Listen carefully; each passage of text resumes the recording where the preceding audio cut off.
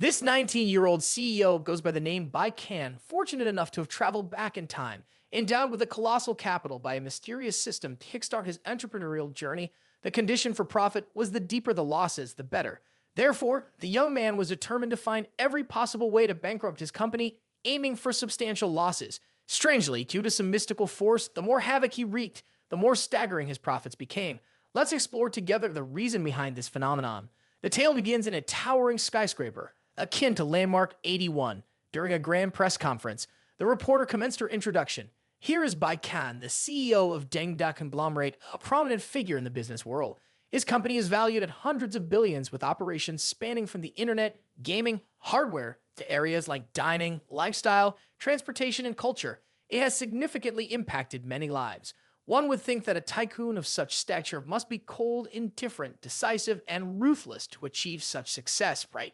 However, through a recent interview with Bei Qian, also known as the best boss ever, a visionary investor, a gaming genius, a skilled manager, and with an accurate perspective on industry trends, everyone feels a refreshing change in paradigm. Facing a reporter, Bei Qian couldn't help but burst into tears.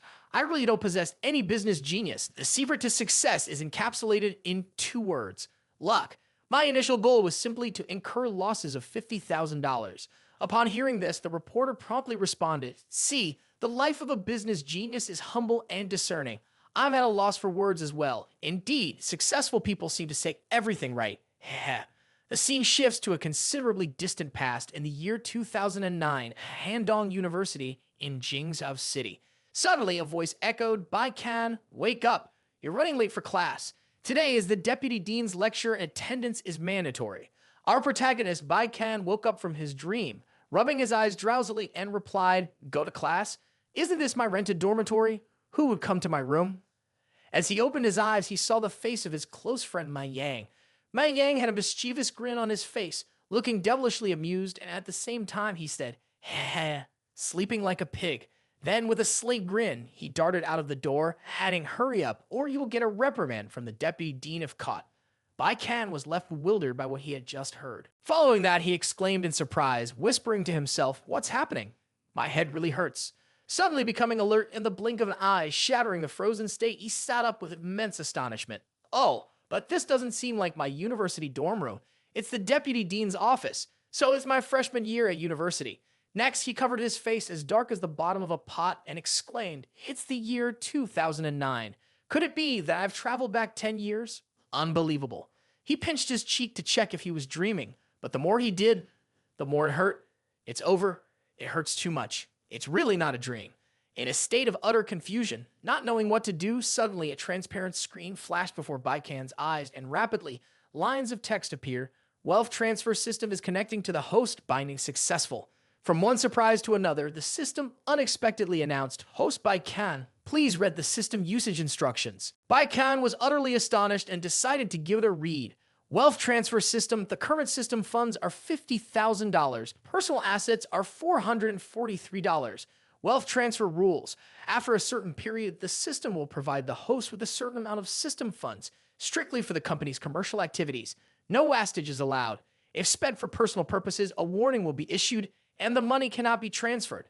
After a period, settlement will be carried out based on the different profit and loss levels, and depending on the ratio, converted into personal assets that the host can freely spend." After reading, our Bei Qian burst into laughter. Indeed, after time traveling, there must be a system, and this trick is quite old-fashioned. Subsequently, the system added another notification. The profit to money conversion ratio is $100 to 1, and the loss to money conversion ratio is 1 to 1. Immediately, Bei Qian understood the function of this system. Simultaneously, he exclaimed, "Fantastic. The system not only provides financial resources, but also shares the profits. Truly, a VIP system. Although both the system funds and personal assets are money, they are entirely different concepts. $50,000 is system funds. According to the system's explanation, this amount can only be used for commercial activities. But if all the system funds are entirely lost, then at a 1-to-1 ratio, that loss could be converted into personal assets. Losing money is synonymous with making money. I am indeed quite clever." Subsequently, our Bei Qian stood in a highly confident posture, laughing manically and exclaiming, "Ha ha ha ha. My financial prospects are like a bright and shining sky." Suddenly, the system delivered the next message, the final step. Please name your company. Clicking to enter, Bei Qian pondered for a moment. Finally, he typed in Deng Technology Network Limited Liability Company. This name means soaring like a kite in the wind, expressing the hope that Deng Company would quickly suffer a disastrous failure. Ha ha ha ha. Following that, our Bei Qian attentively read further instructions, completing the registration for Deng Technology Network Limited Liability Company.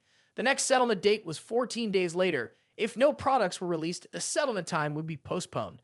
After reading, he rubbed his chin, silently thinking it's all good. Making money will be easy no matter how deep the losses. Therefore, the next thing he needed to do was turn the system funds variable to zero and convert the personal assets from $443 to $50,443. Heh, I have to figure out a way to make the losses as deep as possible. Then he initiated a roundtable meeting in his mind comprising 5 main members, with our Bei Qian leading the way, always a bit mischievous. This young man truly seemed to have gone completely insane. The officially commenced First Losing Battle Strategy Conference. Who would like to speak first? A bespectacled youth next to him immediately raised his hand. Oh, please, Bei Qian, the one with glasses, share your thoughts. In the specific rules of the system, there were up to 200 laws. It could be said that all illegal activities were strictly prohibited. Therefore, the options were not many. Indeed, the system left no loopholes for cheating. Otherwise, heavy penalties would follow. This world was not much different from the original one, just a bit technologically backward.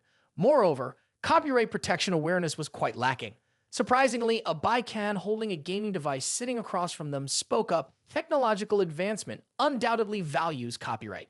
So how do you all feel about innovating in the gaming industry? The gaming sector burns too much money. Besides, just changing the gameplay a bit can lead to failure. In reality, industries with fixed assets can sell off those assets when bankrupt. But in the gaming industry, once it dies, there's nothing left to sell. Also, I have memories from 10 years ahead, so just stay away from games that can make money. Ha ha ha ha. Next, the entire Bei Qian gang enthusiastically agreed.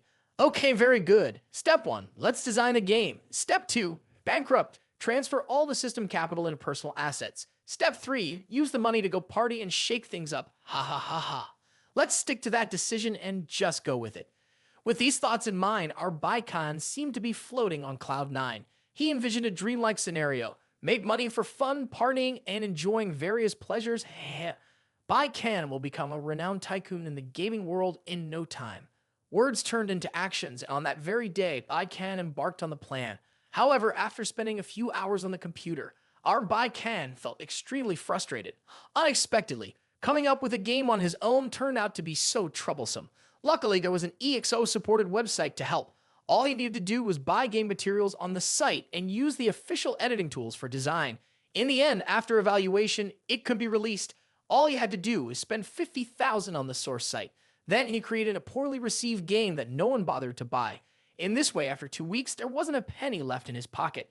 It turned out to be too simple. Okay, let's start the design. The driving model, base version for $20,000, comes with a pretty VIP-looking interior structure. The Desert Expressway map, $23,000. Expensive, right? But it's exactly what I want. Next is the sound $6,000 done deal. The last $1,000 is for purchasing the ranking feature, all good, just enough for $50,000. But it seems like there might still be something missing. Alright, eat to make the players suffer like eating level 7 spicy noodles, so they feel like they're always at their parents' mercy. So let's add that players have to drive for over 8 hours on the road to pass the level. Along with that, after a short period, there will be a turn to rescue them from the addiction. Ha ha ha ha. I am indeed a genius. 2 hours later, our Bei Qian has finished designing. He said, seems like this is okay. Should get approved for sure. Let's go test it. Then as soon as he entered, he discovered that the game he made is as ugly as a toy dog, even more eye-poking. His face turned dark, mouth agape in disbelief. What on earth? This pace game is even worse than I thought. If anyone can endure playing it for 8 hours, I'll bow down to them as a master. But the thing is, a game like this not getting a whole bunch of hate is quite surprising. If you can make money from this game, I applaud you. Come on, let's go into battle. 500 of us with a low-tier game like this. Losing capital is a sure thing. Now let's switch to that evening at Bei Qian's dorm. At this time, all 4 of them are playing some game, loudly cursing a guy named Dian Jihua. Can't you team up? Always playing solo, stupid, and then dying. So this seemingly addicted guy is Matt Yang. Finding it strange, he asks Bei Qian, are you really daring? Not going to school? In the midst of combat, Bei Qian replies, "Hurry up, Mei Yang. Every time we form a team, you're never around, and our team members on the roadside end up dead. Do you even know how to play the game? We're playing as a team, and you're playing solo? 3 against 1, and still no progress. We keep losing over and over. I killed 11 guys, assisted in 2, and still we lost. It's truly infuriating." On the other side, Mei Yang kills 2, dies 3, assists 2, and retorts, "Bei Qian, don't just care about yourself. Do you hear me?" After hearing this, our Bei Qian freezes like a stone statue, not understanding what's going on. Killing 2, dying 3, assisting 2, and you still act like you're expressing an opinion. Mei Yang, you're just a burden to the team, and yet you're mocking me. Mei Yang then devoured the bowl of noodles and said, "I've really tried my best. This Mei Yang is a diligent and serious worker, but the achievements are lacking. Gaming skills are subpar, not as tall as others, and if short, then extremely short." Then the group started climbing the ranks again, another round of matches. Tonight, we have to go from bronze to silver. Bei Qian saw these guys playing like crap, so he didn't bother to play anymore. "I think I'm getting sleepy now. I want to go to bed early," he said, falling onto the bed comfortably. Next, he took out his phone and thought to himself, "Losing in the game, what's there to be sad about?" After waiting for 2 weeks, $50,000 has reached his hands, feeling ecstatic like a turkey. Next, the thought of laptop, gaming rig, all kinds of fancy gadgets. This young man's imagination is too high appeared in his mind. Transition to a guy named Guan Yu in a rented room. It turns out this guy is the one who creates those exposed videos on ridiculous games for views. The fanatic game of the famous master, nicknamed Ka Lao Si. At this moment, he is extremely frustrated because no one cares about his exposed videos. The gaming trash videos this week are not gaining much attention. The click count is disappointingly low indeed. This month, it seems like there won't be any advertising money coming in. So where's the money to take girls out? Feeling bored, he unexpectedly comes across a game made by our fellow Bei Qian called Desert Lorelei Expressway. What kind of bizarre game is this? And it's only priced at $1. Its description is a simulated driving journey contemplating human life. Creepy, really creepy. Just when life is getting dull, well, let's see how a $1 game can make someone ponder about life. Words into action, the chubby guy immediately starts playing. The desert map is of poor quality and the effects are like crap. The control feels stiff too. The sound is also pretty creepy. But for someone who has experienced countless trashy games, these are just the usual nuisances. Everything is nothing to talk about, but driving for so long and nothing changes. What's happening here, driving for another 10 minutes and still nothing peculiar? Who am I? What am I doing like this? What does this game want from me? What on earth is happening? In addition to driving and turning the steering wheel through some curves, this game has nothing remarkable. Oh, hold on a second, isn't this somewhat similar to my life? Just cruising along smoothly without any ups and downs. Playing for the whole session, suddenly, a voice behind him shouts, "Stop for a moment. I need to cook instant noodles," and then continue researching. What's this? Why can't I stop this peculiar game? Following that, he loses focus and crashes into the rock wall. Seeing this, he is so shocked that his eyes almost pop out, bitterly exclaiming, "So, I have to replay it? I've been driving for half an hour and you're telling me to start over. You're a bit too much. Okay, fine. I found the flaw in this game. Wait until I finish eating and I'll make an exposed video right away." The next morning, our Bei Qian watched that chubby guy's exposed video immediately. The video detailed an 8-hour driving journey where you must constantly look ahead because every few minutes, there's a curve. If you don't turn in time, well, sorry, you lose and have to start over from the beginning. And the most miraculous thing that shook me the most is that the game's ending is just a line mocking me. Congratulations, you have successfully wasted 8 hours of your life. Indeed, this is a game that makes people contemplate life. It has succeeded in making me reflect on many things. This game is truly amazing, you must play it. Below that, there are countless comments from the audience, always new and malicious, watching the entire journey without skipping. Now it seems that I am also starting to think about the meaning of life. Another person commented that they have already bought it. I believe that I can definitely find the meaning of life in the desert. Bo Xiao News' comment is, "Buy it now, buy it now." Not buying it means we're not a human. Then my comment stands out, just spending $1 to contemplate life. Even the dumbest person finds it extremely reasonable. After watching, our Bei Qian holds his head in confusion. What kind of nonsense is this? Why is the game being praised instead of being roasted like those trash games? Moreover, there is such intense feedback. This is really absurd. Then he cleverly types on the keyboard clack clack to respond to some dang game viewers. I am the creator of this game. I deliberately made a crappy game to make people detest it. Do not buy, it's not worth it at all. One audience member said the author should not insult our intelligence, yet strangely, I really like this game. At this moment, our Bei Qian is crying like a dog. Someone tell me their minds must be messed up for sure. Either they are crazy, or I am going crazy. I create a trash game like that, and people are even making top review videos about it. The feedback is so enthusiastic. What is going on? While youth is perplexed, the system has already announced the settlement. The profit sharing ratio is 100 to 1, and the details will be displayed right away. Information about the owner Bei Qian. Height 178 cm, weight 85 kilograms, age 19, Scorpio zodiac sign. Deng Company's current system capital is $125,463. The profit is $75,463, and the current personal assets are $153. Adding the owner's share of $754, the total personal assets amount to $907. After reading this, our Bei Qian is almost spitting blood. The solid $50,000 in hand has completely disappeared. It's really difficult, so he immediately calls for an emergency meeting in his mind, which is quite scary. I never expected that this trashy game would sell over $200,000. Excluding the interface percentage, the company has made a profit of over $70,000. Next, Bei Qian, sporting a pair of glasses, added, but based on the asset conversion rate, we only earned $700. Another Bei Qian raised his coffee cup and calmly stated, worrying about the past is meaningless. The current issue is, before the next settlement, how do we spend all the system capital? After hearing this, another Bei Qian slammed his hand on the table and suggested, should we find someone to help? The ensuing discussion was as lively as a fish market. Now let me suggest, we could find someone who has failed everywhere else to work for us. Yes, we'll pay him a salary to reduce the capital. He spoke quite accurately. With someone like that, won't the bankruptcy rhythm increase rapidly? But the question is, who should we ask? A crafty Bei Qian responded, don't we have someone right next to us who is very suitable? Yes, his expertise is making dumbbells for the class. So far, what he has done is far from causing harm. He is the talent we need.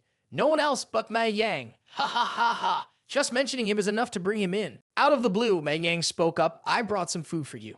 Our Bei Qian grinned widely and immediately accepted the food. He then said, thank you so much, Mei Yang. With you here, there's nothing we can't handle. You are my hope. Mei Yang, at this moment, froze like a statue, wondering if the guy had just finished breaking rocks or something. Is he crazy hungry or what, big brother? After a while, the two brothers decided to head to a nearby pub to have a few drinks and chat. Mei Yang was devouring his food with both hands, looking fierce, while Bei Qian was silently thinking, now I have a capital accumulation system of $300,000. Hiring an employee shouldn't be too much, right? Following that, Mei Yang, finding it strange, asked, Bei Qian, why suddenly invite me to eat? Did you strike it rich or something? Hearing this, Bei Qian felt bored like a snake, holding his head, and replied, oh, right, I just made some money, and then I quietly checked the system board. The system had added $174,536 to his capital. His current capital was $300,000, and his personal assets were still $907. Mei Yang, not interested in life's affairs, continued to eat heartily, saying, delicious grilled chicken wings are my favorite. Over here, our Bei Qian held a can of Coca-Cola, his heart aching as if cut, tears welling up. His poor mother had suffered for so long, and in the end, her personal assets amounted to only $900. He then calmed down and thought to himself, but after each settlement, the system capital seems to be a fixed figure. If it falls below this figure, the system will always supplement it. The next settlement is in a month. This time, I must figure out how to spend the entire $300,000. Just as he was contemplating, Mei Yang, who had just arrived, couldn't understand what he was thinking. He asked Bei Qian, why are you eating? What's going on? Bei Qian replied, recently I've been working on a game by myself, but I lack manpower. Are you interested? Upon hearing this, Mei Yang was utterly horrified, making a game that cost a lot of money. How could he afford it? Bei Qian, now putting on an actor's demeanor, declared, since it has come to this, I won't hide it anymore. Actually, I come from a wealthy family, and my family has given me $300,000. Is that enough? Mei Yang, upon hearing this, turned as pale as a lime. What, so much money? Bei Qian, secretly pleased, thought, he really believed it. Kids are easy to fool. Mei Yang then asked, so, do you excel in art? Do you know programming? Bei Qian coldly replied, I don't know anything, but so what? Spending money to buy online resources and hiring someone with expertise to do the work, wouldn't that be a solution? Mei Yang also chimed in, Bei Qian, but we don't know anything about game design. When the time comes, if the $300,000 goes down the drain, it will truly be your fault. Upon hearing this, our Bei Qian felt bitter and thought to himself, damn it, unexpectedly, Mei Yang's conscience is my biggest obstacle. No, I can't believe it. I must deceive him somehow. Then he put on an arrogant air and said, do you know the game Desert Lorelei Expressway? What a ridiculous game that has become popular recently, right? That game. What about it? Bei Qian cheerfully replied, I made it.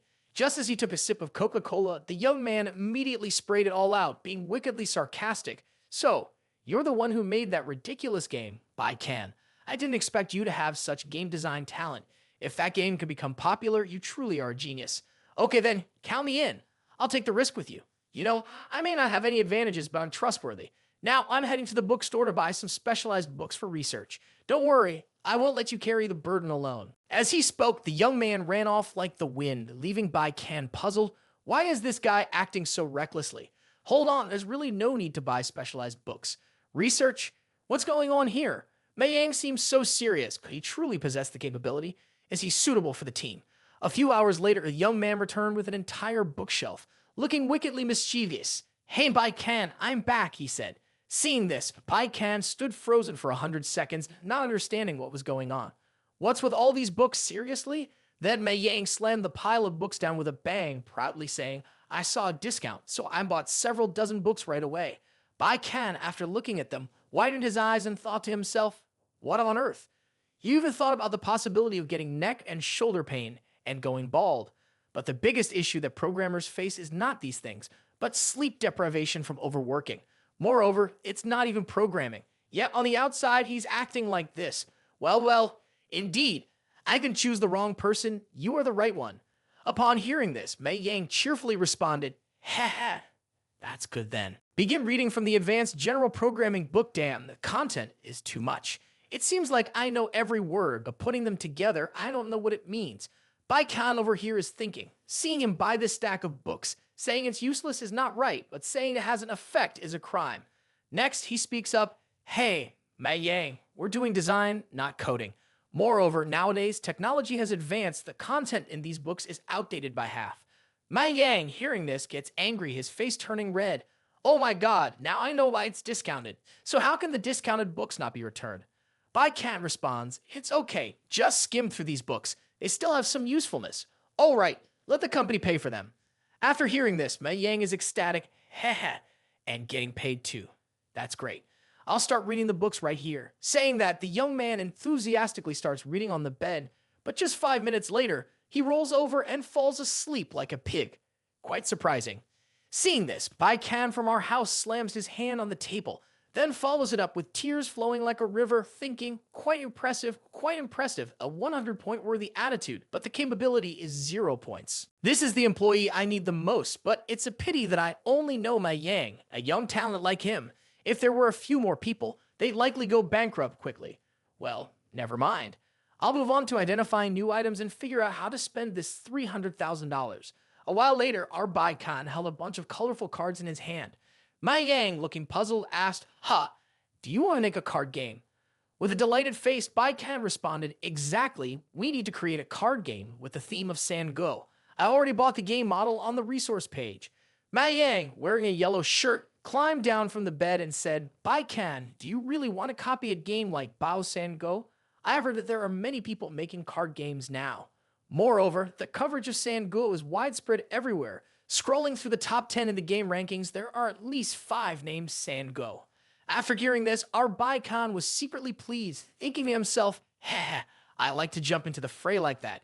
If card games are hot, then I must make a card game. If Bao Sanguo is trending, I'll make a Sangu-themed one.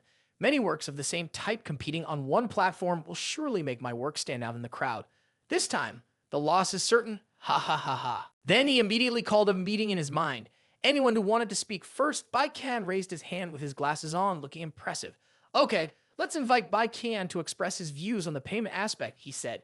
Sango is quite strict, significantly different from previous card games. That's why it's so popular. After hearing this, another Bei Qian, holding another cup of coffee, added, so let's sell our game for $10.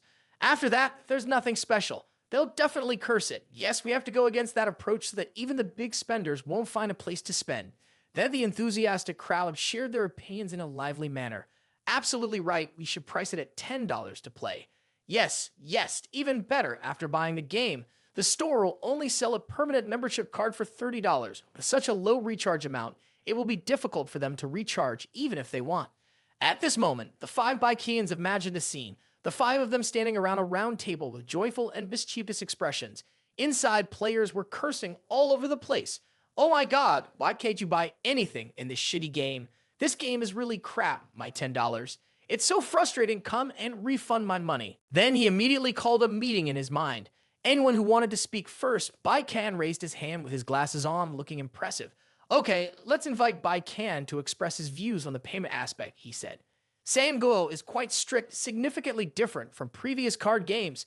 That's why it's so popular. After hearing this, another Bei Qian, holding another cup of coffee, added, so let's sell our game for $10. After that, there's nothing special. They'll definitely curse it. Yes, we have to go against that approach so that even the big spenders won't find a place to spend. Then the enthusiastic crowd shared their opinions in a lively manner. Absolutely right, we should price it at $10 to play. Yes, even better. After buying the game, the store will only sell a permanent membership card for $30. With such a low recharge amount, it will be difficult for them to recharge even if they want. At this moment, the five Bei Qians imagined a scene, the five of them standing around a round table with joyful and mischievous expressions. Inside, players were cursing all over the place. Oh my god, why can't you buy anything in this shitty game? This game is really crap, my $10. It's so frustrating, come and refund my money. After listening, the young man Mei Yang broke out in a cold sweat and responded, what? Character requirements? Is Bei Qian kidding? I've only seen Sangu through movies, and there are many characters I haven't caught up with yet. If I mess up, without finishing his sentence, Bei Qian slapped the young man on the shoulder cheerfully and said, no worries, I trust you. The images of our Sangu characters need to be unique, innovative. Mei Yang, hearing this, reluctantly accepted and said, okay, I'll try my best. Bei Qian rubbed his chin thoughtfully and replied, go for it, you can do it for sure. In his mind, he was secretly thinking, if he doesn't fully understand the Sangu characters, I won't feel at ease in trusting this task to him. Ha. Just relax. The specific design will depend on the artist. Now, you just need to provide a direction, but remember, it should be as different and absurd as possible. Meanwhile, Mei Yang was in a state of complete panic, holding his head. Damn it, it's not working. I have no ideas at all. After a while, Mei Yang asked, hey, Bei Qian, can I turn Quan Yu into a dragon? Bei Qian immediately agreed, and after some time, Mei Yang said, Bei Qian, can I turn Ma Xiao into a horse? Bei Qian, can I turn Zhu Sheng into a dragon princess? Bei Qian, can I turn Lan Meng into a loli? Really, I'm at a loss with this young man, but no matter how surprising his ideas may be, our Bei Qian still agrees without hesitation. Next, he silently thinks, I indeed did not make a mistake in choosing him. Zhu Sheng as Dragon Princess, Lan Meng transformed into a loli. Just thinking about it already feels absurd and nauseating. If the game Bao Sangu is currently popular and characters are in a chibi style, indicating that many people prefer the chibi style, then I must go for a realistic style, following the direction that makes people hate it. This artist named Ruan Guangjian seems decent, with representative works in the chibi style, probably not skilled in a realistic style. Okay, finalize the plan with a ridiculous approach, adding an inexperienced artist in realistic style. This way, without being cursed by the Sangu fans, let them come and watch, Adding a model with no innovation, charging $10 for the full game and $30 for a permanent membership card. A game as rubbish as this to anyone who plays it, I bow down to them. A few days later in the Dong University cafeteria, Bei Qian is attentively reading a report while Mei Yang is reluctantly trying to eat without much appetite. In Bei Qian's mind at this moment, he secretly thinks, awesome. This is done very simply. It's like not even writing. In my opinion, just one word. Nice. Surprisingly, he cheerfully speaks up, my buddy here is incredibly reliable. In return, I'm sure I couldn't come up with this. Aside from the name and some distinguishing features, it really has nothing in common with the three Sangu characters. It's on a whole new level. After hearing this, the guy in the yellow shirt is truly amazed. Wow, that's so cool. But our Bei Qian has a daring idea. What if we turn all the Sangu generals into females? That would be even more amazing. Upon hearing this, our Bei Qian is immediately struck down. No, absolutely not. Mei Yang is frozen for 100 seconds. Why not? You said you wanted a transformation. Bei Qian then, with a stern face, says that it would lose the uniqueness of the characters. While saying this in his heart, he secretly thinks, more importantly, this could actually become popular, and I might miss out on it. Then he enthusiastically adds, your current plan is already fine. Ma Xiao being half man, half horse, and Guan Yu as a dragon, it's easier to recognize. Upon hearing this, the young man was also convinced. So that's how it is, understood. Then, our Bei Qian beams brightly and says, later on, back in the room, transfer these contents to the computer, okay? I'll discuss it with the artist. At the same time, he's secretly thinking, heh. Luckily, Mei Yang's mind is a bit simple and easy to manipulate. That noon, at Maddo Financial Economics University in the dormitory of the Fine Arts Department, these three are the artists that our Bei Qian has contacted. The guy with long hair is named Ruan Guangjian, a fine arts student at the Financial Economics University. His two friends standing behind him are extremely worried, asking how things are going. Then, as if responding to a customer's request, Guangjian waves his hand, gesturing for them to move aside. I'm talking to a client, you guys back off a bit. For the next few months, whether we're feasting or struggling, it all depends on this. Then the bidding between young Ruan, Guangjian, and Bei Qian begins. A scene imagined to be grandiose like this one is always thrilling. Guangjian speaks up first, asking, how many pieces do you need, and are there any specific requirements? Bei Qian promptly responds, the artistic style doesn't need to be in a chibi version. Other than that, it's up to you. A total of 50 characters, each with a set of 4 original paintings, totaling 200 pages. After listening, the youth felt stunned, simultaneously pondering to himself, goodness gracious, all my representative works are chibi, yet the first thing he asked me for is a non-chibi version. Following that, Wang Jian responded, all right, the price for a set is $2,000, okay? I understand this might seem a bit high for a budding artist like myself, but rest assured my craftsmanship is top-notch and my drawings are absolutely precise. Upon hearing this, our protagonist, Bei Qian, silently thought, a set for $2,000 means each page costs $500, so when will I ever spend all that money? No way, absolutely not. He then retorted, I find this price unreasonable. On this side, Guangjian also presented his opinion truthfully. This is already the lowest price I've offered. Bei Qian then replied, because this time we require a completely transformative artistic style, thus the difficulty is quite high. Furthermore, our design team lacks understanding in the artistic aspect, making the requirements quite vague. Suddenly, he slammed his hand on the table, raising 3 fingers emphatically, and declared, considering the increased workload, from this standpoint, I find $3,000 per set quite reasonable. Upon hearing this, Ruan Guangjian snapped the pen in his hand. I thought Bei Qian was just joking or something, speaking so illogically, and now he's adding an extra 50% to the price I proposed. Is this some kind of legend? Then Bei Qian continued, this is the character description. You can take a look. Guangjian looked at it and froze like a wooden pole, completely puzzled. This description from their side is too brief and absurd, making it incredibly challenging for me to draw. There's no clear standard at all. On the other side, our protagonist Bei Qian replied, no worries, I have full confidence in your skills. You can draw whatever you want when the time comes, absolutely no need for multiple revisions. You can keep this excerpt of mine as evidence, or if you feel necessary, we can write it into the contract. From one surprise to another, Wang Jian held his head in utter confusion. Well then, really no need for that. All right, let's just sign the electronic contract now. Bei Qian agreed immediately, and then he joyfully exclaimed, heh, all done. Meanwhile, the young man Mei Yang slept soundly like a pig, not caring about anything in life. Then Bei Qian began to silently think to himself, don't spend a single dollar on marketing. The less people know about this game, the better. Next, on to buying sound effects, renting costumes, weapons, and such, finally keeping $10,000 as a reserve for emergencies. Switching scenes to the artist Ruan Guangjian, he was currently beckoning his group of colleagues. Hurry up, call the others too. I've finished discussing the work. Then, the young men looked at each other in utter surprise after seeing the offer. What's this? $3,000 for 4 pages. That's really lucrative. Indeed. As long as we pay, we can draw anything at this price. Even if they ask us to draw chibi, we'll agree. Guangjian then spoke. This time, no chibi. The client specifically stated they don't want chibi versions. Other styles are acceptable. The red-haired youth listened in astonishment. Oh, I remember you advertised all your representative works as chibi, and now the client specifies no chibi. Is your brain flooded or something, searching for you? Wang Jian, now angry, retorted. Shut up. People can see I hate drawing chibi the most. Now the Mobi game is all about popular chibi characters, so I have to accept chibi commissions just for a living. All right, our Bei Qian has encountered another master. This trip might not end in a loss after all, heh.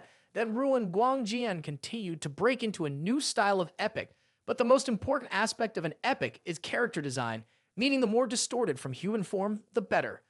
After listening, one folded their arms and solemnly remarked, "Ordinary Three Kingdoms games may not suit this style." Wang Jing'an responded, "But in this description, three characters from the Three Kingdoms have been completely transformed to fit the epic tone. That's the second issue. Don't worry, I'll design and sketch the characters. You guys help me perfect them. Finally, I'll complete them, grasping the main direction so the style won't be distorted." After understanding everything, let's shake hands and get to work. Regardless, since Party A is paying, let's give it a try. If this style isn't welcome, even if we incur losses, it's Party A's responsibility. Guang Jian responded cheerfully. But if it becomes popular, who knows, we might even establish our own company after graduation. So we have to try our best to excel, heh. All right, let's do this. We rely on the highest standards in our work, and we must exert all our efforts to reach the pinnacle of fame. The whole group agreed instantly. Then, 3 weeks had passed. Our handsome and romantic artist, Ruan Guangjian, looked like an 80-year-old man because he hadn't slept for 10 nights straight. With a disheartened expression and weary eyes, he said, "Okay, the big task is completed. You all have worked hard. Let's go have a late-night meal." But as he looked around, he found all of his roommates were asleep like corpses. "All right then, I'll treat these kids to a meal tomorrow at noon." After that, Wang Jian slowly walked to his computer and began texting our Bei Qian. At Bei Qian's dormitory, he received Guang Jian's message and was astonished. Fantastic, astonishingly efficient work, completed right on time, just unsure about the quality.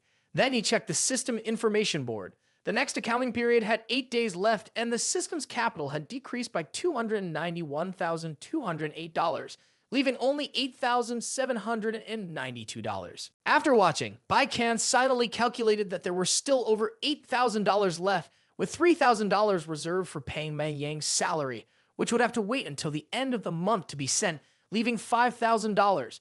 Before settling accounts, he had to spend it on the resource website to finalize something. After a while, the file sent by Ruan Guangjian was finally downloaded.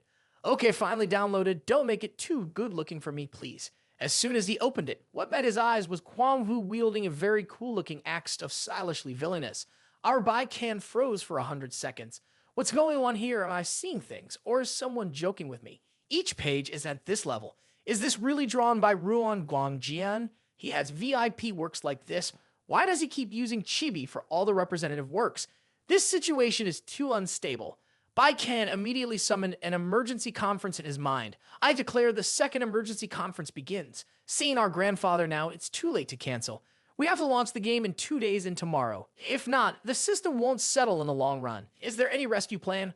Bei Qian, wearing glasses, responded, "Everyone calm down. Things aren't that bad yet. These styles may be considered fresh and unique, but it's not certain whether gamers will like them." Bei Qian, holding a cup of coffee, chimed in, "That's right. Moreover, our game still uses outdated models with simplistic gameplay, and the other resources are not worth it, dull and tasteless." Another Bei Qian, wearing a different bow tie, also spoke up, "Exactly. All the players haven't heard of this game yet, so how can they see the images in the game?" Then the whole group started discussing enthusiastically, like a bustling marketplace. "Exactly. Don't try to dominate the search engines of any website, and the name shouldn't contain the term Sanguo. When submitting for approval, keep the game title and brief introduction simple, preferably vague enough that it's not entirely understood, and it will surely be fine."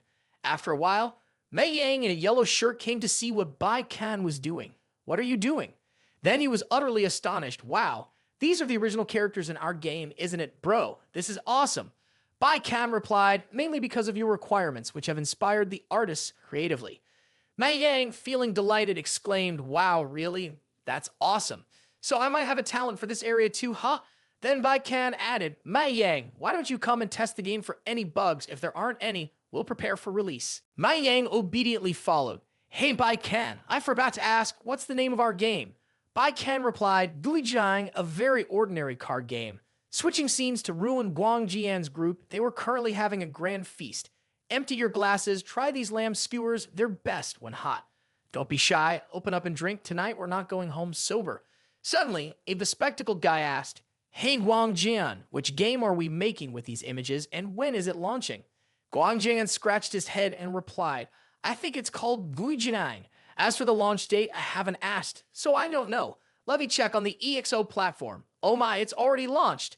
Didn't you assign the images this morning? They're already up in the afternoon. Then everyone rushed to see it immediately. They were all stunned, not understanding what was happening. What's going on? How did this game turn out like this? This is just a normal card game. This is beyond amazing. One person exclaimed, "Holy shit." Desert Lorelei Expressway is also a game made by this guy. Selling for $10, who's buying? Ruan Guangjian replied, "I bought it. No matter what, I have to see the result of my labor." Next, a figure in white began to play around. Heh, just guided some newbies. Let's see if I can pull off a lucky draw. Huh? Got 2 cards in one draw? Am I really that lucky? Then the whole bunch was extremely surprised. Hold on, I also got 2 cards. Same here, I even managed to pull off 3 of these. Guang Jinan, at this point, was scratching his head in confusion. Is the game still in the testing phase? That's why the chance of getting rare cards is quite high. Suddenly, a bespectacled individual thrust their phone right into Wang Jian's face and exclaimed, "Take a look at this. The game in the store only sells 1 lifetime card for $30. Furthermore, after purchasing, you also get 1 additional draw per day for 10 draws. Seems quite underwhelming, doesn't it? What about the VIP system? The Sango game offers up to VIP 8, but this one doesn't. This game is rather peculiar, isn't it? Or should I inquire with CEO Bei? Perhaps there's some special intention behind it. It's also possible that this game is still not the official version." Then Guangjian immediately messaged our CEO Bei Qian. "Hey CEO Bei, I noticed that the game lacks a VIP level system, and the store only sells 1 type of item. Is it still in the testing phase? Haven't you released the official version yet?" Our Bei Qian promptly replied, "This is indeed the official version." The text exchange was imagined as a grandiose courtroom dialogue, ripe with intrigue. Huang Jing'an then inquired, "What about the items in the store?" Our Bei Qian replied, "Our game only sells 1 lifetime card, and we don't plan to sell new products in the future." After hearing this, Guang Jian was utterly astonished. "Huh, why is that?" Bei Qian replied coldly, "There's no why. Our pricing strategy follows a buyout model, so how could we open too many transactions? Actually, we didn't intend to sell this $30 lifetime card at all. But upon careful consideration, some players might need it, so we added it." Guang Jian then furrowed his brows and asked, "What about advertising? I noticed the download numbers for this game are quite low. Is it because you're not running ads?" Our Bei Qian calmly replied, "I'm not running ads. Why wouldn't I run ads?" He then pretended to sigh before answering, "Because we don't have the money for it. This game's total investment is $300,000. Purchasing artistic resource models and music effects have already drained our budget."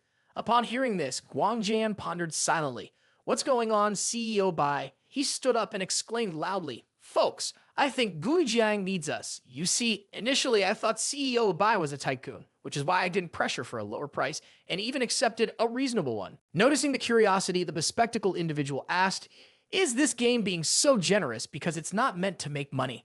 Guang Jian tightened his grip and replied, "It's not that it's not meant to make money. CEO Bai advocates for clean practices and doesn't want to earn dirty money." Upon hearing this, the group buzzed with discussion. But no matter how clean the game is, without advertising, it can't gain traction. Should we do it ourselves? If we were popular streamers or famous YouTubers, of course we could, but we don't have that kind of influence. Unexpectedly, Ruan Guangjian slammed his hand on the table decisively and said, "CEO Bai's approach is too idealistic. Therefore, I must reciprocate this idealism. I have a group with a few renowned artists. I'll ask them to see if they can help brainstorm ideas." Switching scenes to Mei Yang and Bei Qian, Mei Yang was feeling as dejected as a cockroach. "Why is our game turning out to be trash? No one pays attention to it. I see other people's games, and on the first day, they have thousands of downloads, but our game on the first day only has 10 downloads." Our Bei Qian gave a cheerful pat on the shoulder and said, "No worries, it's normal for a new game to start off like this. It will gradually pick up." But deep down, the young man was thinking to himself, "Heh, don't even dream, this game truly lacks any hint of uniqueness. Who would bother downloading it?" After a while, Mei Yang opened his computer and said, "Let me check the data again, see if there's been any change in the past 3 hours. Meanwhile, our Bei Qian chuckled inwardly. Forget about 3 hours, even if it's 3 days or 3 months, nobody will pay attention to this game. Just need to hold on until the next settlement round. Then we'll have $300,000 in hand. Ha ha ha ha." Just as he finished speaking, Mei Yang exclaimed loudly, Bei Qian, it's happening. It's happening. Our game's downloads are increasing, and there are lots of reviews, all 5 stars. The young man almost sprayed water everywhere. It's true that early boasting often doesn't lead to good results. What did you say? In disbelief, the young man went to check for himself and thought, well, would you look at that, the download count suddenly increased by thousands and all 5-star reviews. No, it can't be. At this moment, our Bei Qian seemed to be having a stroke. Next, he fell to his knees in extreme agony, banging his head against the ground, exclaiming, help me, help me. What's happened to this world? What's the real issue here? Immediately, Mei Yang rushed over, calling out to him, Bei Qian, what's wrong? I know you've put so much effort into this gang, and now you're finally feeling the bitter end. It must be incredibly distressing, but don't get too carried away. It's not good for your health, hey. Upon hearing this, our Bei Qian couldn't help but muster a smile that couldn't be more forced, saying, heh, that's right, we've succeeded. Meanwhile, deep inside, the young man thought to himself, am I really excited about this? Desperation seems more accurate. After a moment, he calmed down and pondered. Well, if we've failed this time, we've failed. But I want to make it clear what exactly led to this failure. Wait, most of the comments seem to mention visuals, indicating that players are drawn to visuals. But how can they see them? Could it be? At this moment, our Bei Qian tried to search for answers. Oh, who's behind this? Who's so skilled? This led many big shots in the industry to promote Bei Qian, and he suddenly realized that it was Ruan Guangjian. I can't believe the issue lies with that name. But why would you bother advertising instead of me? Are you full and just looking for trouble? Bei Qian immediately texted, are you advertising Bei Qian on Instagram? Guangjian replied, yes, I found a few artist friends to help with promotion. I see you've created a very clean game. It shouldn't go unnoticed. The total capital invested is $300,000, all of which has been used for game development. My other artist friends have also been inspired by your dedication. Moreover, the game is truly polished, of decent quality, and my artwork has received no criticism. That's why we've received such positive feedback. I've only done a small favor. After reading the message, Bei Qian seemed angry, but he couldn't help but reply, well then, I really appreciate it. Guangjian continued, CEO Bei, keep going. I believe you'll release even better games in the future. Hopefully we'll have the opportunity to collaborate further. Fast forward to a week later on accounting day. Bei Qian stood by the balcony contemplating life. Suddenly, the system announced that the current capital was $514,723, with current profits at $214,723. At the conversion rate of 100 to 1, the amount the host received was $2,147, and personal assets now amounted to $2,371. After watching, Bei Qian sighed deeply, feeling extremely despondent. In just 1 week, Duanjiang's income has reached around 500,000, meaning the transactions have amounted to 1 million. The game has not only recovered its capital within a week, but also earned over 200,000. But my personal assets are only 2,000. How can I handle this? The young man barely finished his thoughts before bursting into tears, feeling overwhelmed by the reality. Earning 500,000 in the first week, it's likely to earn even more in the next. If I stick to this plan for 3 months, the income in 3 months will exceed 6 million. Renting a luxurious office for 400,000 a month, hiring 30 more employees for 200,000 a month, and office supplies would probably cost around 1 million. It's quite a hassle. Finding an office, hiring staff, buying company supplies, I've never done these things. Lost in thought, he was suddenly interrupted by a hand patting his shoulder, revealing none other than Mei Yang, the cute and mischievous one. Bei Qian, the game is so hot right now. Can we go out for a lavish meal to celebrate? Bei Qian responded promptly, sure, let's go. In his heart, he was also silently thinking, I already agreed with him before that if we make money, I have to treat him to a buffet. Mei Yang continued to inquire, hey Bei Qian, the game is successful now. Why do you seem not happy? Bei Qian, upon hearing this, smiled faintly and replied, oh, it's nothing. Just been busy with game development these days, feeling a bit tired, need to take a break. At this point, Mei Yang nudged his shoulders and said, regardless of the situation, you're the owner of a company now. Why are you paying attention to your health? You can't do everything by yourself. Hire an assistant, delegate tasks to her.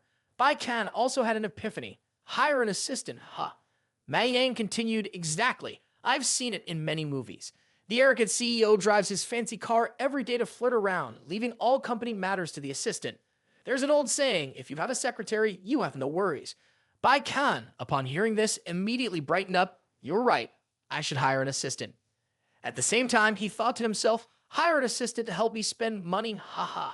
Then he placed his hand on Mei Yang's shoulder playfully and said, hey, you're a genius. I really need an assistant, moreover, a professional one, who can handle everything. In his heart, he was strongly thinking to himself, With such an assistant, renting an office, hiring staff, buying supplies, all but spending tasks, wouldn't they have someone to help me with them? Heh. True to his words, he headed straight to Jingzhou City, the service center of Renli's Yuan Group in Gansu province. Immediately, a person in a suit welcomed him and said, "Hello, CEO Bai. I'm the general manager of Renli's Yuan Group in Gansu province, Handong area. It's my pleasure to serve you. You can call me Lauren." Bei Qian warmly shook hands and replied, "Hello, Director Lauren. This time, I've come to recruit an assistant." Director Lauren nodded and asked, "Do you have any specific requirements?" Bei Qian replied succinctly with 4 words, "The highest bidder." Upon hearing this, the director immediately placed a stack of resumes in front of him, saying, "These candidates are all top-notch assistant talents in Handong province. Our headhunter has already spoken with them, ensuring that they are extremely open-minded in both communication, handling tasks, and dealing with people." After reading for a while, Bei Qian found something odd and asked, "This Tan Hai Lu, she used to be the assistant vice president of a reputable company. Why did she resign? It's not written in her application." Director Lauren hesitated and then replied, "Perhaps CEO Bai doesn't often read the news." Finding it strange, he asked again, "What news?" This vice president got drunk with ill intentions, unexpectedly encountering such a situation. As a result, he was fired, and the assistant Tan took the initiative to resign. Upon hearing this, Bei Qian was extremely surprised, admiring the fortitude of women. "Then choose her, but I have a request." Director Lord replied, "Just tell me, a request can be negotiated." Our Bei Qian then said, "As long as when I ask for her opinion, she is allowed to make suggestions, but in other cases, no matter what happens, she must remain silent and not ask too much." After hearing this, Director Lauren chuckled and replied, "Of course, these are the basic qualities of an executive assistant." On the second day of the following 3 days, at a towering skyscraper, suddenly a car arrived, stopped abruptly, with a grand finale that made everyone stand by wide-eyed. Suddenly, a beautiful girl with an extremely graceful figure stepped out. She was our Bai Qian's executive assistant named Tan Hai Lu, with a monthly salary of $30,000. She stepped out with utmost professionalism and elegance, opening the door for Bei Qian, saying, "We've arrived." He stepped out of the car, looking up at the building, silently musing, "Shenhua Havajing, the most expensive and luxurious office building in Changqingzhou. Here we are." Next, the two entered the elevator, going up to negotiate with the real estate agent. Then, a man in a crisp white shirt enthusiastically said to him, "If CEO Bai wants to rent an entire floor without sharing with other companies, you can consider the 17th floor. The view from up there is breathtaking. Would you like me to show you around?" Our Bai Qian glanced over and replied, "Okay, the scenery is indeed beautiful." The real estate agent, pleased, added, "If it's a newly established company, the government offers incentives. Shenhua Haojing can allow you to pay half upfront and the rest at the end of the month." Bai Qian then asked, "How much is the price?" The agent slowly raised 4 fingers and said, "It's only $4 per square meter. This price might be slightly higher in Changqingzhou, but you get what you pay for. Choosing to rent from us is definitely beneficial for making a good first impression for your company." Surprisingly, Bai Qian exclaimed, "Only $4? So cheap?" The real estate agent was startled by Bai Qian's reaction. At the same time, he thought to himself, "This floor is about 3,000 square meters at $4 per square meter, which means it will cost $450,000 per month." The real estate agent on this side is scratching his head, not understanding what's going on.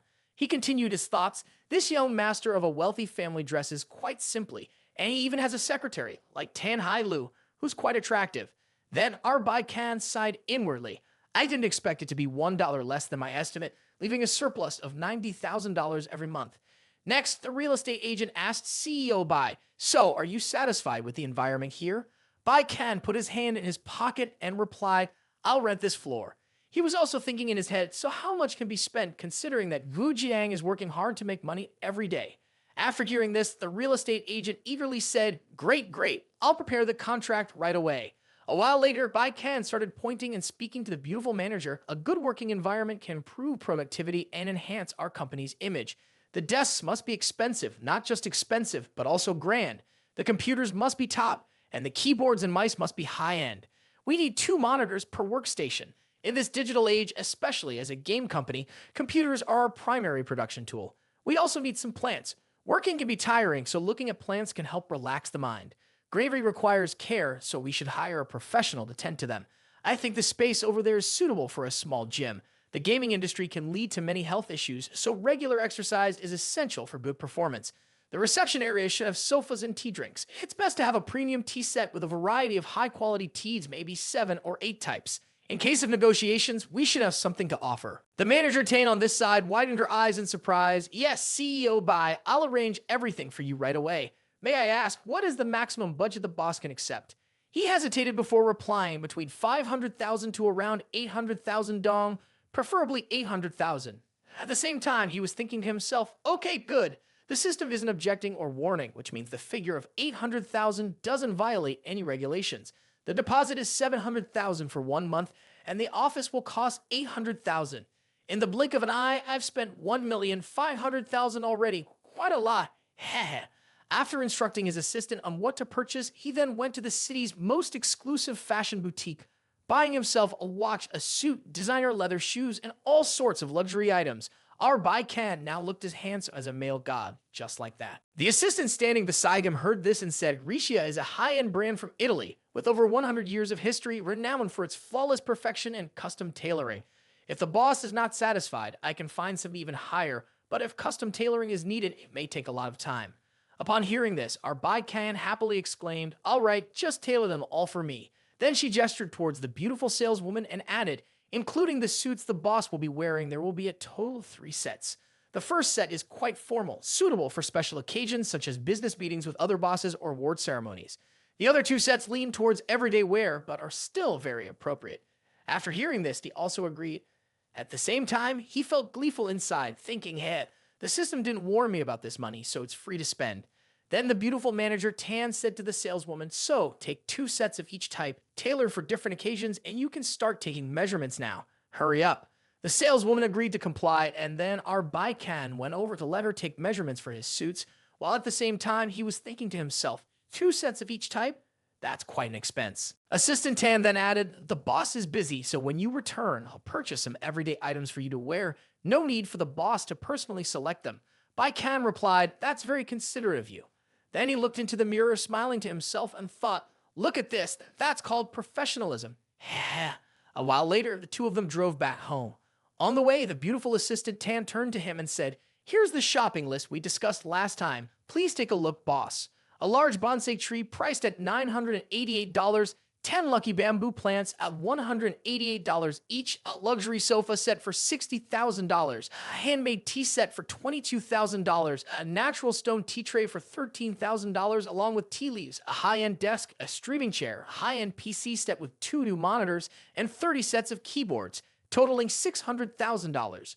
The young man felt a bit overwhelmed reading through the list, but he only focused on the final figure for the sake of simplicity. The most expensive thing is of no importance.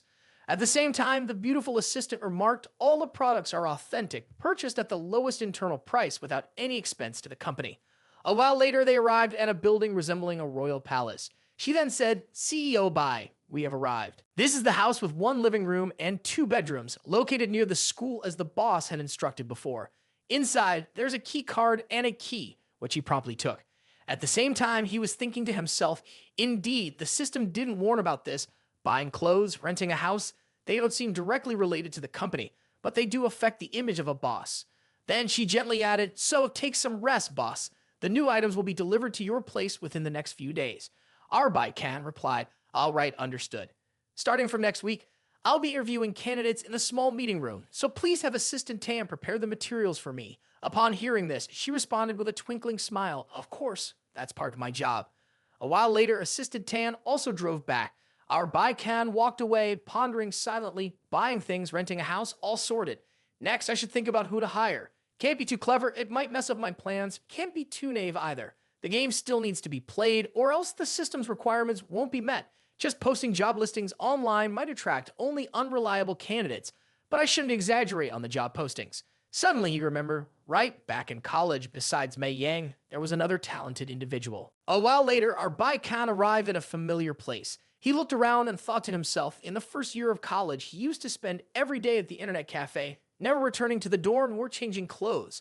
Even in the summer, when others wore shorts and t-shirts, he still wore a sweater and long pants. Then he stepped inside and looked around. In the second year, due to too many failed courses, a school advised him to take a break, but he made a living by boosting ranks and selling items in the internet cafe for an extra 2-3 years. Suddenly, he exclaimed excitedly, aha! found him.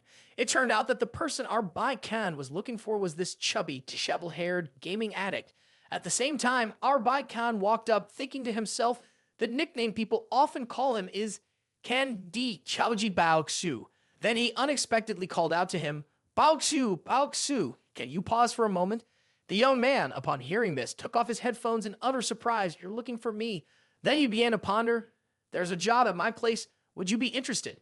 Meanwhile, our Bei Qian was silently musing, someone seasoned in gaming like him, even if we have to pay a bit more, the system should handle it, but knowing how to play a game doesn't necessarily mean knowing how to make one. There's a good chance he might not be flexible enough and mess things up. After hearing this, Bao Xu put on an indifferent expression and responded, Administrator, huh? Not interested. As soon as he finished speaking, our Bei Qian slammed a thick stack of bills onto the table. At the same time, he said, not an administrator, but a designer. If you accept this offer, not only will you receive upfront payment, but the company will also provide you with the most high-end PC setup with 2 display screens, so you can indulge in gaming to your heart's content. The young man, upon hearing this, was utterly shocked and exclaimed, What? Are you really not fooling me? So what exactly is my job? Our Bei Qian replied gently, playing games, experiencing different games apart from ours, and promptly reporting any issues you encounter. Of course, you can also participate in the design work and offer suggestions. I believe you're fully capable of handling this position, right?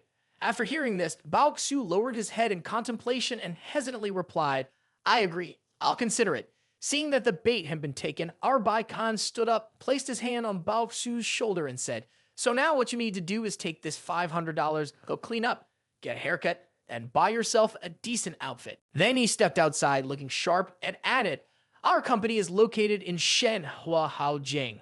As for when you'll start working, I'll give you a call. Just be ready when that time comes. Upon hearing this, young Bao Xu took the stack of money, tears of gratitude welling up in his eyes. He then lowered his head onto the table, crying with emotion, Ahoo! Finally, someone recognizes me. Oh well, looks like our Bei Qian has done it again, and this young Bao Xu doesn't seem quite stable. The next morning, a blonde-haired young man looked up at Bei Qian's company building and said, So, the Deng company, which produced the games Desert Lorelei Expressway and Wujiang, is located in Shenhua Haojing. His name was Huang Ziba, a game planning executive with a monthly salary of $1,500. Then he entered the building. Later on, he pressed the elevator button to Bei Qian's company floor. Surprisingly, as soon as the elevator doors opened, he spotted a familiar face. It was the game planning manager, Lao Liu, with a monthly salary of $7,000. Seeing this, a blonde-haired young man widened his eyes in surprise. Lao Liu, why is he here? Then Ziba, with the blonde hair, smiled faintly, extending his hand in greeting. He? Liu Jia, good morning to you. The standards here are very high. There's no way you can get in. I'm leaving now. You should head home and get some rest, all right? Ziba's face turned as dark as coal upon hearing this, his mouth gaping in utter shock. Holy shit. I didn't expect Lao Liu to be here for an interview. Could the requirements here really be that high? Then he stepped into the elevator, thinking to himself, that expression from Lao Liu must not be taken seriously. If even he can't get in, then I've lost all hope. But since I'm already here, might as well give it a try before heading back. Next, Huang Zibe approached the reception desk where 2 beautiful red-clad receptionists greeted him. Hello, are you here for an interview? Feeling flustered by the sight of the 2 attractive ladies, he scratched his head awkwardly. Yes, I'm here for an interview. My name is Huang Ziba. Simultaneously, he thought to himself, holy shit, the reception desk has another pair of gorgeous twin sisters. At this moment, the 2 receptionists, equally lovely and poised, replied, Please wait a moment, I'll inform the interviewer right away. Please follow me. Then Huang Ziba was led to the office of the CEO, Bei Qian, and as he looked around the company's office, his eyes widened. Wow, everything here is top-notch. The most expensive computers, branded supplies, the office is as spacious as a golf course. The receptionist gently knocked on the door and sweetly said, Excuse me, CEO Bei, I brought the interviewee. He replied promptly, Okay, come in. As the door opened unexpectedly, our protagonist, Bei Qian, was sitting inside looking extremely handsome and imposing. He warmly greeted, You must be Huang Ziba, please have a seat. I am the CEO of limited liability company Deng. Huang Ziba, feeling a bit flustered, slowly took his seat and responded, Yes, hello CEO Bei. Then Bei Qian immediately poured a fragrant cup of tea, saying, Make yourself comfortable, let's have a chat. Please have some tea. Ziba, with blonde hair, graciously accepted, Thank you, CEO Bei. Simultaneously, he thought to himself, oh shit, he's for real. This CEO Bai is a big shot. At this point, Bei Qian began to speak, briefly talk about your work experience. Bai replied, previously, I worked at the Shangyang game. Upon hearing this, Bei Qian smiled gently. Sensing something strange, Bai secretly thought, oh no, CEO Bai is smiling, but why? Is he laughing at my lack of experience? Daring to come for an interview with this level of expertise? As someone relatively new to the industry, it seems like I've been harboring unrealistic dreams. Surprisingly, Bei Qian exclaimed, excellent, excellent. Young Huang Bell on this side also gaped in astonishment, not understanding what was happening at all. Suddenly, Bei Qian pointed straight at Zaiba and said, your qualifications are very suitable for our company's requirements. May I ask when you can start working? The young man's eyes widened in disbelief, thinking he must be dreaming or something. I'm on that. Tomorrow, sir. Then, Bei Qian chuckled happily. All right, that's great. Remember to bring your resignation procedures here tomorrow and we'll sign the official employment contract. Regarding salary and benefits, you have any proposals? Huang Zeba, now feeling as shy as an 18-year-old girl, replied, would $2,000 per month be acceptable? Simultaneously, he thought to himself, I already have 6 months of experience and my previous salary was $1,500. Increasing by $500 shouldn't be unreasonable, right? Then, our Bei Qian sighed deeply and then even placed a hand on his forehead in great distress. Seeing this, Ziba with blonde hair widened his eyes in regret. What's going on? Did I ask for too much? Keeping the same salary as before would have been fine. Why did I foolishly negotiate like that? Surprisingly, our CEO Bai raised his hand and said, renting a house in Jingzhou for $1,000 a month doesn't seem too high, does it? Spending $800 a month on daily meals and entertaining guests doesn't seem excessive, right? Then Bei Qian sat down confidently and continued. Spending $300 a month on 2 to 3 new sets of clothes seems reasonable, doesn't it? Electricity, water, and monthly living expenses add another $200. If we budget $300 a month for Lunar New Year gifts like lipstick and makeup for your girlfriend, and also set aside $100 for transportation each month, we should aim to save $500. That's being prudent, isn't it? We should embrace the national movement. Pre-tax insurance payments for a year should be at least $3,500 to ensure a basic standard of living. However, our company has pledged to provide salaries and benefits to employees higher than the industry average. Ziba, upon hearing this, was thunderstruck, standing still for 100 seconds. Furthermore, Bei Qian confidently raised 4 fingers and said, do you think $4,000 a month is feasible? After hearing this, the young man's eyes widened in disbelief. He was silently thinking, holy shit. Is this some kind of joke? Do all wealthy people think so differently? After that, Ziba hesitantly scratched his head and replied, yes, sure. Then the two shook hands warmly. Bei Qian added, well then, make that decision happily. Deng Network Technology Company welcomes you aboard. On this side, Huang Zaibai gratefully thanked him again, feeling a bit flustered and walked out with trembling legs, utterly shocked. He then closed the door behind him. Meanwhile, Bei Qian on this side took out a pen to sign some documents, only to find the name Lao Lu, whom he despised and immediately dismissed him. As for the recent graduate Huang Zaiba, he was accepted immediately without much thought.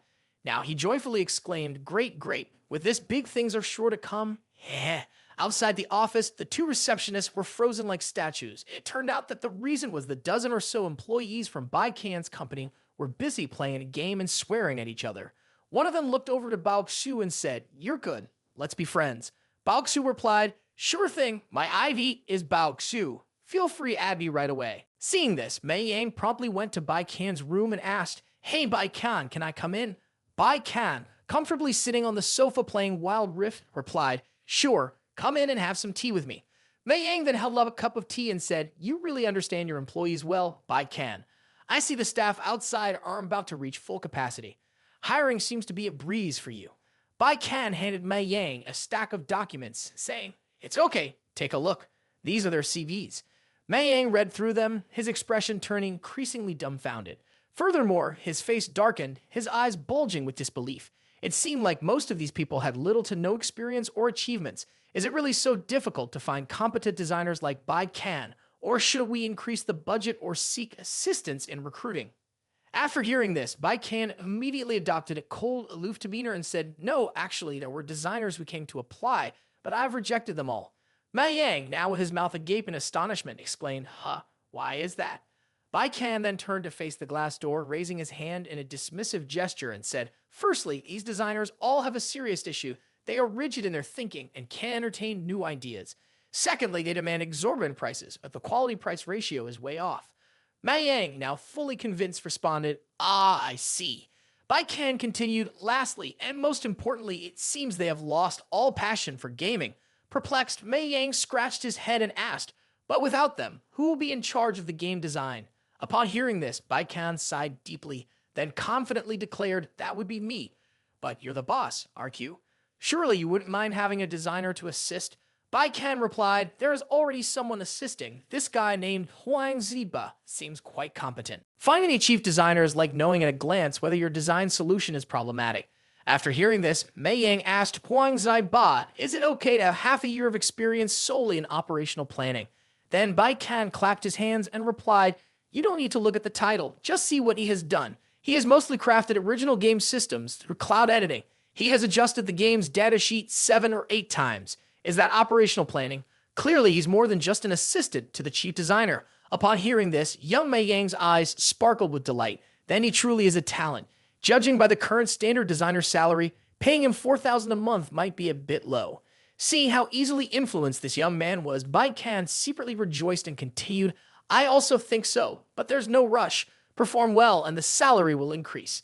Moreover, others are also very talented. Take Bao Xu, for example. He ranks first in the whole tribe in the virtual world game. He already has 6 titles based solely on achievements. As for leading the team to kill beasts, it's like a daily routine for him. Just think he can lead 40 people to kill a boss. Isn't it great to have him in charge of the project's progress?" Mei Yang eagerly responded, "Talent, talent. It's all about talent." Bai Qian asked, "When shall we begin working?" and promptly answered, "Choosing a good day is not as good as meeting a good day. Let's start from tomorrow." A moment later, Bai Qian stepped out of the office and startled everyone with his announcement. "Everyone, please pause your work for a moment. I have an important announcement to make." All the employees immediately gathered to listen to him, and then he began his announcement. "After the preparation period, most of you are probably in the working state, so starting from tomorrow, we will officially commence operations." Upon hearing this, everyone applauded joyfully and agreed with bright smiles. "It's here, finally here. We're about to enter the explosive research phase." At this moment, Huang Ziba muttered to himself, "Onward to work. Let's push ourselves forward. An excellent working environment with perfect remuneration and an employer who recognizes our potential. Why wait? Let's give it our all. Come on, let's weigh everything." As he spoke, the young man burst into tears, and Bai Qian decided, "All right, to celebrate the official start of work tomorrow, let's call it a day for now. Everyone can head home." Huang Ziba froze as if struck by lightning after hearing this. "I hear incorrectly?" Then Bai Qian continued, "Today is Friday. Let's finish work early. Tomorrow and the day after are the weekend. And Monday, oh, Monday is Singles Day, so we need to take that off too." Checking the clock nearby, Huang Ziba was utterly astonished. Heavens, it's only 3 p.m., and we're already finishing work. Fast forward to Monday evening the following week at Bai Qian's house. He was lying on the sofa, deep in thought. Tomorrow officially kicks off. This time, what kind of game should we make to ensure success? Instantly, he summoned a mental conference, envisioning who would speak first. Without delay, Bai Qian raised his hand. "Let me go first." He then added with a hint of frustration, let's hear from Mr. Bei Qian with glasses. The challenge this time is that we need to choose a wrong direction, but without letting the employees know that it's intentional." Holding a coffee cup, Bei Qian further remarked, "With smart devices becoming increasingly prevalent, the mobile gaming sector is trending. At the very least, we can't afford to touch mobile games anymore." Bai Qian picked up his gaming device and spoke up, "How about we make a PC game, something like a virtual world disruptor?" Bai Qian with glasses replied, "A PC game, huh? Not ideal. It's a bit risky. If we accidentally create a hit like Minecraft, we'll be in trouble." Bai Qian slammed his coffee cup on the table with a damp thud. "How about a shooter genre?" "Right, moreover, shooters are quite successful in the market right now." Bai Qian with glasses raised his hand in agreement. "Exactly, that genre requires high craftsmanship. Our staff definitely won't be able to handle it." The whole group unanimously raised their hands in approval. Diving headfirst is surely a surefire way to fail. With some peculiar modifications during the research process, it's bound to be a flop, ensuring a clean loss. That's right. Let's proceed quickly. Fast forward to Tuesday morning, November 12th, Bai Qian called all the company employees for a roundtable meeting. All eyes were eagerly fixed on him, awaiting his words. Bai Qian began with a loud voice. "The next item on our agenda is to develop a PC game, a first-person shooter, FPS style. After hearing this, Huang Ziba's face turned as green as a lime. Is that so? Gudijiang has been so successful, and now the new project is a PC game and it's a first-person shooter too. Just as our Huang Ziba was about to speak up, Bei Qian immediately intervened. We're not doing mobile game projects. Deng Dao's goal is to be the game kingpin. We can't let those small mobile game projects overshadow our vision. Being wealthy is not Deng Dao's or my style. Then he raised his hand and declared in a terrifyingly loud voice, if we're not doing it, let's forget about it. But if we're doing it, we must excel. The whole staff enthusiastically applauded, deafening everyone's ears, while Huang Zibei secretly thought, holy shit, CEO Bai is indeed different. His vision is beyond compare. Next, Bei Qian sternly pointed to the left and said, for this first project, Huang Ziba and Bao Xiu will be in charge. Bao Xiu will handle the conceptual design ideas, while Huang Ziba will oversee the strategic direction execution. Upon hearing this, a blonde-haired Huang Ziba was extremely astonished. What?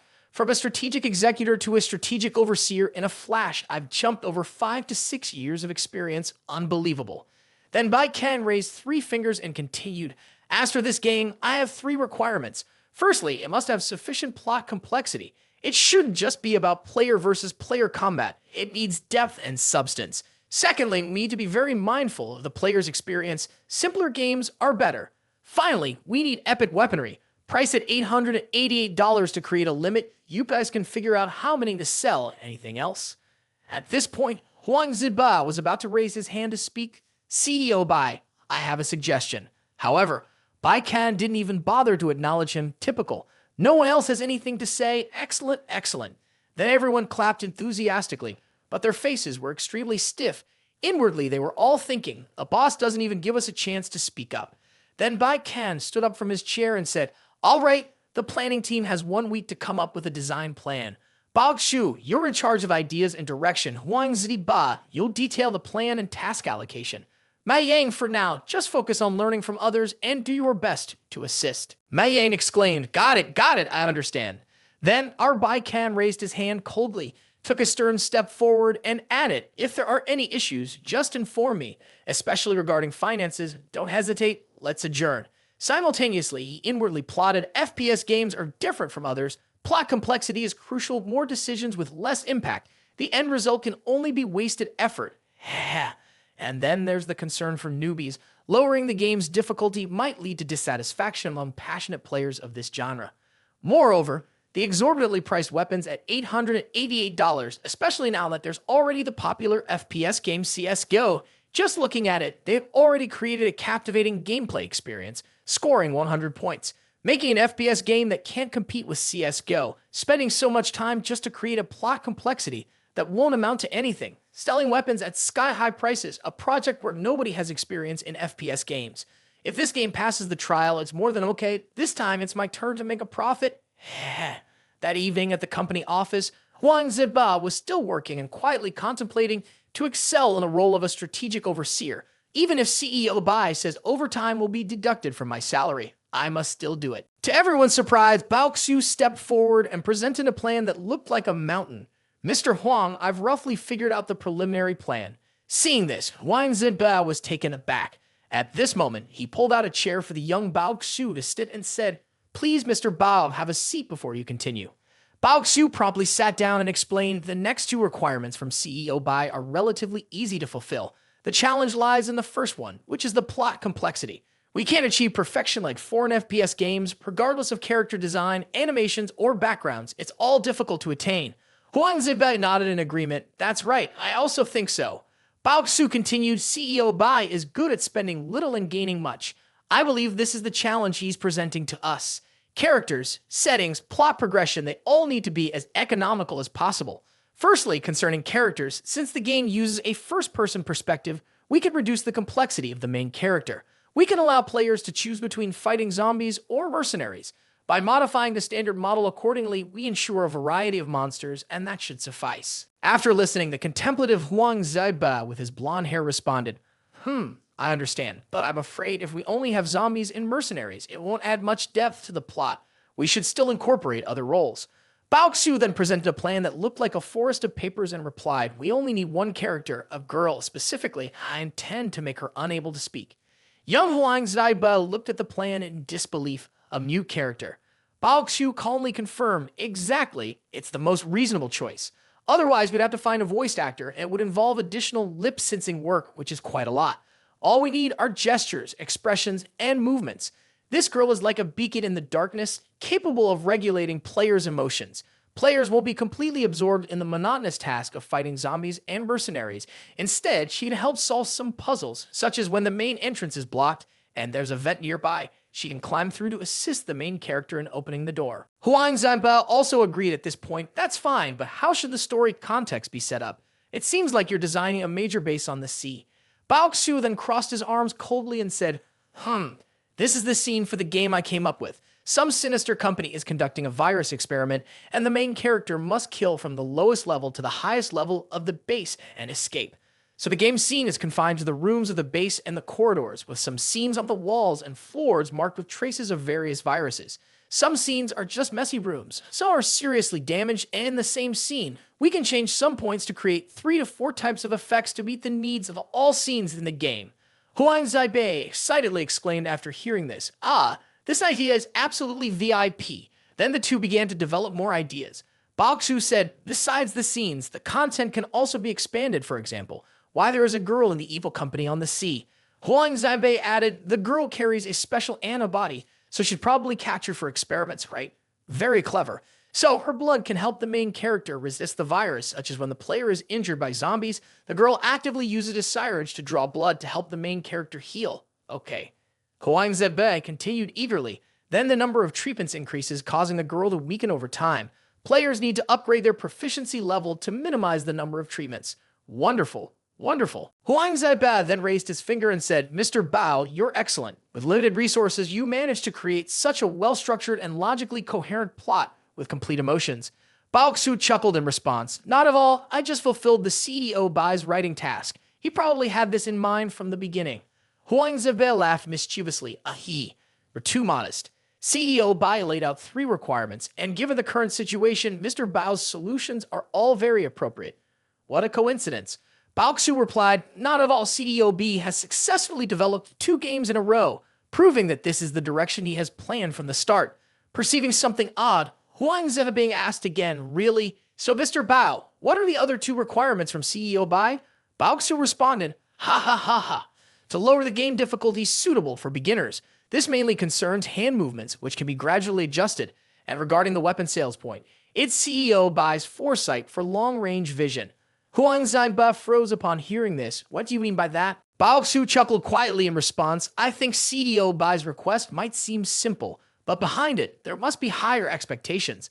Legendary weapons, permanent ownership for 888. So, do we need to include common weapons, exquisite weapons, heroic weapons as well? How would players obtain those? In other words, CEO Bai is indicating that weapons in the game must be graded. Apart from the legendary ones, the rest won't be sold. Huang Ziba, with his blonde hair, understood immediately, his eyes gleaming. Wow, so we can let players acquire weapons through different means, thus increasing dynamicity for players. It turns out CEO Bei has deeper intentions indeed. Our Bei Qian is done for.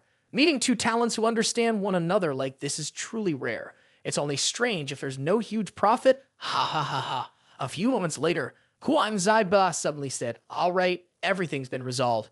CEO Bai hopes we can mature, fearing we might go astray. So he hints at us this way, while also helping us brainstorm. We must absolutely create a perfect game. Meeting CEO Bai's expectations is paramount. On the Wednesday morning of November 14th at Bei Qian's university, all the students were deeply engrossed in their studies.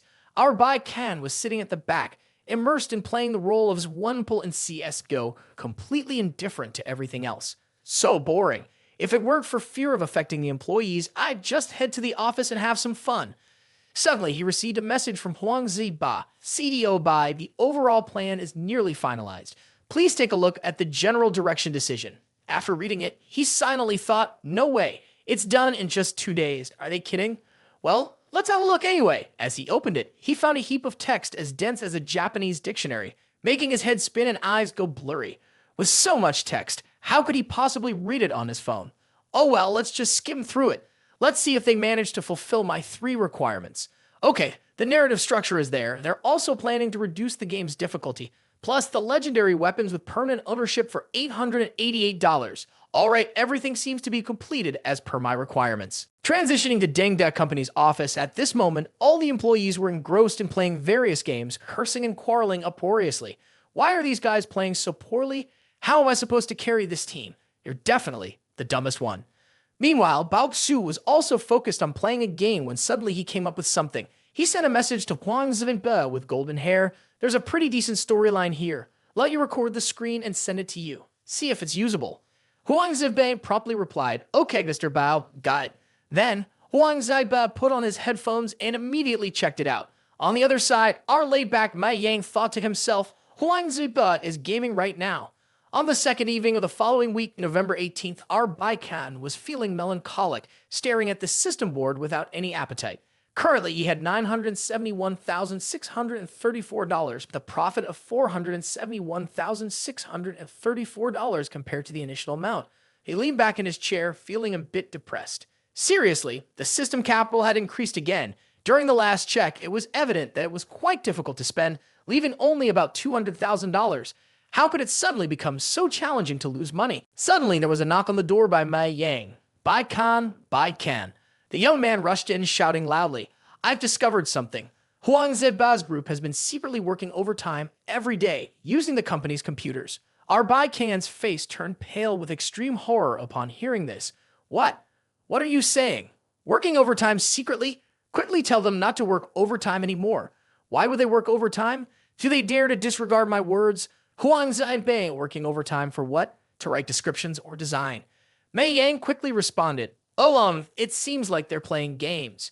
After hearing this, Bei Qian sighed with relief and approach, saying, "You must be mistaken, Mai Yang.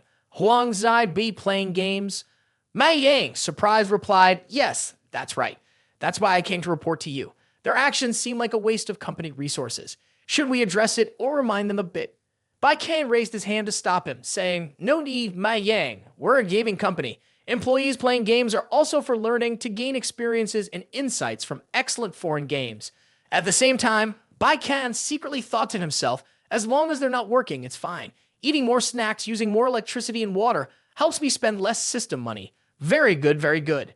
Mai Yang, now bewildered, asked, so your point is to overlook this matter?" Next, our Bei Qian coldly walked to the director's desk. Then he slammed his hand on the wet table decisively and spoke loudly. "How could we overlook this? Our Deng is a company that always considers its employees. According to state regulations, employees who work overtime must receive overtime pay. Deng must comply with the state's policy. On weekdays, overtime pay is 1.5 times the basic salary, and on weekends, it's double the basic salary, not missing a single dollar." As he spoke, he typed and printed out a list immediately, then handed it to the bewildered Mai Yang, saying, "Mai Yang, I assign you this important task. Keep track of the amount of overtime each day. When the time comes, calculate their hourly wages, not missing a single dollar." Mai Yang walked out with the list in hand, feeling bewildered. Then, Bei Qian sat back in his chair, his face incredibly satisfied. Why hadn't he thought of this overtime pay issue before? He truly was a genius. The next day at noon in the company office, all the employees were intensely focused on playing games while having lunch. Surprisingly, Huang Zibanbe approached Bei Qian's office, knocked on the door, and said, "Excuse me, CEO Bei, it's me, Huang Zibanbe." Bei Qian agreed to let him in. Next, Huang Zibanbe with blonde hair entered and handed Bei Qian a report, saying, "CEO Bei, here's the invoice for the resources we currently need to purchase online. Please take a look." Bei Qian calmly responded, "All right, very good, please have a seat." Huang Zibanbe added, "I've diligently controlled the budget and found some high-quality resources at reasonable prices. There shouldn't be any issues, right?" But after Bei Qian reviewed it, he was extremely furious. What? Only $670,000? That's too little. This is a high-end PC game. We need $700,000 to $800,000 just for purchasing resources for the design. Revise the budget and double it for me. In his mind, Bei Qian was seething, thinking, "No, this won't do. If we spend so little, when will we ever deplete the system funds? This is absolutely infuriating." Meanwhile, Huang Zibanbe panicked in extreme horror. Yes, CEO Bei. I'll fix it right away. Oh, and CEO Bei, there's another issue, which is the name of this game. Bei Qian suggested calling it War of the Sea. I find this name a bit odd, but I'm not sure what to call it. Or should you decide the game's name? Upon hearing this, Bei Qian silently pondered, War of the Sea. Why does that name sound familiar? Oh right, it's quite similar to the title of a street film from before I transmigrated. Suddenly, he slammed his hand on the table loudly, War of the Sea. That's a catchy name. Let's go with that. I really like it. Huang Zaibel on the other side thought, is this guy just randomly hitting rocks or what? Crazy. Yes, of course, I'll immediately go revise the budget, he replied. Following this, our Bei Qian leaned back in his chair, hands behind his head, legs crossed, gleefully thinking perhaps some people don't understand what it means to invest 300 million in a clean box office in a month. Usually, we call it the ultimate VIP perfect collapse. If that movie could fail so miserably, then this name is enough to ruin our gaming company, ha ha ha ha. Friday, November 29th, just another day at the office. Each employee with their own computer indulging in gaming. Suddenly, someone approached, placing a stack of documents in front of a person in a white coat, saying, Hey, Xiao Lu, there are some issues with this function. Could you fix it? The young man picked it up and replied, All right, Wang Zhenba, I'll fix it right away. Huang Zaiba then patted his shoulder, praising his handiwork. Keep learning from Mr. Bao. He's the top challenger. Next, Huang Zaiba picked up the report, sighed, and whispered to himself, the budget for purchasing resources went from $700,000 to $1,200,000, and now it's jumped to $1,500,000. It just keeps increasing. Then he sat at his computer, pondering silently, CEO B has never blamed me before. If I don't make this game work well, it wouldn't be deserving of CEO Bai's investment in my training. Suddenly, his phone buzzed with a message. He glanced at it and was shocked. Payday already? But today isn't even the 29th, is it? Don't companies usually pay salaries for this month and the following month? I've heard it's quite rare for companies to pay salaries at the beginning of the month. Could this amount have been sent by mistake? I started working around the 5th. It hasn't been a full month yet. It's confusing. Huang Zaiba immediately called the director's secretary to inquire, Hey, Tan, sorry to bother you. It seems my salary has been calculated incorrectly, hasn't it? My total salary is only $4,000 after deducting insurance. Why isn't it over $5,000? She responded with a bright smile, No mistake, that's correct. It's that much, including your overtime pay. Upon hearing this, the young man was struck dumbfounded, frozen like a rock. Holy cow, there's overtime pay too. The beautiful secretary, Tan, chuckled and replied, Exactly, not just you. Everyone who did overtime gets extra pay. You must have done about 50 hours of overtime at the company, right? Overtime pay is 1.5 times the basic salary. Then after deducting insurance and various taxes, you get that much. Guang Zaiba stood there gaping like a wooden pole, and the whole bunch of gamers at the company who were glued to their screens 24/7 were equally astounded. Oh my goodness, it's true. I also received overtime pay. The young man in white felt incredibly touched, never expecting CEO Bai to care for them so much. Meanwhile, Bao Xiu had tears streaming down his face, saying, So CEO Bai knows everything. Huang Ziba was so moved that he cried like rain. CEO Bai not only didn't scold us for staying overtime against his orders, but also quietly transferred the overtime pay into our accounts. Let's all strive for it. For CEO Bai, we must make this game really good. All the employees then cheered loudly, fighting, we can do it. Transitioning into the director's office at this moment, our protagonist, Bei Qian, found himself in a melancholic state, pondering about his grandfather. How come we still haven't spent all the system funds? He then promptly called for an emergency roundtable conference with 5 familiar members. The urgent spending meeting officially commenced, and this time, Bei Qian, with determination, raised his hand first. I'll go first.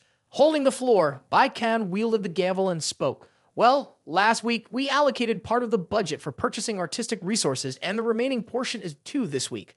Office rent and employee salaries have been settled, along with miscellaneous expenses. It was quite a challenge to exhaust almost all of the system funds, but with just 2 months left until the next financial closeout, Wu Jiang is still making a lot of money. Hearing this, the group lying on the table felt helpless. Urgent spending is indeed a tough nut to crack. Is there any way to expedite it? Unexpectedly, another Bei Qian chimed in. How about organizing a team-building activity? The brew was startled and opened their eyes wide. Team-building. Then the 5 of us excitedly discussed. If around 30 people go out for a meal, each person spending about $100 to $200, then the total would add up to thousands.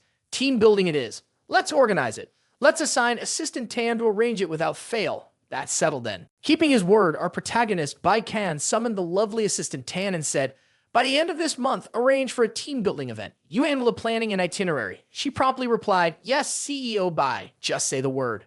With his hands propped up on his chin, Bei Qian remarked, "I'm planning to take the company employees to Yangcheng for a study tour and exchange. The trip doesn't need to be too long, about 5 days should suffice. During these 5 days, we'll visit a different company each day for learning and networking. It's best to find large-scale game companies, preferably FPS companies. The company will cover all expenses for airfare, accommodation, and meals. Estimate the cost of the itinerary." Simultaneously, Bei Qian was inwardly calculating. This time, it might cost up to 10 or more times 200,000. Although it's just a small expense, if this team-building event ends up costing that much, it's still fine. Yeah. Secretary Tan smiled and replied, "All right, CEO Bai, I'll arrange everything smoothly for you." Transitioning to Deng Company's recreational area, all the employees are immersed in gaming. Suddenly, someone speaks up, "We really have to visit Yangcheng for learning purposes." A person in green responds, "That must be true. I heard that Assistant Tan's already arranged the tickets. I've never seen a company take its employees to visit other companies for learning exchanges before." On the other side, another group of employees chimes in, "A trip like this is definitely going to cost quite a bit. If I had to pay for it myself, I'd surely regret the expense. Our company benefits are truly exceptional. I wonder which companies we'll be visiting this time. There's bound to be Tianhu, right?" The guy in white nods, "For sure, Tianhu will be there. They're so well known, plus they specialize in FPS games, which we can learn a lot from." Huang Ziba sighs and says, "Everyone, we still need to focus on our work. Don't put all your thoughts into Yangcheng." The guy in white chuckles awkwardly and responds to Huang Ziba, "Well, we've never been to Yangcheng, and getting to visit a famous company like Tianhu does make us a bit excited. Don't worry, Huang Ziba will ensure our work is completed with quality. Absolute perfection in terms of efficiency and quality, indeed." A moment later in Bei Qian's office, he stares at the report in utter surprise. "Ha! Less than $150,000. Tan, the secretary, promptly replies, "All calculated based on business standards. The time frame you requested is by the end of December. Considering that some people may refuse to go, I scheduled for 30 people.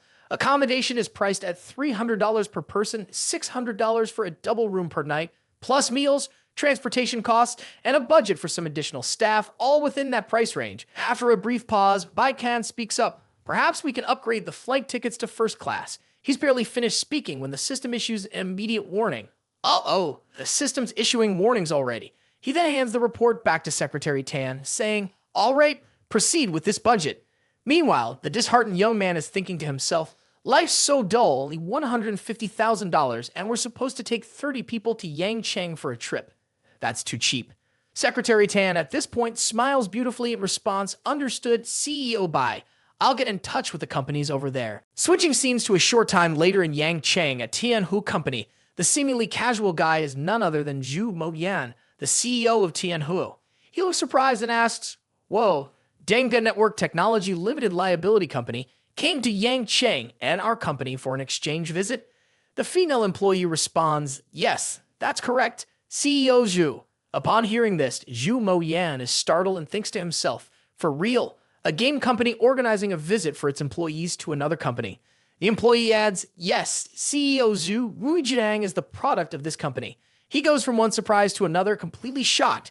Ruijinang is their creation. All right, if the boss is unavailable, Xing Yun can take care of it. Even if they tour the company, it won't take much time. At this moment, Moyan ponders to himself, Ruijinang is a very popular mobile game recently, and the person who created it must be quite something. Meeting and getting acquainted doesn't seem like a bad idea. Then he says, "All right, I agree. Arrange the schedule in advance and I'll personally receive them." Handing him a list, the employee says, "Yes, CEO Zhu, there's one more thing. The list of underperforming employees has been compiled. Please take a look." After looking at it for a moment, he hands it back and responds, "Apart from Lin Wen, everyone else is on leave. Follow the procedure." At this moment, she widened her eyes in surprise. Why keep Lin Wen? A moment later, Zhu Moyan slumped back in his chair and sighed. Why keep Lin Wen indeed? Then he began to recall the previous phone call. "Zong Lin from Shenhe Corporation, right? Pleasure to speak with you. I've heard of you for a while. Please go ahead. Whatever the difficulty, I can handle it all. Lin Wen is your niece, isn't she? All right, rest assured. We will take good care of her. Think of a way for her to voluntarily resign. All right, I understand." After that, he fell into contemplation. Shenhua Corporation is the top company domestically. If we can establish a connection, it will be very beneficial for the company. Making Lin Wen voluntarily resign isn't difficult. But in his words, there's another meaning suggesting that I should figure out how to destroy her passion for the gaming industry so she'll give up on it, right? That's not difficult either. Making Lin Wen see the harsh reality of the gaming industry is the way to go. Boss, the data is ready. Please take a look. A simple spreadsheet like this, and there are mistakes. Hurry up and fix it for me. If it's not fixed, don't even think about leaving. The gaming industry, at least domestically, is already a place that drains people, firing those with poor performance, sacrificing dreams for money, turning art into a money-making tool. Just let her see these realities, and she'll surely be disappointed and leave. This is as easy as pie. Heh. Switching scenes to Friday, December 27 at a luxury hotel in Yangcheng, Mei Yang and Bei Qian were chatting in a room. Mei Yang said, "Hey Bei Qian, I'm pretending to be tired already. In front of everyone at the company, I have to pretend not to know you, calling you CEO Bai. Our distance is gradually widening because of work." Bei Qian patted Mei Yang on the back and replied, "Sacrifice a little for the company. You're my important eyes and ears in the company. Report any situation to me immediately. The kid listening is always clueless." At the same time, our Bei Qian was silently thinking, if everyone knows about my relationship with Mei Yang, there might be trouble with him. Mei Yang continued, holding his head. "It's as if I'm a covert spy. Right? Bei Qian, it seems like everyone is quite interested in Tianhu Company. Isn't it formidable?" Bei Qian replied, "I have no idea. Right, tomorrow we'll visit Tianhu Company for the first time. When we get there, make sure to ask plenty of questions. Don't let it be too dull." Mei Yang chuckled brightly in response. "Got it. After all, Bei Qian is the boss. Asking too many questions might make us lose value. Let me handle it."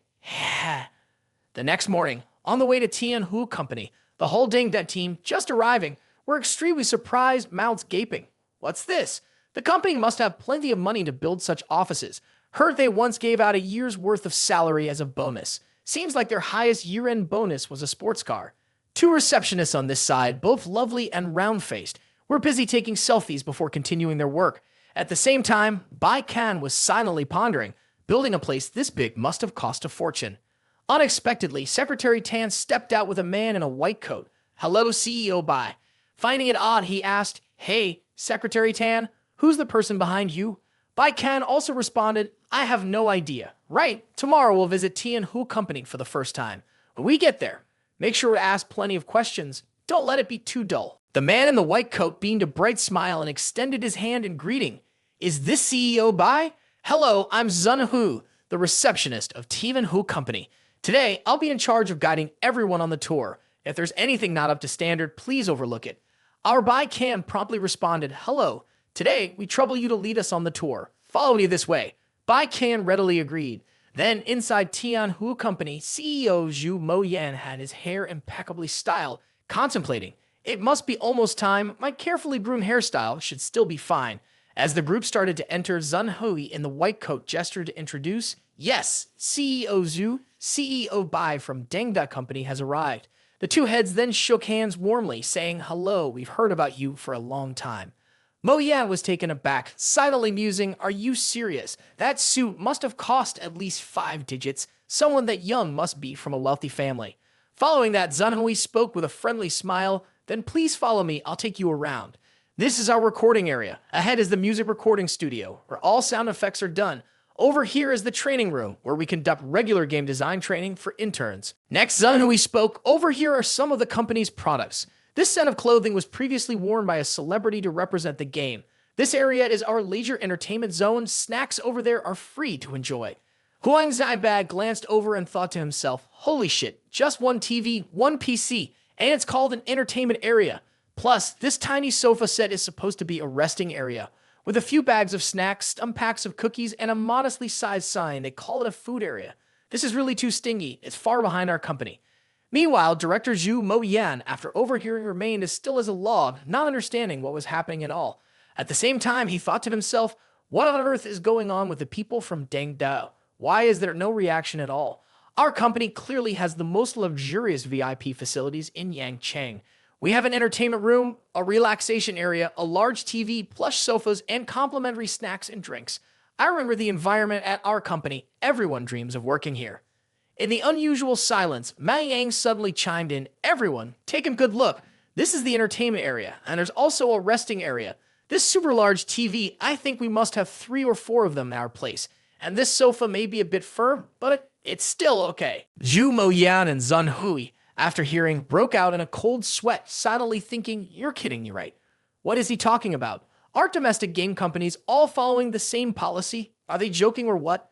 Following that, Huang Ziba chuckled dryly and said, well, it seems all right. On this side, Ma Yang added, considering domestic standards, this workplace environment is quite generous already. Besides, with so many people working overtime, the company must spend quite a bit on overtime pay each month. After hearing this, young director Zhu Moyan's face froze like a statue, utterly perplexed. Are they joking? The gaming industry even has overtime pay? Isn't it supposed to be the same policy for everyone? Our Bei Qian, at this point, grabbed the knave Ma Yang's hand, angrily whispered, stop asking. Just let it be. Why did you have to ruin the atmosphere? This time I came all the way here to smooth things over, not to stir up trouble. Following that, Huang Zibai scratched his head and explained he's new to the industry. Please don't laugh at him. Zun Hubba then smiled faintly and replied, well then, let's continue. We've arranged a sharing session, so please follow me. A while later, Zun Hui led the group to the tour of the workplace. The path was only about 3 tiles wide, which surprised everyone greatly. At this point, a young man without glasses turned to the blonde-haired Huang Ziba and whispered, this workplace is really cramped. Huang Ziba promptly responded, it's all right. In his mind, he was thinking it's not that Tianhu is cramped, but Deng is too spacious. Young Zhu Moyan overheard this and was shocked. He thought to himself, you're kidding me, is it really cramped like this? Is that guy serious? Aren't most companies like this? Is he joking? After a while, everyone arrived at a rather large auditorium. Zun Hui then spoke up, next please welcome Huang Ziba, the head of the network technical planning team at Deng Limited, to share the successful experience of Bei Qian with us. Let's give him a warm welcome. The audience below then erupted into thunderous applause. Up here, our own Huang Ziba hesitated before speaking up. Firstly, let me clarify to everyone that I was not involved in creating Bei Qian. However, during my time at Deng Company, I devoted myself to studying the Bei Qian game. I believe I have gained some insight into the artistic design from CEO Bei. In my opinion, the success of Bei Qian can be attributed to 3 main factors. Firstly, the pursuit of high-quality gameplay, daring to venture into new adventurous styles. CEO Bei allocated nearly half of the capital and invested in artistic resources. Moreover, he boldly invited new artists to create a new style, which was warmly welcomed by everyone. All of this is thanks to CEO Bai's visionary and highly aesthetic sensibilities. Secondly, the game is healthy in terms of payment. Bei Qian only costs $40 compared to most other card games, which has gained players' love and respect, and a low-profit, high-sales policy, which has significantly increased the game's purchases and reputation. Thirdly, investing all capital into game development through simple advertising, CEO Bei cleverly expanded Bei Qian from the realm of artists to the gaming community. Suddenly, Huang Ziba slammed his hand on the table decisively and said, I believe this could be considered a classic case of meticulously studied consumer advertising. After hearing this, our own Bei Qian smiled faintly and thought to himself, holy shit, why does that sound so good? How come I didn't think like that at the time? Here, Huang Ziba observed this and chuckled with interest, thinking to himself, CEO Bei is nodding and smiling quietly. It seems my speculation about CEO Bai's original design intentions was correct. This indicates that I am gradually keeping up with CEO Bai's pace. Next, Zun Hui spoke up, thank you, Huang Ziba, for sharing. Next, we invite CEO Zhu from Tianhu Company to share with everyone. At this moment, Director Zhu Moyan turned to our Bei Qian, silently reflecting, pouring all the capital and investment into game development, leaving not a penny for promotion, daring to hire new artists, a completely new style, changing the profit model of traditional card games. Truly, youth is a talented age. This CEO Bei, although still relatively young, is quite bold. Next, Zhu Moyan confidently stepped up to the podium and declared, we are currently developing an FPS game titled Dan 2. Our goal is to surpass the Fancong Jinhua. The most crucial aspect of an FPS game is the sensation it provides. FPS players are generally very discerning, so Dan 2 strives to replicate the tactile sensation based on the original Fancong Jinhua. We ensure that the sensation can be replicated up to 90%. Additionally, we continuously innovate our artistic style, even inviting military experts to assess the accuracy of weapons and attire. Finally, we plan to offer the game for free with optional microtransactions, seizing the opportunity to achieve remarkable revenue figures in the FPS category.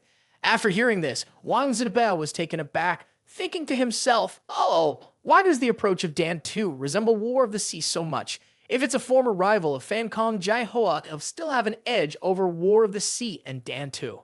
What if these two games end up in competition by then? Suddenly, Huang Zaibai glanced at our Bei Qian and noticed him smiling brightly as if nothing bothered him, thinking, why is CEO Bai still smiling? Could it be that CEO Bai intentionally came to Tianhu Company to assess their approach? Now it's certain that Dan too will fail, hence his calm and confident smile. Truly, heroes are formidable like this. In reality, deep down, Bai Qian was secretly contemplating, indeed, as I predicted, following Zhu Moyan's approach, if there's a direct confrontation with War of the Sea, Dan too will undoubtedly suffer a devastating defeat. Next, the two CEOs shook hands. Bai Qian spoke first, truly magnificent, expanding horizons indeed. Zhu Moyan replied, I dare not compare. CEO Bai is naturally gifted and exceptionally talented. I deeply admire CEO Bai. I have some matters to attend to, so I'll take my leave. Bai Qian responded, CEO Zhu, please carry on with your work. Thank you very much. As Bai Qian was about to leave, a clear voice suddenly rang out, Excuse me, CEO Bai. Could you please wait? He turned around to see a charming girl with sparkling eyes. She introduced herself. Hello, CEO Bai. I'm Lin Wen. May I take a few minutes of your time to ask some questions? Seeing the beautiful girl, he agreed readily. Then she inquired, CEO Bai, isn't the primary purpose of a game to make money? He responded coolly, I believe the primary purpose of a game is to provide joy to the players. Deep down, he thought, actually, for me, the primary purpose is to incur losses. Hey, Lin Wen, still smiling, asked, So, CEO Bai, your company probably doesn't have a screening policy, right? He replied, No, we don't. Every employee is like family to me. We develop and progress together. Why would we casually discard anyone? Simultaneously, he thought to himself, if we were to lay off anyone, it would only be the diligent ones. How could I let go of the lazy ones? Ha ha ha ha. After listening, she eagerly asked, So, do the employees at CEO Bai's company work overtime? He blushed and replied, I'm trying my best to send everyone home, but some volunteers stay behind, so I have to pay them overtime. Finding it curious, Lin Wen continued, Does CEO Bai create games just to fulfill his dream of gaming? Bai Qian chuckled and responded, No, mostly it's for the money. Amused by his humor, she giggled and replied, Hey, you're quite playful. If it's really for the money, you could easily increase the fees for Guijiang by tenfold. I know you're an idealist. Thank you, CEO Bai, for taking the time to answer my questions. With that, she smiled, bid him farewell, and slowly walked away. CEO Bai Qian stood there puzzled, wondering, that's strange, who is this girl? The next morning at Tianhu Company, our Lin Wen brought some documents to CEO Zhu Moyan. Seeing this, he asked, What's this? She replied, CEO Zhu, I've made up my mind, I want to resign. Hearing this, he felt extremely relieved. Finally, she saw through the harsh reality of the gaming industry and decided to return to inheriting billions of dollars in family assets.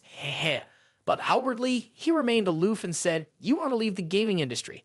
Lin Wen quickly responded, No. On the other side, Mo Yan widened his eyes in confusion, simultaneously thinking, For real? She doesn't want to leave the gaming industry but wants to resign. What's going on? Does she not like this place of mine? Perplexed, Zhu Moyan asked again, Why?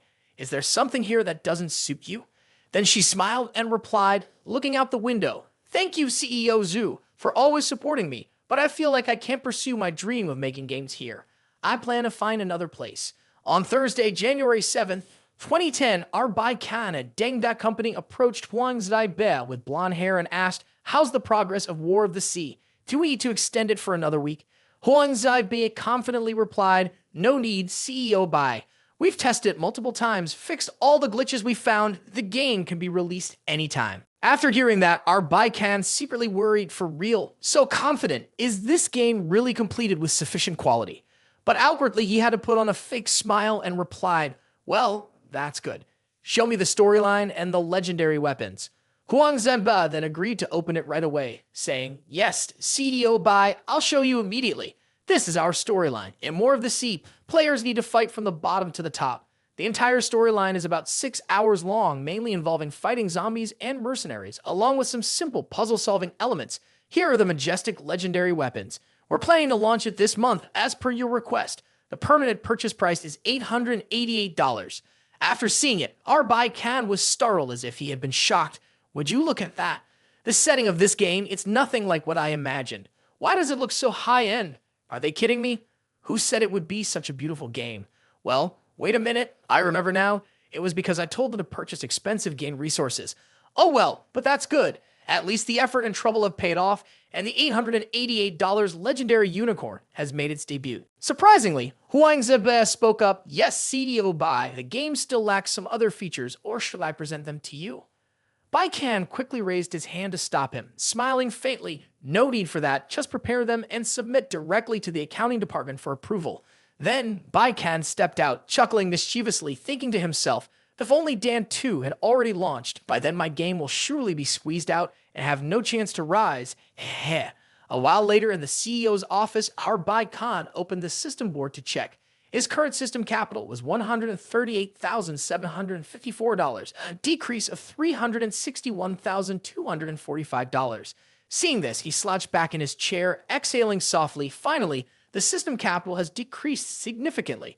Didn't expect spending to be this difficult. It's so frustrating. To be cautious, let's have another round of team building, spend all we can.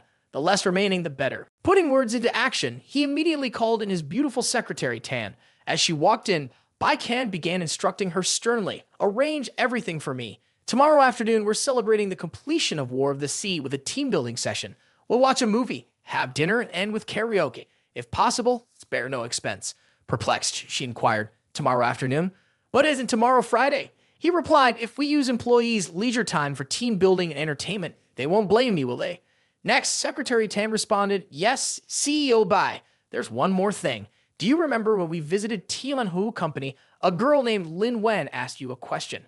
He then inquired, Lin Wen, what about her? She's in Jingzhou now, wanting to work for our company. She's very determined, saying she doesn't need a salary. She's currently in the small meeting room, and I've just welcomed her.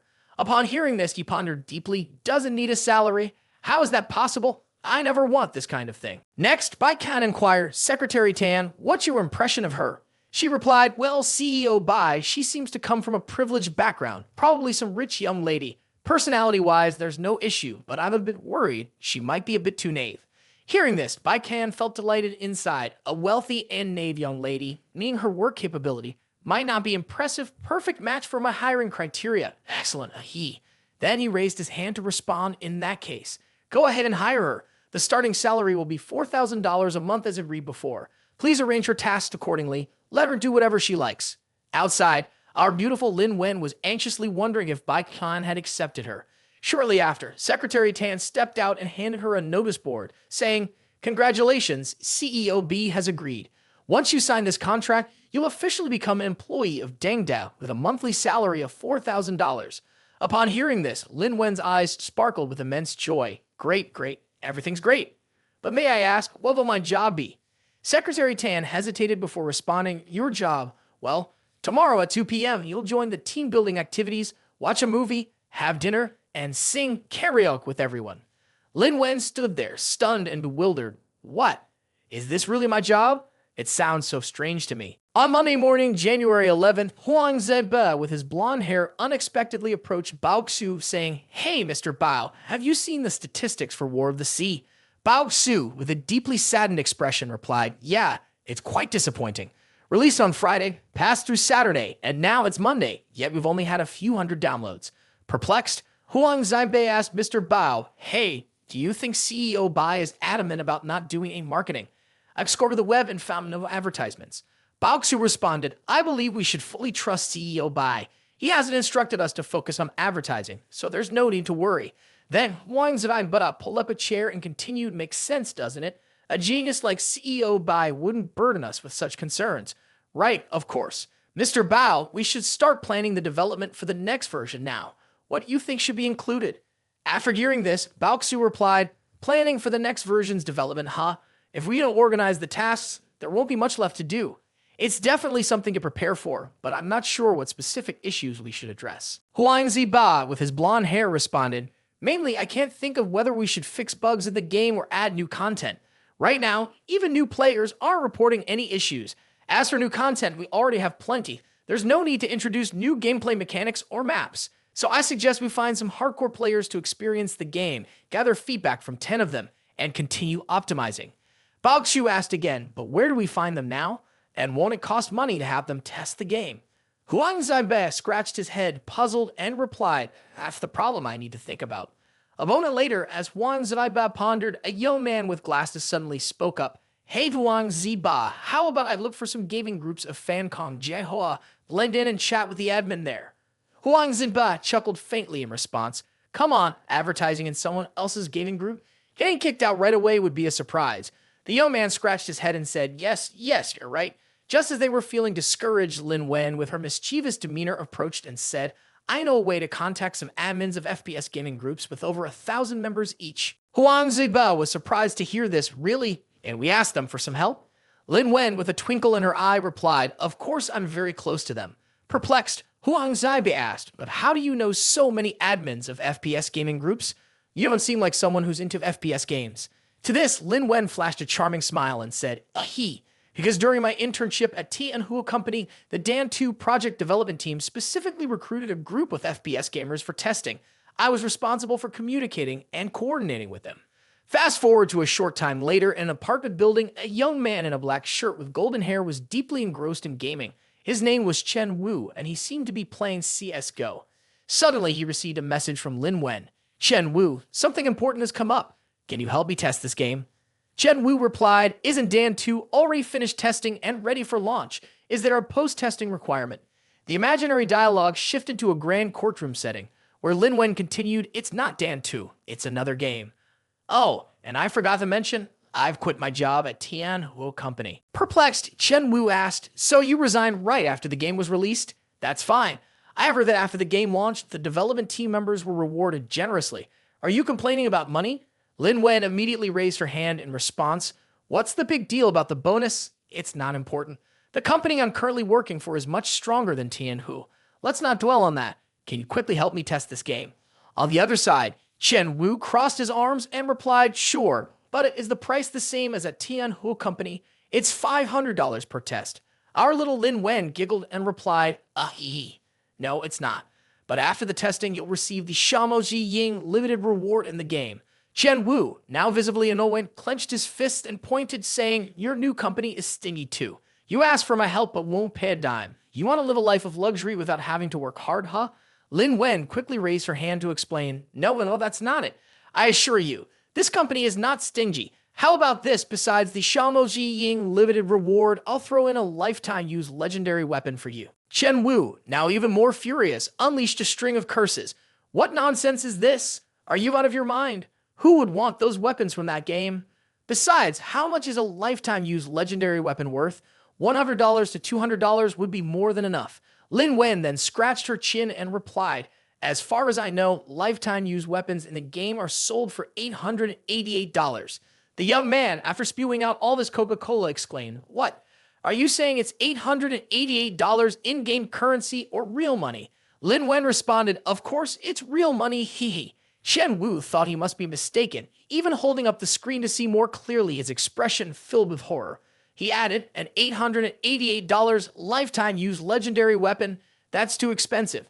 Why don't you just rob a bank for quicker cash?" Feeling too curious to resist, he decided to download and try the game.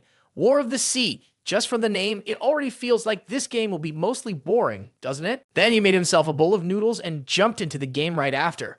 Oh my gosh, the game interface looks fine, doesn't it? The store only sells one weapon, without any additional purchase points. It's like this game gives away everything from the start, but Hu Qi-Lin's attributes are nothing new. There are many new ways to play the combat system. What is this Yuling Shengwu mode? I've never seen it before, and there's even a storyline investment. So meticulous, although not expecting much, but if there's a storyline mode, let's give it a try. As he clicked to play, the young man, still half dazed, listened as two white-clad gunmen conversed. Is this guy dead already? Not sure, seemed to still be breathing, but once infected with the virus, there's only death. Okay, just leave him there. After waiting for the two to leave, Chen Wu woke up sweating profusely. Why is this game so mysterious? Where am I? Can hardly move. Then he turned around to find a pile of dead bodies, horrifyingly massive, and he struggled to stand up, apologizing to whoever was under him, asking to step over them. After a while, his character managed to crawl out from the pile of stinking corpses, feeling nauseated. At that moment, as he wondered what to do, a system panel suddenly appeared with basic instructions, moving the mouse to observe surroundings, using the WASD combination to move left and right, forward and backward. This game even provides thorough guidance for beginners, quite sophisticated indeed. He then approached the door, thinking to himself, what if I open it and some final boss suddenly jumps out from inside? Surprisingly, as soon as he opened it, a horrifying red-eyed zombie was already standing there menacingly. Swift as lightning, the zombie lunged and bit him hard on the shoulder. The young man yelled in pain, ouch, ouch, ouch. Then he wrestled the zombie down with both hands. You bastard, trying to sneak up on me, huh? Chen Wu immediately pulled out a pistol and aimed straight at the zombie's head. You disrespectful thing, I'll send you into oblivion right here with physics. With a deafening bang, the zombie fell instantly, and the young man, holding his aching shoulder, thought to himself, the game deceives me, it's labeled as an FPS game, but the result is edited just like a horror game, truly terrifying. Then he suddenly dropped to his knees and collapsed on the ground. Ha! Bitten by a zombie and infected. Is this the end then? Suddenly, a girl quietly approached him. Oh, who's this girl? What does she want? Then she took out a large syringe and started drawing blood from herself. The girl's expression was full of painful sobs. Next, she injected it into Chen Wu. Seeing this, he exclaimed, oh my gosh, so that's it. This girl's blood can cure the toxin in my body. After a short while, he regained consciousness, uttering various greetings. Hello, Nahao, Konnichiwa, Annyeonghaseyo. The girl looked puzzled at this point. Then she responded to him using body language. By now, he had realized, she can't speak. This game has some interesting elements to it. Later on, Chen Wu became immersed in the intense shooting game, thoroughly enjoying himself. He remarked, the guns shoot smoothly, the controls are flexible, the firing speed and reloading are quick. The shooting sensation is different from Fancong Jianhua game, but very comfortable. The most outstanding aspect is the design of the girl. Without her, it would just be fighting, no storyline. But with her, emotions are brought into the game. A storyline is completely rejuvenated. Next, young Chen Wu and the mute girl stood united, wielding every kind of weapon from Gatling guns to machine guns and beyond. They fought valiantly, overcoming each challenge, facing every level head-on, and ultimately confronting the boss, concluding the game flawlessly. Subsequently, they boarded a helicopter, flying back to the mainland, witnessing the game's final scene, a dreamlike tableau. Chen Wu stood still for a moment, uttering no words, then messaged the group. War of the Sea is truly amazing, indescribable in words. You all must join in quickly. A youth responded, I don't understand anything. Cut to Bei Qian's company after a short while. As he stepped out of the elevator, he thought to himself, finally, everything is done after a week of waiting. I haven't checked the figures yet, but I'm sure War of the Sea has been a success. Why is the reception desk empty again, though? Bei Qian continued walking inside and stumbled upon a peculiar scene. All the employees wore disappointed expressions. He pondered. The situation seems off. Can't accept this reality. Bao Xiu couldn't escape failure either. It appears everyone is learning to confront reality. They're not gamers by profession. Lately, we haven't had time to develop the game. Instead, they've been focusing on their personal lives. However, they still invested their emotions into this game. At this moment, they need a leader like me to guide them through this difficulty. As I walked in, our two beautiful girls immediately recognized me. Lin Wen, her eyes sparkling like a myriad of stars, exclaimed, CEO Bai is here. Surprisingly, all the employees burst into ecstatic cheers. CEO Bai, CEO Bai. Congratulations, CEO Bai. Our CEO Bai is amazing. CEO Bai is unrivaled. CEO Bai is number one. The young man, taken aback, stood frozen for a moment before asking, what's going on? Even more surprising, Huangzi Ba, with her blonde hair, approached and respectfully bowed, saying, yes, CEO Bai, I have learned a lot from you. Before, I didn't understand why you didn't advertise War of the Sea, but now I do. You wanted to teach me through reality. A good game only needs word of mouth to become famous. The young man listening thought to himself, it's all messed up now. Could it be true? At the same time, our Bei Qian asked again, what do you mean? Is the game suddenly hot? Huang Zaiba immediately, with an excited expression, replied, it's hot, it's hot. Just now, I refreshed the data page. Whether it's about the heat, the number of online players, or the profit, it's all surpassing Dan 2 by far. Then the secretary Tan brought in a giant bottle of champagne and said, hey CEO Bai, let's pop the champagne to celebrate CEO Bai. Then a loud explosion echoed through the sky, drowning out the deafening cheers. On this side, our two bubbly receptionists danced happily, holding two big firecrackers, shouting loudly, congratulations CEO Bai, our game has succeeded. At this moment, Bei Qian stood still like a stone statue, while the surrounding crowd clapped gradually like when a famous singer finishes a performance. Then young Bei Qian hurriedly handed a bottle of champagne to Huang Zaibe and said, "Everyone has done very well. Keep up the good work." On the other side, Huang Zibei was thinking to herself, indeed, everything is within CEO Bai's plan. CEO Bai had anticipated what would happen early on, so he's completely unfazed, feeling very normal. It's so dominant, so confident a he. Then Bai Qian slammed the door shut and disappeared into the room immediately. At the same time, he silently pondered this kind of meticulous calculation, how much accurate market forecasting is needed to pull this off. Goodness, seems like the script went wrong, doesn't it? But why? I've played meticulously for this. This fundamentally shouldn't be happening. This time without Ruan Guangjian actively promoting, so where did the problem arise from? Then he picked up his computer to check. To his surprise, he discovered something. Huh, what are these comments? The whole bunch of people below commented, "I didn't expect a domestic game could create such an engaging storyline. Definitely deserves a 5-star rating. The combat frame of the FPS game scenario is executed the best." Another person commented, "I find this game more enjoyable than Fancon Jiahua." Thinking about it, no one said this is a sports game.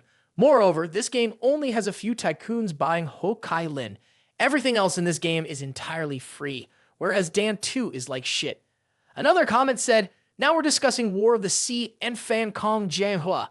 Anyone bringing up Dan 2 is obviously someone hired by the Tianhu company." A cheeky commenter retorted, "Your War of the Sea is just riding on the glory of Dan 2. Aren't you ashamed?" Bei Qian finished reading, clutching his head in immense pain. What's going on here? These people keep arguing back and forth. No one can help me analyze the true reason behind this game's popularity. There's a way. I'm the boss after all. If I can't analyze it, I'll just ask Huang Ziba to do it. Outside, a bespectacled young man was conversing with Huang Ziba with golden hair. "Hey, Huang Ziba, the game's theme is getting hotter and hotter." Huang Ziba immediately replied, "That's right. All the credit goes to CEO Bai." Suddenly, a notification from Deng rang out. Our Bei Qian sends a message saying you are to produce an analytical report on the factors contributing to the success of War of the Sea, covering everything from design to promotion strategies. Each aspect must be thoroughly analyzed and sent directly to me. Huang Ziba, after reading, thought to herself, why does CEO Bai want this analytical report? The game's core direction is created by CEO Bai. The word-of-mouth advertising strategy is also decided by CEO Bai. Clearly, CEO Bai wants to help us consolidate our knowledge, make us absorb experiences, and constantly improve. A while later, our Bei Qian printed out the report written by Huang Ziba and summoned a mental conference immediately. Bei Qian, adjusting his glasses, quickly skimmed through, difficulty level lowered, attracting a large number of casual players. Excellent narrative form coupled with beloved storylines. Being a domestic game adds to its good reputation. On this side, Bei Qian, holding his coffee cup, continued reading. Diverse combat mechanics, unlimited gameplay, relieving players from technical pressures, pricing strategy of Ho Kai Lin at $888 caters to the ostentatious pleasure of tycoons, with its attributes falling within the controllable range. For regular players, it provides effective experiential supplements, hence greatly welcomed by them. Upon hearing this, Bei Qian slammed the hammer down on the table forcefully and exclaimed with bitterness, "But what baffles me even more is the quarrel between the players of War of the Sea and Dan 2. How come War of the Sea is gaining so much more popularity? This script is terribly wrong. So, in the end, who caused this disaster?" Bei Qian, adjusting his glasses, replied, "Surely Huang Ziba and Bao Xu will follow our game production instructions." Taking a sip of his coffee, Bei Qian continued, "After hearing this, I almost smashed the cup straight onto Lin Wen's head. Lin Wen was just following Huang Ziba's orders, finding a group of gamers to act as scapegoats. It's infuriating." On the other hand, holding a gaming console, Bei Qian remarked, "It seems like we've decided to confront Dan 2 ourselves." Then they all looked at each other in utter bewilderment. So could it be that it's all our fault? Next, our Bei Qian, with a dark expression, slammed his hand down on the table and said, "Damn it, I have to save myself. This time, I'm definitely going to incur losses and no one can stop me." Then the young man opened up the system board to check.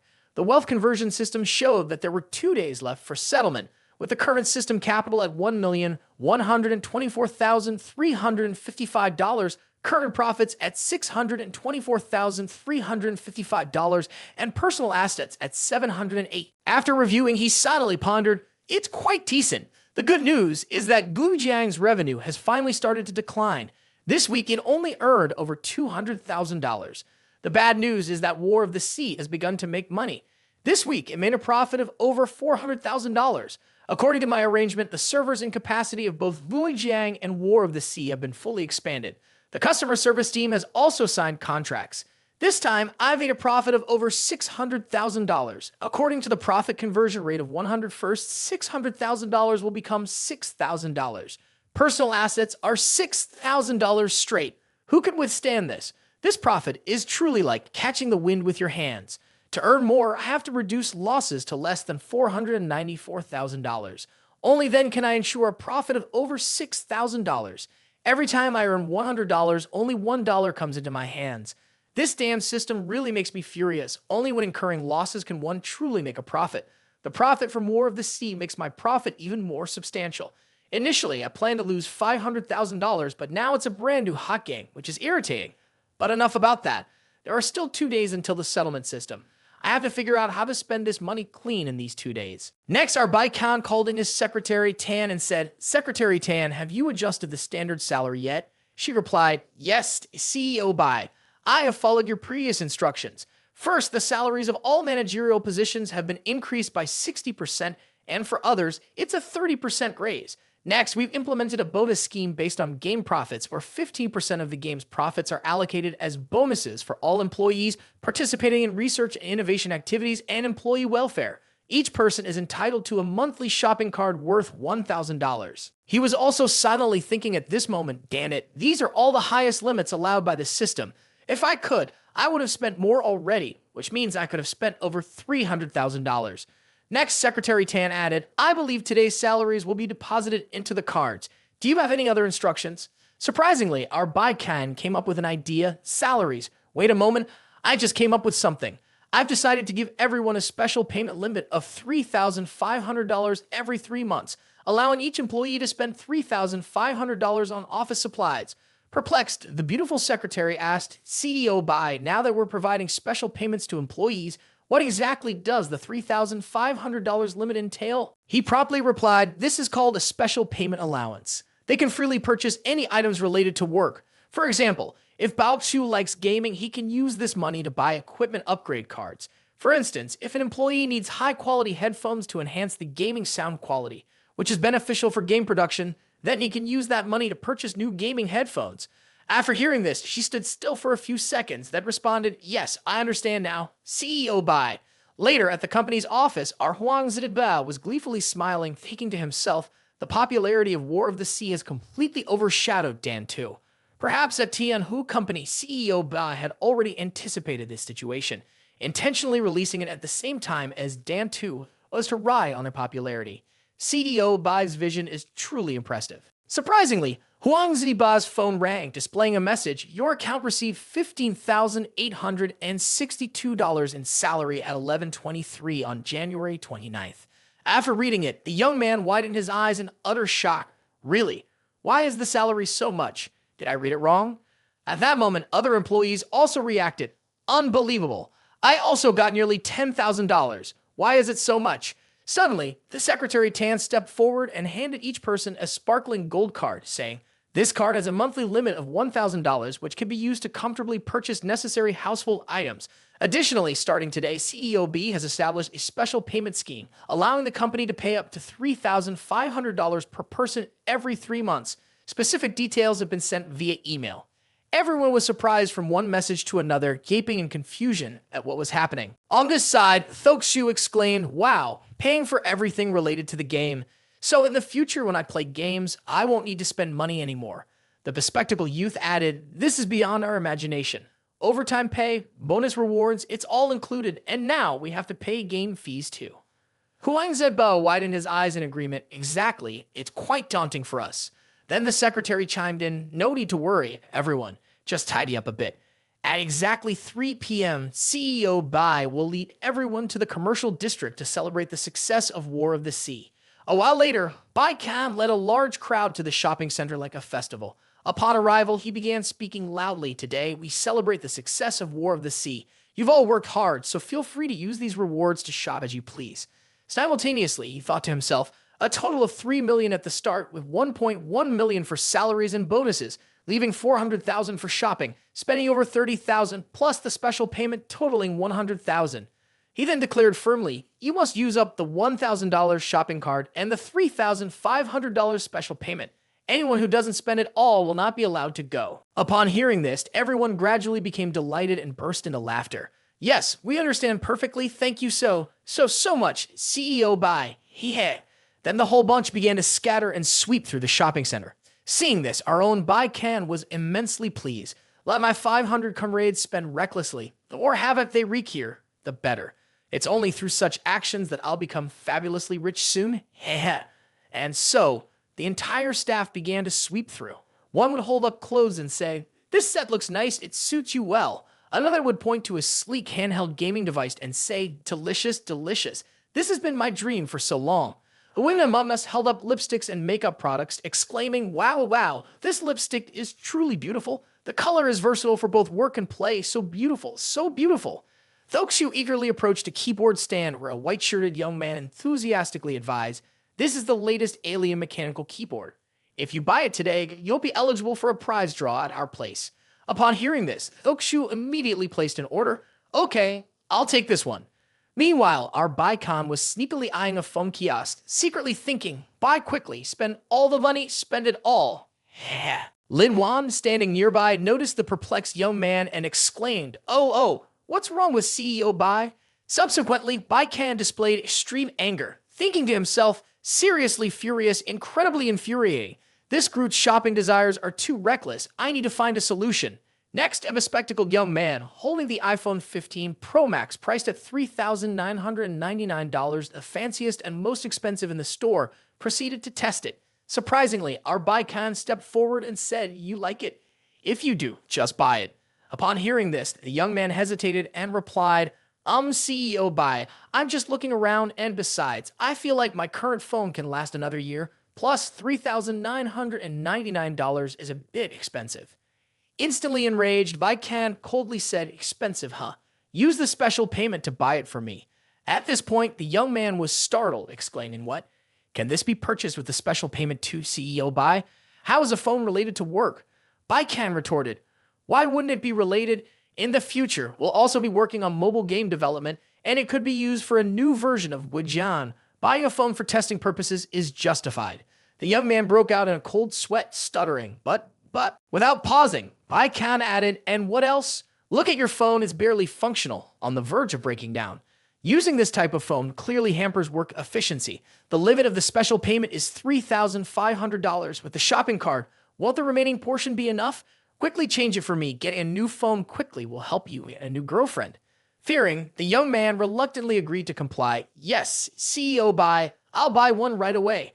Next, Bei Qian glanced over at Huang Ziba, running his hand through his blonde hair, saying, "I think you should also consider changing your phone." Huang Zedba chuckled weakly in response, "Come on, CEO Bei, I just got a new phone over 2 months ago."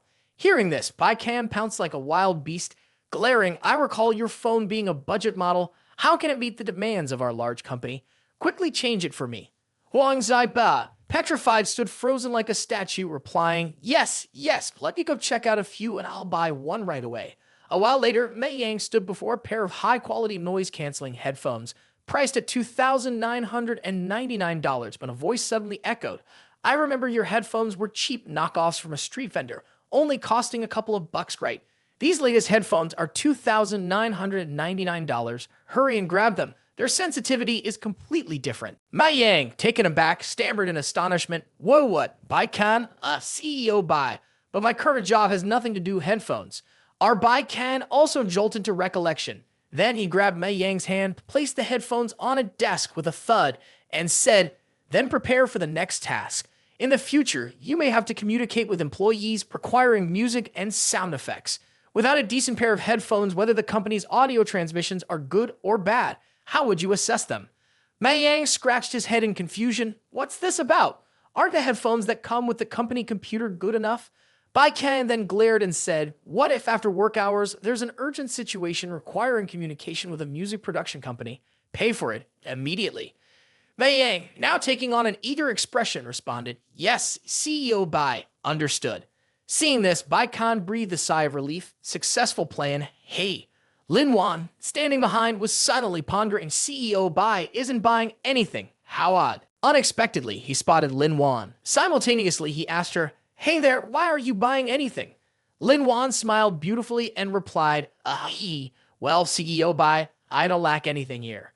He furrowed his brows upon hearing this, silently thinking, wow, this moneybag of wealth, as vast as the mountains, she can do whatever she wants. She's quite capable. Bei Qian began to stroll around the shopping center. At this moment, he thought to himself, the previous system funds were over $1,100,000 spent to the brim. Now there's $570,000 left, and I'll have to spend this final $70,000 myself. After exhausting the $70,000, any additional expenditure can be converted into personal assets at a 1-to-1 ratio. Then he entered a rather VIP store.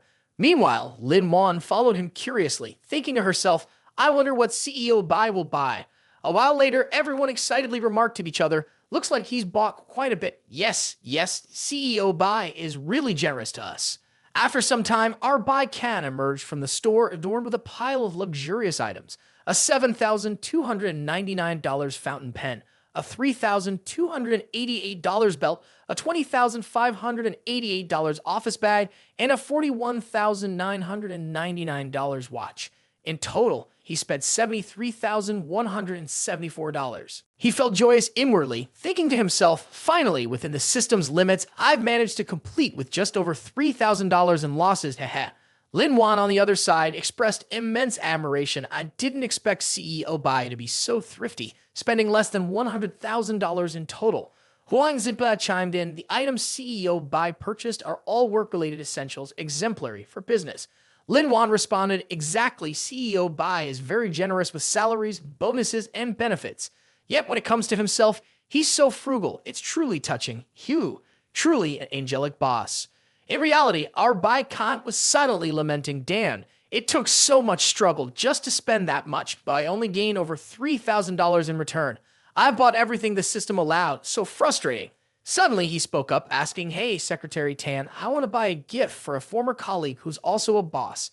Do you have any suggestions? Upon hearing this, all the female colleagues started discussing among themselves, how about expensive suits, men's cologne, and luxury watches? On his side, Bei Qian sighed inwardly, thinking, no, I've already bought everything new that I could, and the system doesn't allow me to purchase the remaining items. Surprisingly, Lin Wan smiled brightly and suggested, why not gift a pair of glasses? A stylish pair of glasses can enhance one's aura and showcase the wearer's sophistication. Upon hearing this, Bei Qian smirked to himself, saying, you're right. Where can I find the most expensive glasses? Secretary Tan promptly replied, let me take you there. A while later, he and the beautiful Secretary Tan emerged from the store with incredibly intellectual-looking eyewear accessories, looking extremely handsome and cool. The authentic gutsy glasses, priced at $8,199 each, he bought 2 pairs right away.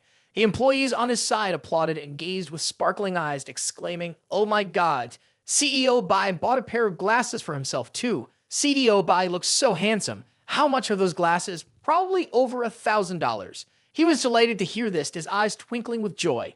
Simultaneously, he thought to himself, with these 2 pairs of glasses costing over $8,000, I've finally managed to lose $20,000 ahead. Next, he imagined himself as an astronaut setting foot on the moon, always fresh. This is a small step for me, but a giant leap for the career of defeating the system, he chuckled. 2 days later, in Bei Qian's office, he leisurely sipped tea while simultaneously checking the system board. The system was conducting settlements. The current system capital of $478,723 had decreased by $21,276. Undergoing conversion to personal assets at a 1-to-1 ratio, his current personal assets amounted to $21,884. After reviewing this, he felt immensely pleased. The feeling of losing is truly wonderful. I must continue to strive to see how much the next capital will be. Then the system displayed, the next settlement time is in 90 days. The current capital of the client has been replenished, currently standing at $1 million. Additionally, the client has a special task to open a store in reality, selecting a bustling area or near a university campus. The reward for completing this special task when converting losses increases by an additional 10% beyond the basic quota. Our Bei Qian's eyes sparkled with excitement as he finished reviewing the task. Great, there's an additional special mission. Moreover, This mission seems to align perfectly with my intentions. It's like a cherry on top, haha, because I understand the future trends of 10 years from now. For real-world businesses, it's as simple as this: decline, rising rental prices, soaring commercial property rates, rapid development of online shopping systems, and an increasing number of home boaties.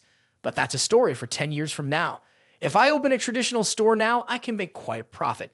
Currently, there's an important task at hand, which is to figure out how to get rid of the two obstacles in my way, Huang Zaiba and Bao Xu, from the company. Only then can I quickly become a billionaire. Heh. The next morning at Bei Qian's company, a man in a white shirt and glasses named Lu Mingliang unexpectedly spoke up. Hey, Huang Zaiba, Bao Xu, quickly take a look. There are many people discussing fiercely about our game online. War of the Sea is causing a sensation with its $888 top-up. Is it genuinely passionate about the profession or just a tumor in the gaming industry? What do they mean by that?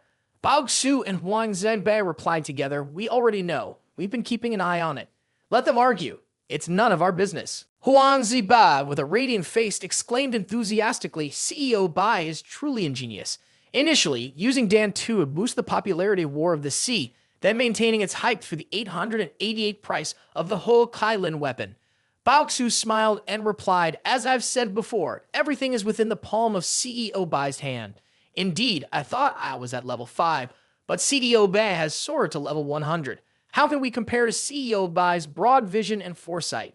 As they were discussing, Bei Qian suddenly approached and said, everyone, check the messages in the company group. I will start a voting session. This is a confidential vote, so please vote for the person you think is the best employee. There will be a secret reward. The crowd cheered for CEO Bai. Then the beautiful secretary walked up with a box. Meanwhile, Bei Qian was silently contemplating with Huang Zaiba and Bao Xu here. The task of causing Deng company to lose capital will be much more difficult. Keeping these two is not feasible, but directly removing them is not an option either. There's no reason to demote them. As for Lin Wan, I'll observe further. After all, she may have been in contact with other players to test, as she did that task at Tianhe. A moment later, Secretary Tan spoke up, Mr. CEO Bai, everyone has finished voting. He responded, oh, that's great. Now let me see the voting results. First place is Huang Zaibai with 14 votes. Second is Bao Xu with 10 votes. Third is Lin Wan with 3 votes. And Lu Mingliang with 2 votes. Indeed, just as I predicted. Then Secretary Tan unveiled a magnificent shining gold trophy bearing the inscription Best Employee of the First Quarter at Deng Network Responsibility Limited Company. Following that, our Bei Qian held it up and presented it to Huang Ziba with golden hair immediately. You've done remarkably well. Congratulations. The young man was utterly surprised and confused. Huh, me? Then the crowd below erupted in thunderous applause, congratulating our Huang Ziba. Hooray, hooray, you're amazing. Congratulations. On this side, Huang Ziba welled up with tears, deeply moved and choked with emotion. Thank you all so much. I'm grateful for the trust and nurturing of CEO Bai, and I also thank everyone for always cooperating and helping me develop War of the Sea successfully. I feel that the first credit belongs to CEO Bai, who has clearly shown us the right direction. Next is the merit for the sharp flexibility of Bao Xu. Bao Xu scratched his head, chuckled, and replied, heh, you're too kind. Huang Ziba continued, ultimately, the credit belongs to everyone. We have been tirelessly striving. This is the result of effort from all of us. This trophy should belong to everyone. Lin Wan on this side was also enthusiastic, thinking to herself, isn't this what a genuine company should have? Indeed, coming to Dengda is absolutely right. Then, our Bei Qian raised both hands and said, oh, all right. Next, I will give a special reward to the best employee. Huang Ziba, from today onwards, you are no longer part of the design team. Huang Ziba, with golden hair, was utterly shocked upon hearing this. Really? Am I hearing correctly? The whole crowd below shared a perplexed expression, not understanding what Bei Qian intended. Is CEO Bai joking? But his demeanor seems quite serious. Then Bei Qian raised his hand and said loudly, the supervisory position to implement the plan will be entrusted to Lu Mingliang. The young man on this side also stood still for 5 seconds, not understanding anything. Really? Me? At this moment, Huang Ziba was dumbfounded, thinking to himself, what does that mean? Didn't I just receive the Best Employee Award? Why would I be fired on the spot? Then Bei Qian turned to Huang Ziba, patting him on the shoulder and saying, you're still an employee of Dengda, but from now on, you won't work in the gaming industry anymore. I've decided to allocate $1 million from the Dream Fund to you. You can choose any field you're passionate about and invest the $1 million to realize that dream. Whether successful or not, the company will bear all the risks for you. Upon hearing this, the young man's eyes lit up. What? Did I hear that right? $1 million? It's unbelievable. Meanwhile, our Bei Qian was silently thinking, oh yeah, success. This is the best solution I've come up with. This is the rule of eliminating top positions. I'm so clever. Ha ha ha ha. Huang Zibe then expressed concern, saying, CEO Bai, I'm afraid I don't have the ability. There's a high chance I'll lose all this money. Listening to this, Bei Qian gave Huang Zibe a strong pat on the shoulder and said, I believe in you wholeheartedly. You must trust yourself. Feeling overwhelmed, the young man reluctantly accepted, yes, CEO Bai, I will definitely try my best. Bei Qian smiled, but deep down, he was seething with anger, thinking, you may have a talent for game development, so don't work in games anymore, wasting so much of my money. It's infuriating. On this side, everyone was cheering and congratulating Huang Zibe. Hats off to Huang Zibe. Truly amazing. Hey, hey. Oh, come on. You're flattering me too much. Meanwhile, Bei Qian was silently thinking, Huang Zibe has never been in business, so he'll definitely lose this million. Isn't this a perfect double-edged sword? I truly am a genius. Heh. Suddenly, Bei Qian added, next is the second reward, which goes to Bei Qian. The young man listening was taken aback. Huh, what's CEO Bai saying? Me. Yes, although it's only second place, it's regrettable, but the company won't forget your efforts. At this moment, Bei Qian was as happy as a child receiving a gift. Oh my gosh. CEO Bai is amazing. Then Bei Qian continued, as the second place winner, you'll have the opportunity for a month-long paid vacation starting tomorrow. You don't need to come to work. Feel free to enjoy yourself elsewhere. The grand gesture overwhelmed Bei Qian, leaving him wide-eyed. What? You're telling me to go out and play? What can I play? Won't it just be sitting in internet cafes? But isn't sitting in an internet cafe as comfortable as being in the office? The young man scratched his head awkwardly and replied, CEO Bai, I don't really need this reward. I find it very good at the company. Upon hearing this, Bei Qian's face turned stern as he approached Bei Qian firmly and said, game design isn't about taking blind risks. If you want to achieve success in the future, you must broaden your horizons. You understand? Yes, I understand, sir. At the same time, Bei Qian added, later, I'll have my secretary Tan arrange a travel itinerary for you. You must visit all the famous tourist destinations in the country, mark each one, then conduct surveys and study at major domestic gaming companies. This is a job requirement and cannot be refused, do you understand? Bei Qian, with tears streaming down his face, replied, yes, CEO Bai, I understand. Then Bei Qian turned and walked away, saying, all right, the evaluation for the best employee of this period ends here. Everyone, go rest. Mei Yang, come to my office in a moment. Mei Yang, startled, replied, yes, sir. CEO Bai, I understand now. At the same time, Bei Qian was thinking to himself, wait until a month later when Bei Qian returns. The draft design of the new project will be completed early. No matter how good Bei Qian's creativity is, it won't be effective. A moment later, in the office of CEO Bei Qian, Mei Yang spoke up, hey Bei Qian, even though you're my boss now, considering our brotherly relationship, I have to give you some advice. I don't think it's right for you to let Lu Mingliang take over Huang Zibe's job. I don't see any special capability in Lu Mingliang. If he can handle the planning department, then I think I can do it too. Upon hearing this, Bei Qian replied, come on, let's have some tea together. Rest assured, our brotherly bond, how can I treat you unfairly? I haven't assigned you any important position because I have an even more important After the youth finished listening, he broke out in a cold sweat and stood frozen for a few seconds. Bei Qian, the important position you mentioned is the owner of a chain of internet cafes.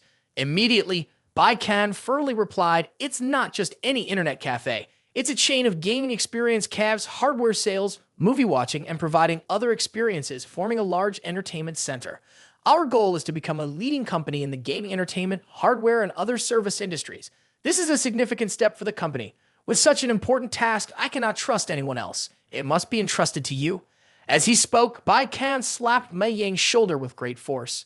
The laid-back Mei Yang felt extremely surprised and took a deep breath, finished his tea, and firmly responded, all right, Bei Qian, you can trust me.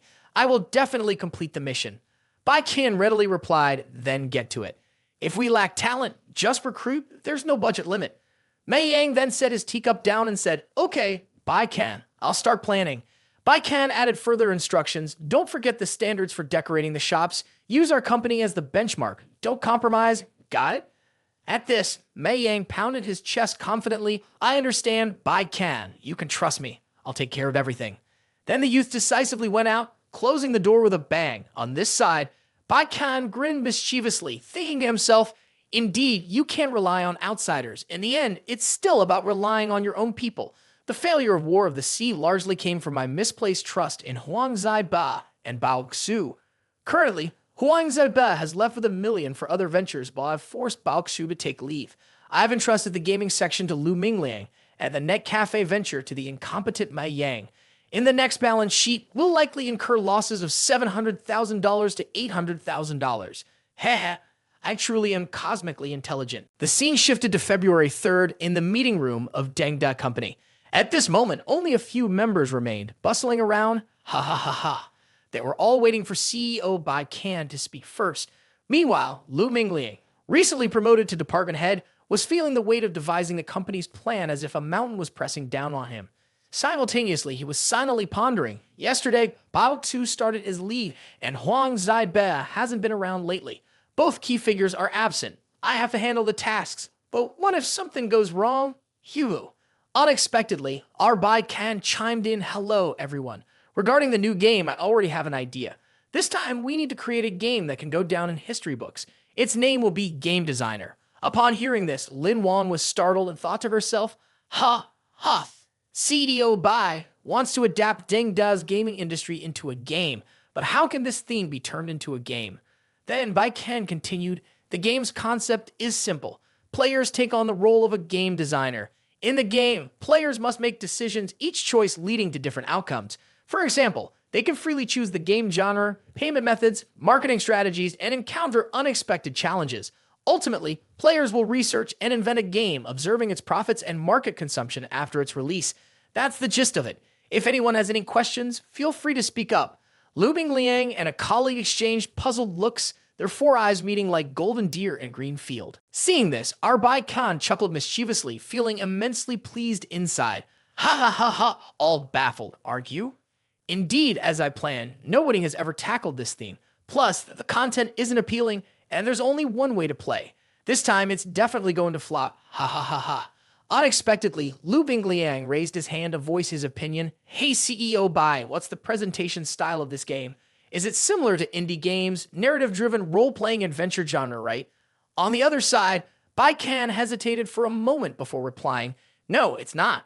We have to create all scenes in 3D. Everything must be highest quality 3D models, regardless of characters or scenes. All must be top-notch for me. At the same time, our Bei Qian was secretly smugly thinking, how much can you spend on a narrative-driven adventure game? Even if the graphics are flawed, even if you hire famous voice actors, it'll only cost $200,000 to $300,000. Isn't that useless? You have to spend more to get rich quickly, heh. Lu Mingliang's eyes widened, his mouth gaping in utter horror. Everything in 3D models. For this narrative-driven adventure game. Next, Bei Qian began to rub his head inside, saying, why are you so lacking in knowledge about narrative-driven adventure games? We need to use a more abstract and modern approach to create this game. My idea is to create a flowchart-style map of square grids, where each grid represents a rune. Each line of the flowchart represents a corridor, with each rune having a door leading to the corridor, representing the different choices of each player. Players move along the corridors, which represent the process of choosing branches of the diagram, while the different rooms are the outcomes of these choices. After hearing this, the youth with glasses froze. What on earth is this? The more I hear, the more confusing it gets. What kind of game is this, using 3D models to create large scenes like that, but in the end, you can only go around in circles? It's too much pressure. Can I even do this? Well, forget it. Let's just record it for now and figure it out later. At this moment, Lin Wan raised her hand to speak. CEO Bai, I think this is a quite innovative design concept. If players just wander around, won't they get bored? Upon hearing this, Bei Qian rubbed his chin, silently thinking, bored? Bored is good, heh. Oh, but yes, if it's just boredom, I'm afraid it won't make players stop completely. Ah, I got it. Next, he came up with an idea. We can add dialogues to the game. Finding it odd, Lin Wan asked, dialogues? Bei Qian promptly replied, exactly. That's a way to communicate with the players. We use dialogues to interact with them. For example, If they choose a wrong option, it will trigger dialogue A, and if they choose the correct one, it will trigger dialogue B. At this moment, our Bei Qian was imagining the character playing the game like this. Having dialogues is great. You followed my suggestion. Purchase value-added services and made a ton of money. Why refuse, right? But next, you'll face a new dilemma, choosing between VIP or regular packages. Personally, I think it's best to choose the VIP package. If you choose the regular one because of the price, why not just buy the VIP outright and have everything included? Then comes the next dialogue. I know right away, of course. You'll choose this one. Caught between money and dreams, you choose money. No need to explain, I get it. It's a common thing, nothing new. Fools like you in this game lack nothing. Always clueless characters. Following that, Bei Qian elaborated this way: every time a choice is presented, there will be feedback, so you won't feel lonely and bored anymore. Lin Wan, upon hearing this, showed immense admiration. Wow, so CDO Bei has considered everything comprehensively. It's amazing that CEO Bei could think of this, truly a design genius. Then, Bei Qian gave the order, we need to have a design discussion within 3 days, complete the entire process within a week, and finish the artistic resource part within 2 weeks. Any issues? On this side, Lu Mingliang confidently declared, CEO Bei, rest assured, I guarantee the task will be completed. Bei Qian replied, okay, good. Let's proceed like that. Let's adjourn the meeting. A while later in CEO Bei Qian's office, he lifted his teacup and said, so, Mei Yang, it's been 3 days. Have you made any selections yet? Mei Yang, startled, responded, nothing yet.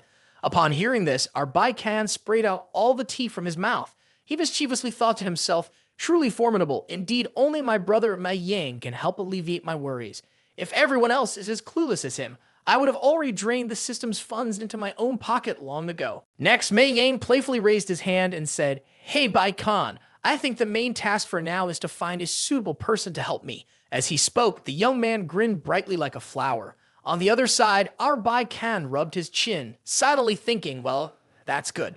But Mei Yang is easily influenced by others. If he finds someone too clever, I'll be in trouble. Then Bei Qian asked again, so how are you planning to find someone to help? Mei Yang, scratching his head in embarrassment, replied, I found a talent on Forum X. I'm trying to lure him with a large sum of money to work for us. After hearing this, Bei Qian thought to himself, holy shit, Forum X is a place full of boastful youngsters, and there's no shortage of cunning ones either. Statistically speaking, the probability of him finding a fake talent is quite high. Bei Qian responded, well, that's quite okay, but elaborate more. Mei Yang excitedly replied, I think if we want to open a cyber cafe, the key point is to have the right computers. Nowadays, it's definitely hard to buy branded computers. To have a decent configuration, we can only hire someone to assemble them. The people I found are the owners of a graphic card group. They look pretty cool. They're quite famous on Forum X. After hearing this, Bei Qian affirmed with a confident gesture, okay, no problem, very good, very good. Meanwhile, he thought to himself, just as I predicted, those Forum X idols are just a bunch of cocky youngsters thinking they're graphic design experts. It's amusing to think about, but when the Forum X guru discusses upgrading computers, they're willing to spend $23,000 per unit. Absolutely fantastic, superb, haha. Following that, Bei Qian decisively placed the teacup on the table and said, we absolutely must recruit this guru. Remember to treat him well. Raise the price. Only when the guru has more money can he equip us with good computers. In his heart, he was as happy as a flower, silently thinking, oh guru, my money depends on your destructive talent, haha. Then Bei Qian rushed over to Mei Yang like a rocket had added to invite a skilled recluse down the mountain. How can we not pay them $8,000 a month? Upon hearing this, Mei Yang responded wearily, Bei Qian, no need to hide it. My current salary is only $5,000. Bei Qian then vigorously draped his arm over Mei Yang's shoulder and said, how could I skimp on you? Wait until we successfully complete this task. I'll raise your salary right away, even share some commission with you. The young man, feeling delighted, exclaimed, all right, you can trust me. Even if I have to kneel down, I will still complete this task. Bei Qian, I'm off to work right away. Following that, Mei Yang hurriedly went out and closed the door with a bang, while Bei Qian silently pondered, the basics of the game are fine, and with Mei Yang being supported by the Forum X Elder, it should be okay. It's just Huang Zaiba's side left. Haven't seen around these days, wonder how he plans to spend that $1 million. Moving on to February 8th, unexpectedly Lu Mingliang knocked on Bei Qian's door and said, hello CEO Bei, it's Mingliang. Bai Qian invited him in, and Lu Mingliang, holding a document, said, "The draft of the game designer game has been completed. Please take a look." Bai Qian was watching in on. After finishing, she exclaimed, "That was fast. Have you been working overtime for more than 9 hours lately? Okay, sit down and tell me." Ming Liang entered the room and replied, "It's just that lately I've been feeling very inspired with high productivity, but I've never exceed the overtime limit set by you." Then Bai Qian took the draft and said, "Okay, well done. Your performance is excellent." In Bai Qian's mind, she thought, "Last time, I couldn't understand the additional details in the design draft, so the final product was far from my idea. This time, I must learn from that experience." Meanwhile, Lu Mingliang also worried, "I hope none of it will be discarded." After a while, Bai Qian spent the whole session making the bespectacled youth explain every detail thoroughly. "Here and here, I think we should revise this part and also this one." At this point, the young man was sweating profusely and thought to himself, "Back then, Huang Zaiba submitted the first design draft of War of the Sea to CEO Bai. CEO Bai just glanced at it and made a decision right away, showing that Huang Zaiba's draft was perfect. CEO Bai was very confident, while my draft is far from perfect. CDO Bai is worried that I won't be able to handle it, which is why he's helping me scrutinize the draft meticulously, continuously asking for adjustments. It's really tough." Then Bai Qian closed his eyes, immersing himself in the character in the game, imagining the entire journey from start to finish. He strolled through the corridors, then through each door to explore. Finally, he opened his eyes and saw a weary face, thinking to himself, "How dull, a whole journey lacks any standout actions, nor any special interactions. It's like just watching a movie. Just thinking about it makes me feel bored." After that, he handed the draft back to Lu Mingliang and exclaimed excitedly, "Okay, this is great. Just follow this draft." Next, Bai Qian thought, "Plus, there will be NPCs lurking around players to provoke them, making players unable to immerse themselves. They'll curse nonstop. It's strange that such a lame game wouldn't be criticized to bits. Ha ha ha ha." After finishing dealing with Lu Mingliang's nonsense game work, he turned to embark on the journey of recruiting idols for Mei Yang's internet cafe. The scene shifted to a fairly large bar in the city. At this moment, a bartender was mixing something, and suddenly an angry manager shouted, "Hey, Chan Yuan, come here quickly. We've got a customer ordering drinks." The guy with orange hair replied, Okay, I'm coming right away, just finishing wiping my hands." Then he took the stage to present a very VIP music piece. "One day, my father, he told me, 'Son, don't let it slip away.'" The guy's name is Chang Yuan, 29 years old, a singer and bartender at the bar.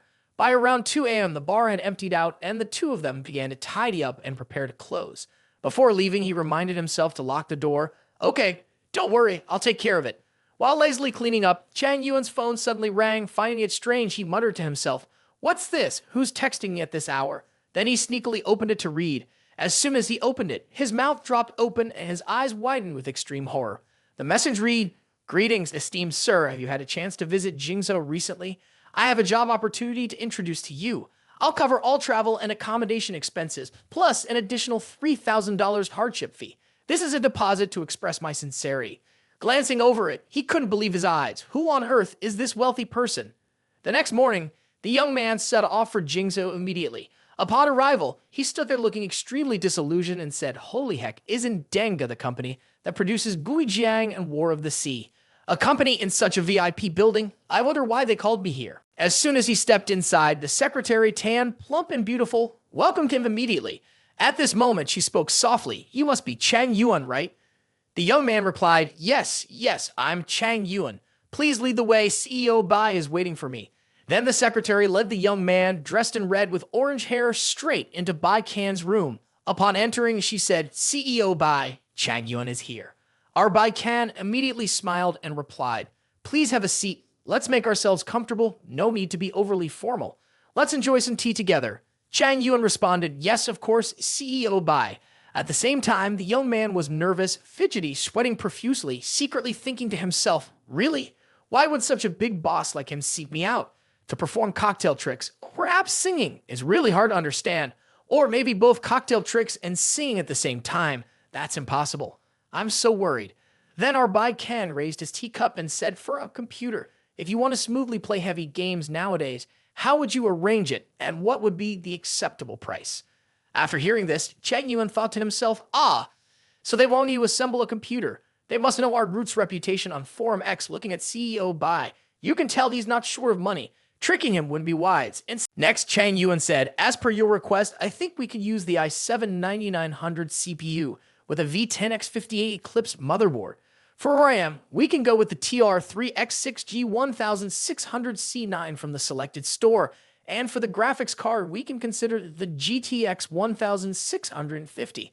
The power supply, computer case, hard drive, mouse, and headset can be of this type.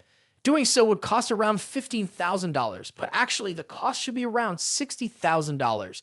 If you were to go to a computer assembly company with a similar configuration, you might end up being overcharged by up to $20,000. After listening, Bei Qian replied, the way you suggest assembling it, these games can indeed be played smoothly for now. But think about the future. If there are new games coming out, would this configuration be sufficient? We need to have foresight and a broad view. So, add an extra $10,000 to it. The young man Chang Yuan in his red shirt seemed utterly stunned.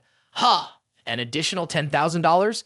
Oh, well, yes, all right, we'll go for a better quality. The other items should follow suit. So, using this type, the total would be $25,000. With this assembly method, it won't become outdated for the next 2 to 3 years. After hearing this, Bei Qian also replied, that sounds good. At the same time, he thought to himself, based on the demand for opening a cyber cafe, that's the limit of the system alert. Can't go beyond that. Oh, how boring. Meanwhile, Chang Yuan was also silently contemplating a set around $26,000. I can accept the loss of $1,000 to establish a connection with CEO Bei. Later on, with a relationship established, I'll profit back later. Then, our Bei Qian gently said, okay, that's good. Let's proceed like that. For now, assemble 50 sets first. As soon as he heard this, the young man in the red shirt spurted his sip of tea right in Bei Qian's face, truly evil. Out of options, the young man had to speak frankly. Yes, CEO Bei, I find it odd to receive a $3,000 hardship fee, so I was thinking of allocating $1,000 to befriend you. But if you want to assemble 50 sets, I'd be losing $50,000. I have to sell my house. Bei Qian was startled and asked back, you think that's wrong. You should accept the $3,000 hardship fee. Why would you want to refund it to me? I can't let you work for free either. Besides the $3,000 hardship fee for each computer, I'll give you a $200 assembly fee. After hearing this, Chang Yuan responded awkwardly, is that really good? Then Bei Qian raised his finger and clicked the like button, saying, actually, I'm preparing to open a cyber cafe. If conditions are suitable, would you agree to work in Jingzhou City? Young Chang Yuan, upon hearing this, was shocked. Tears welled up in his eyes, filled with excitement. Conditions are suitable. Of course, I'll agree. At the same time, he was silently thinking to himself, oh shit, this boss is so generous. The perks must be pretty good. Ha ha ha ha. This time my life is changing. Then Bei Qian said, okay, great. So tell me a little about your previous work. At this point, Chang Yuan responded, downtrodden, I'm a singer at a bar and also work as a bartender. I lead a small group on Form X. Now the young man's tears were flowing steadily. Feeling pitiful, silently lamenting, it's over, CEO Bei values my understanding of computers and hardware. That's why he wants to hire me. But my background is so dull, I might have to go back to working at the bar. Unexpectedly, our Bei Qian enthusiastically replied, fantastic, absolutely fantastic, a talented and versatile young man. I really like that. After hearing this, Chang Yuan was utterly astonished, not understanding what was happening. What are you talking about?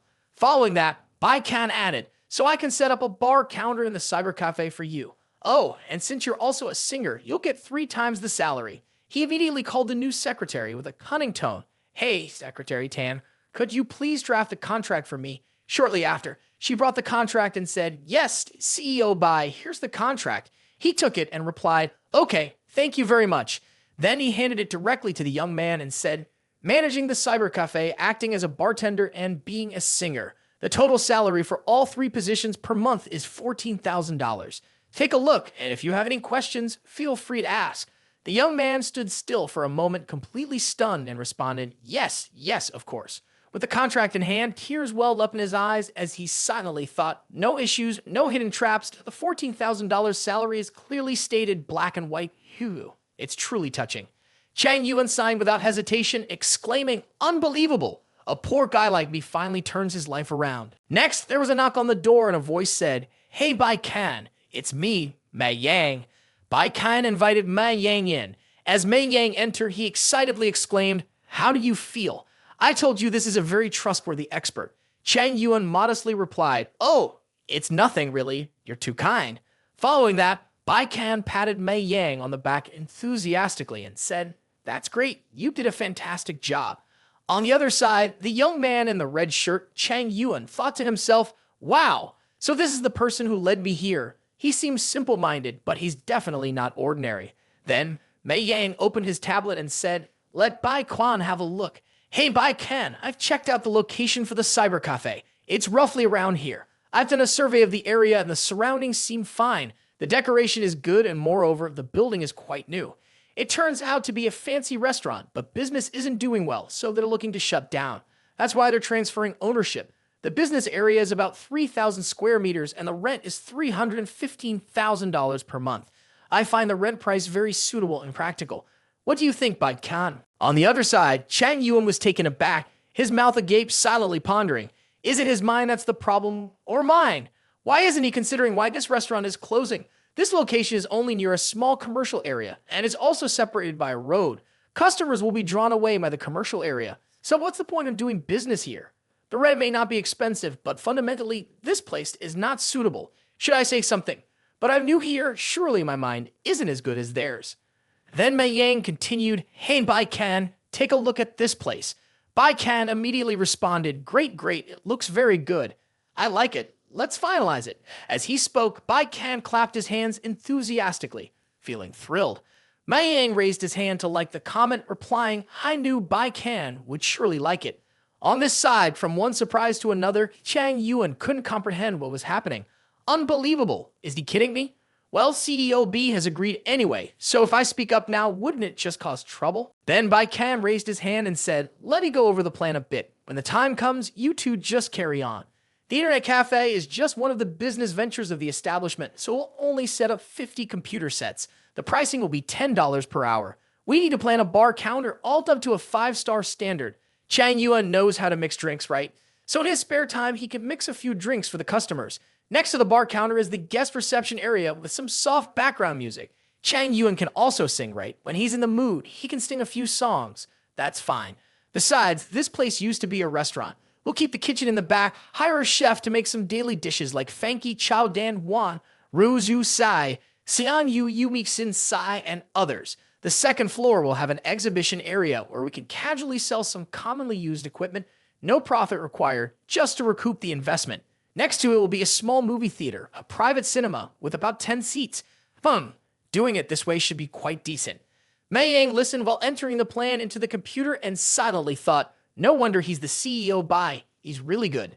Next, our Bai Qian turned to Chang Yuan and said, "What do you think? This is called small but complete."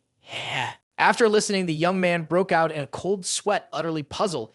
Isn't that a mixed hot pot? So people are supposed to come there to play games and eat hot pot or drink coffee. Moreover, who can afford $10 per hour?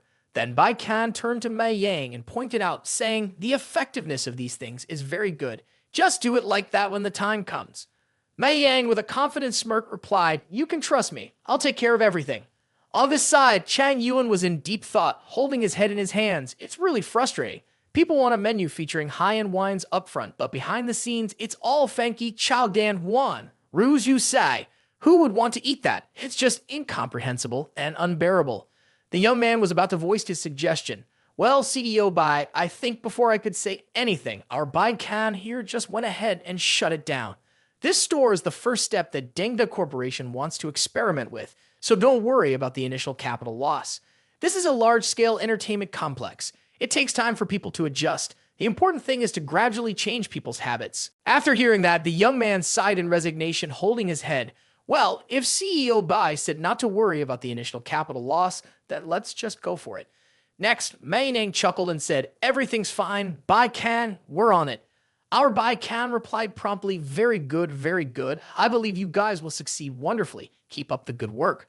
Meanwhile, Chang Yuan remained silent, thinking to himself, well, my salary is over $10,000, which is great. Transitioning to Deng Da's office, all the employees are striving hard. In the CEO's office, Bai Qian was pondering, stroking his chin. It's going quite well. Lu Bingliang and Mei Yang have finished their arrangements. Now it's Huang Ziba's turn. Huang Ziba hasn't been coming to work lately. I need to check on his progress. He then messaged Huang Ziba promptly. Hey Huang Zaiba, how's the dream project going? Have you figured out? Have you thought carefully about which sector to invest in? Huang Zaibai promptly replied, I've decided on the direction CEO Bai. I've chosen the television sector. Actually, it's always been my dream, but it was too challenging, so I opted for the gaming industry. Now that there's an opportunity, I've decided to pursue my dream once and for all. He looked up with surprise. Oh, television sector, huh? That's even better. Television industry burns through capital quickly. Ha ha. But to be sure, I need to ask a few more questions. Then he pulled out his phone and dialed immediately. Hello, it's me. Hey, Huang Zedba, do you have enough capital? I can invest more for you. Huang Zedbei responded awkwardly. CEO Bai, it's not necessary really. You've already provided 1 million for the Dream Fund. How could I ask for more? Bei Qian replied promptly, it's all right, it's all right. Where are you now? Do you have a script? Have you found a director? If you're free, come to the company for a chat. Huang Zidaba stood outside the company building, feeling overwhelmed, and replied, Yes, CEO Bai. I found a director. I'm currently outside our company building. All right, CEO Bai, I'll be there shortly. Then he hung up and glanced at a bespectacled young man, saying, Let's go. CEO Bai is waiting for us in the office. A while later, Huang Zaiba and the bespectacled young man pushed open the door and entered Bai Qian's office. Simultaneously, Huang Zaiba introduced CEO Bai. This is the director I invited, a fourth-year student majoring in directing at Handong University. His name is Zhu Xiaoshuo. He also extended his hand in a friendly gesture, saying, Hello, CEO Bai. Nice to meet you. After hearing that, our Bai Qian's confidence took a 50% leap, thinking to himself, fourth-year student, huh? Fantastic, fantastic. No matter how talented the director is, they surely lack experience, which could stir up some trouble. But this deal seems solid. Heh. Then Bai Qian said, All right, hey, let's sit down and talk. What are you planning to shoot? Will 1 million be enough? Huang Zhenbao waved his hand reassuringly. Don't worry, we're planning a small-scale shoot, just a few short videos. The post-production and equipment requirements are low, so it won't cost much. Short videos, you know. At the same time, Bai Qian's confidence took a hit, dropping to 20%. Why did he have a bad feeling about this? Next, Bai Qian asked, Are you planning to shoot a short film called Wanwan Xiang Bu Dao? The two young men looked puzzled and replied, Wanwan Xiang Bu Dao, what's that? Bai Qian chuckled lightly. Heh, it's nothing. It's nothing. So, have you finalized the specific content? Do you have a script? At that moment, his confidence took another 50% dip. Next, Zhu Xiaoshuo replied, Yes, CDO Bai, we want to shoot you. Bai Qian was surprised to hear that, Ha, shoot me. Huang Zaiba began to explain, Actually, this is something I personally want to advertise. On the side, Zhu Xiaoshuo added, I also heard from Huang Zaiba that you are a master in the industry, so I want to capture some interesting aspects of your daily work.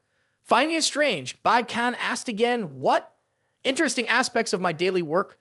He was also thinking to himself, I'm super lazy, can count the number of times I've been to the company on my fingers, and now my confidence has plummeted by 8%. If it sounds dull, it can't be hot, and if it's not hot, it can't be advertised. The probability of losing capital is very high. Then Zhu Xiaoshuo said, Exactly, just a few daily routines of yours, and we'll shoot it in the style of short videos.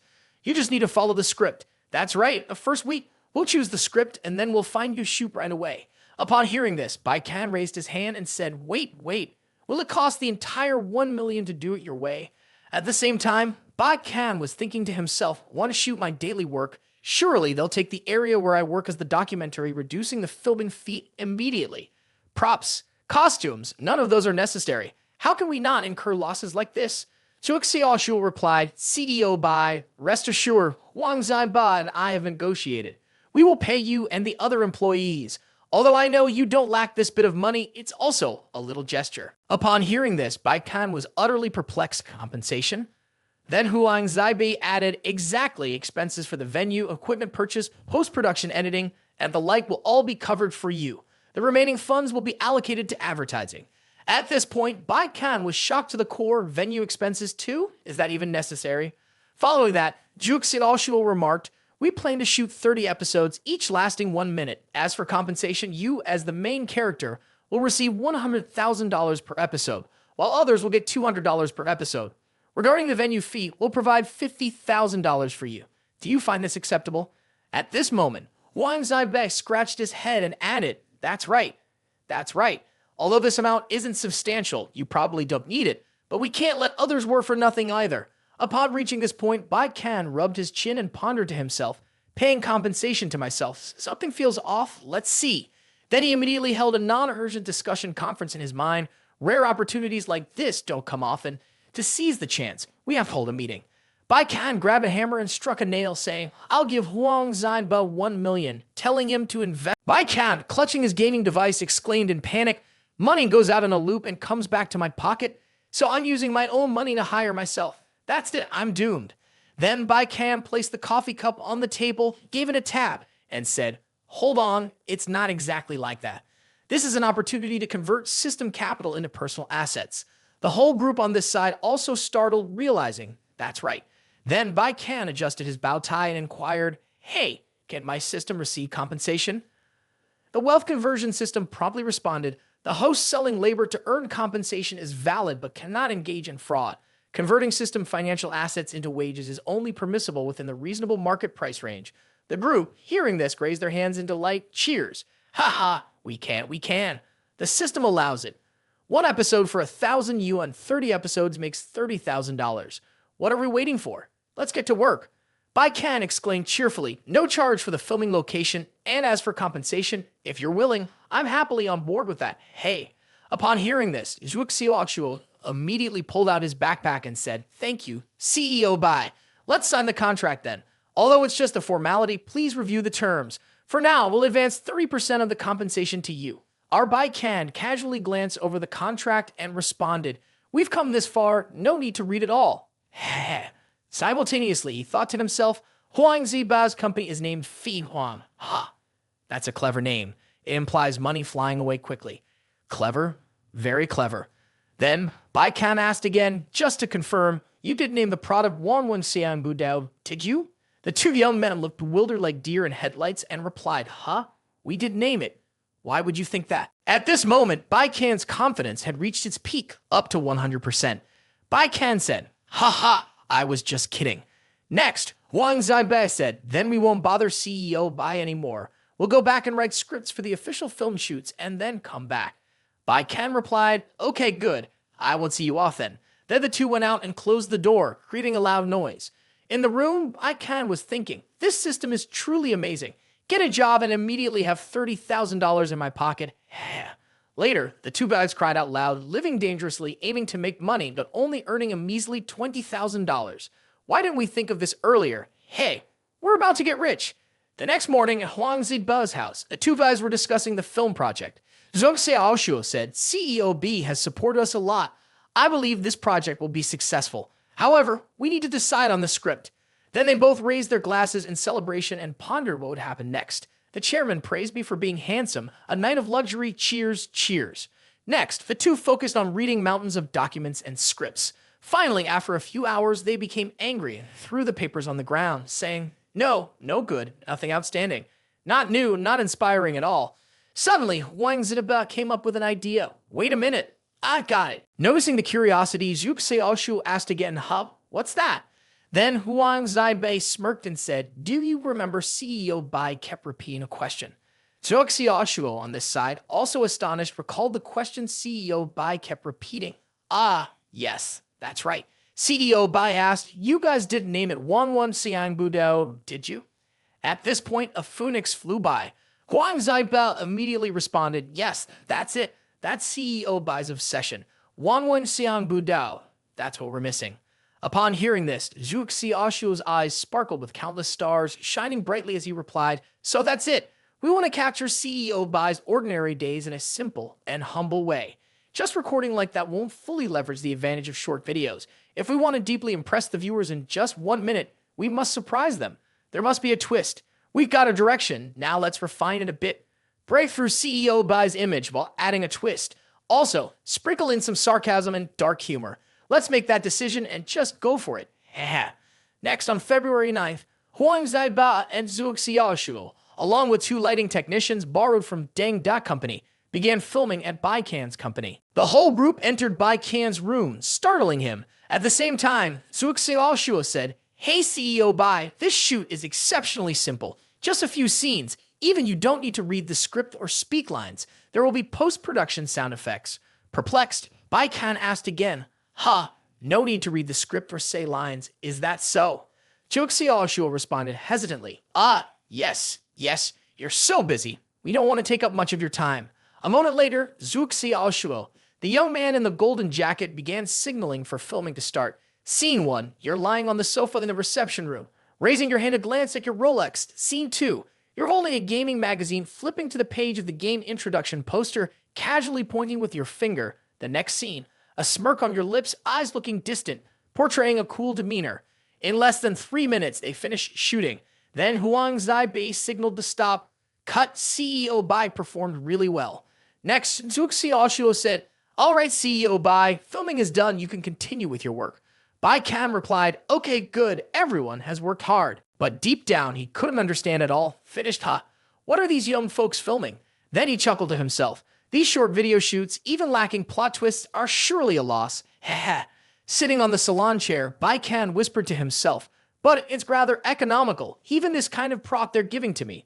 Suddenly, he noticed something. Wait a minute, the Rolex watch. Why does scene 1 want me to admire a Rolex watch? Why does it say I'm lying on the salon chair admiring it?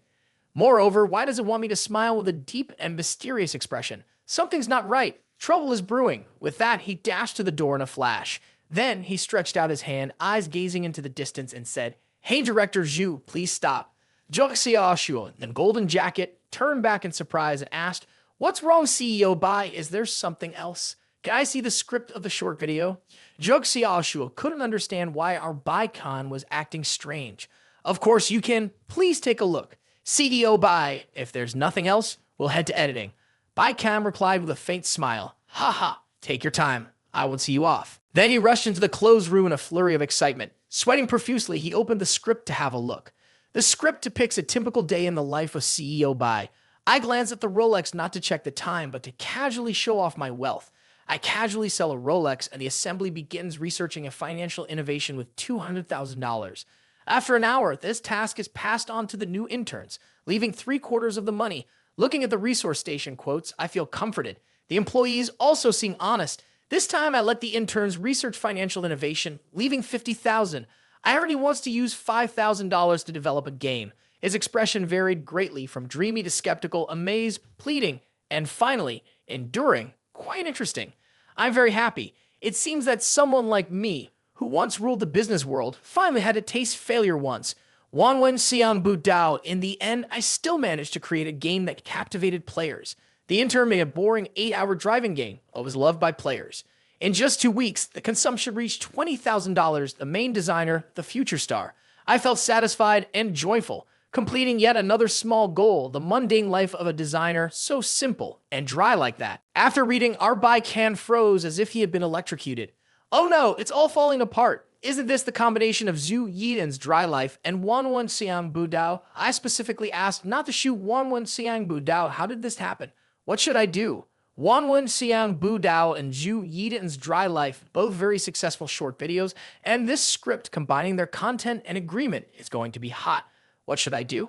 Then you immediately ask the system experimentally, "Hey system, I want to withdraw money. Can I cancel that 1 million investment?" Immediately, the system warned withdrawing money requires a legitimate reason.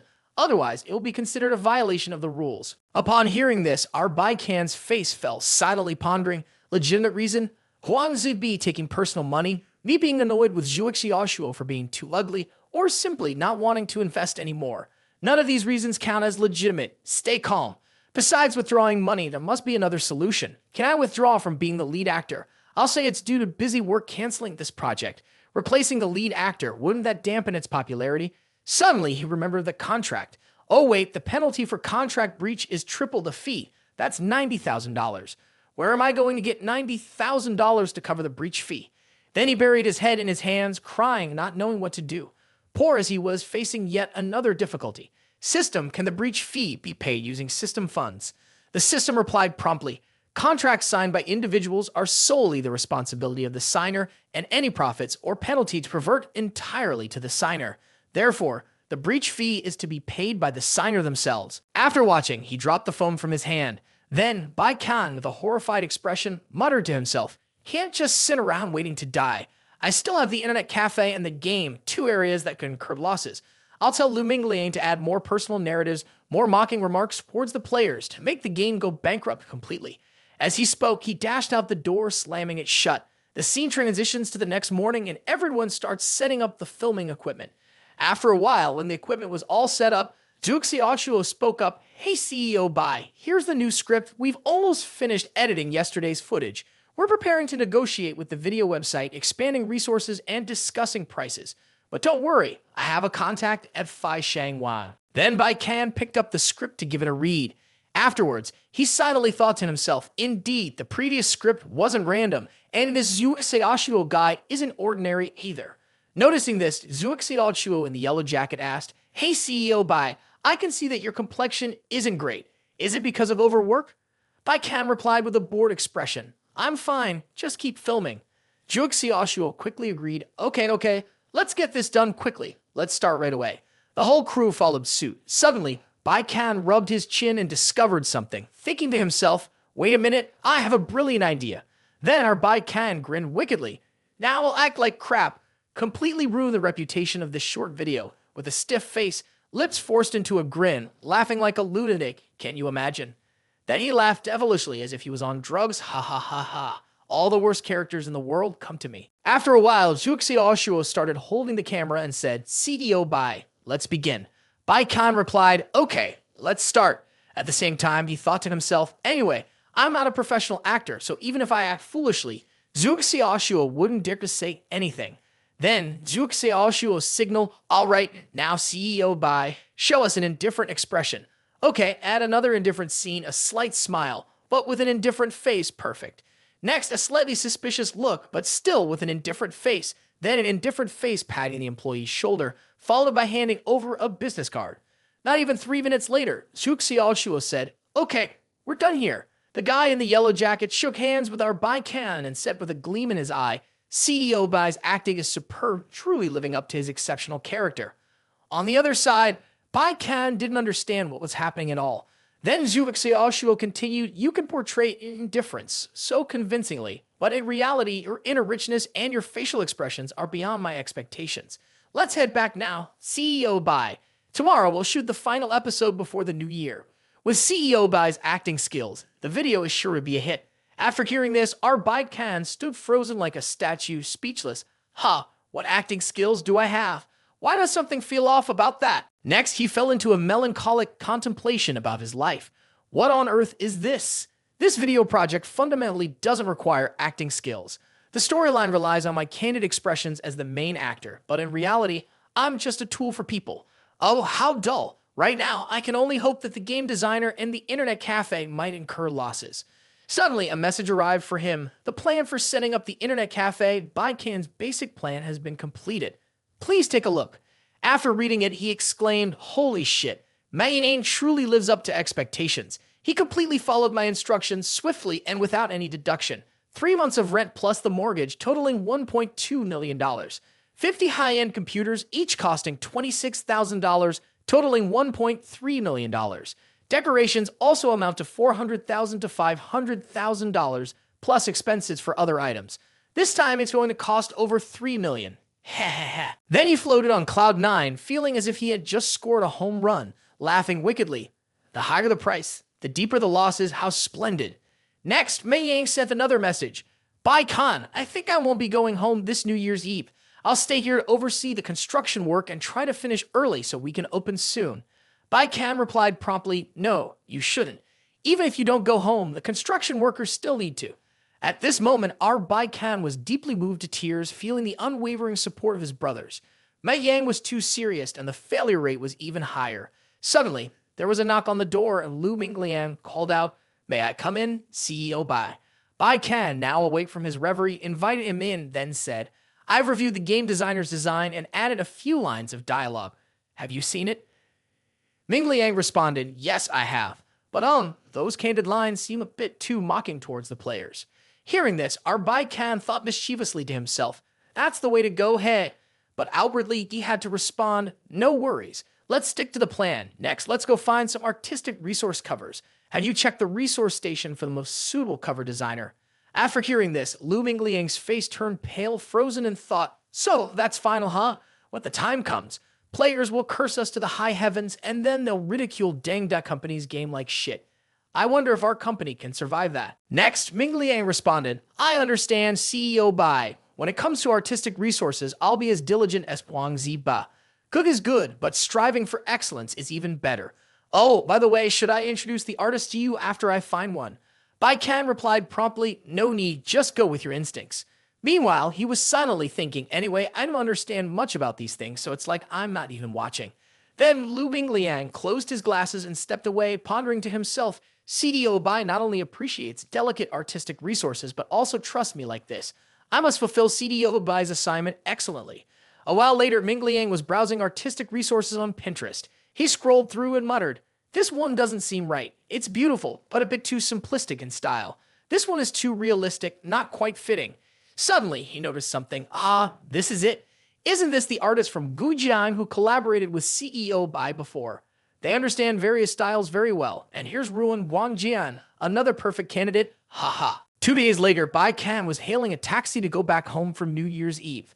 The company's affairs were almost settled, and the 7-day holiday was about to begin. However, he still kept the company matter hidden from his parents. Otherwise, he would have to explain where the $50,000 startup capital came from. Moreover, his father was a bit stubborn and had some prejudices against games. If his father found out about his game company, it would be troublesome. That evening, Bei Qian finally arrived home. As he opened the door, his parents were surprised. Our son is back. Oh, he's really here, they exclaimed. Bei Qian greeted them with a bright smile. Hello, Mom and Dad, I'm back. Then he noticed the TV was showing the news. He sat down to watch with his father. After a while, Bei Qian remarked, Dad, maybe it's time to change the TV. It seems a bit small. His father replied, change what? This one is very user-friendly. Besides, we rarely watch TV together. Hearing the noisy washing machine, Bei Qian inquired further, what about the washing machine, Dad? Should we replace the drum or buy a new one? His father responded coolly, the drum is expensive and the current one still works fine. If we get a new one, what would we do with the old one?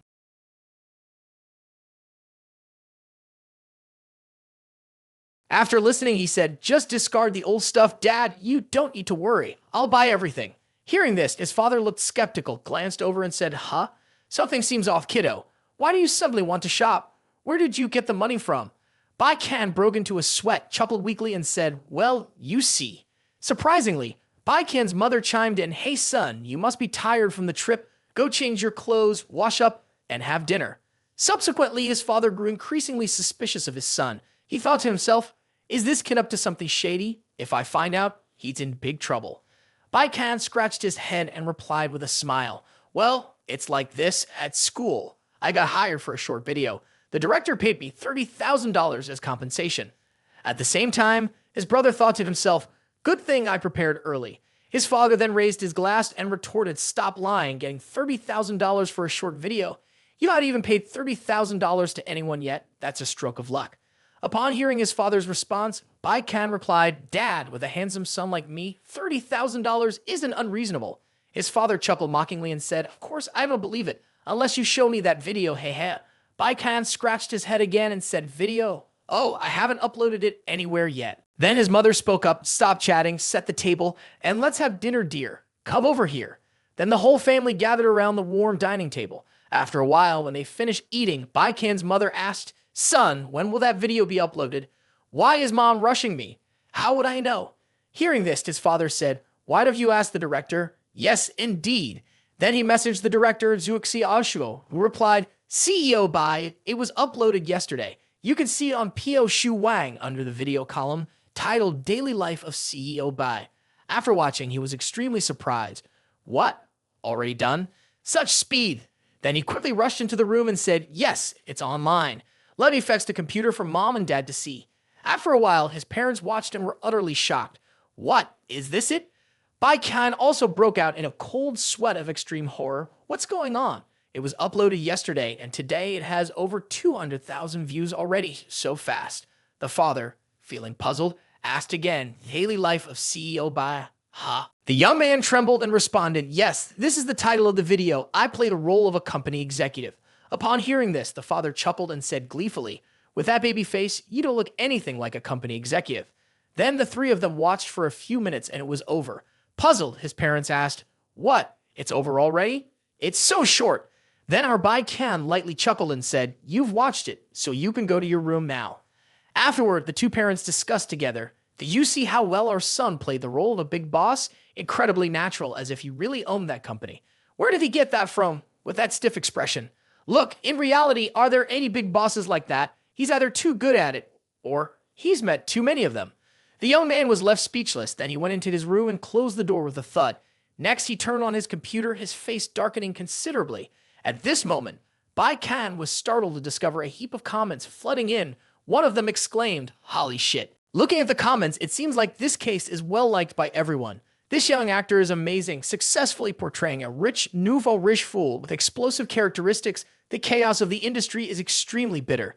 CEO Bei not only has a super aura, but also has a very suitable expression, lounging lazily on the salon chair like a real CEO.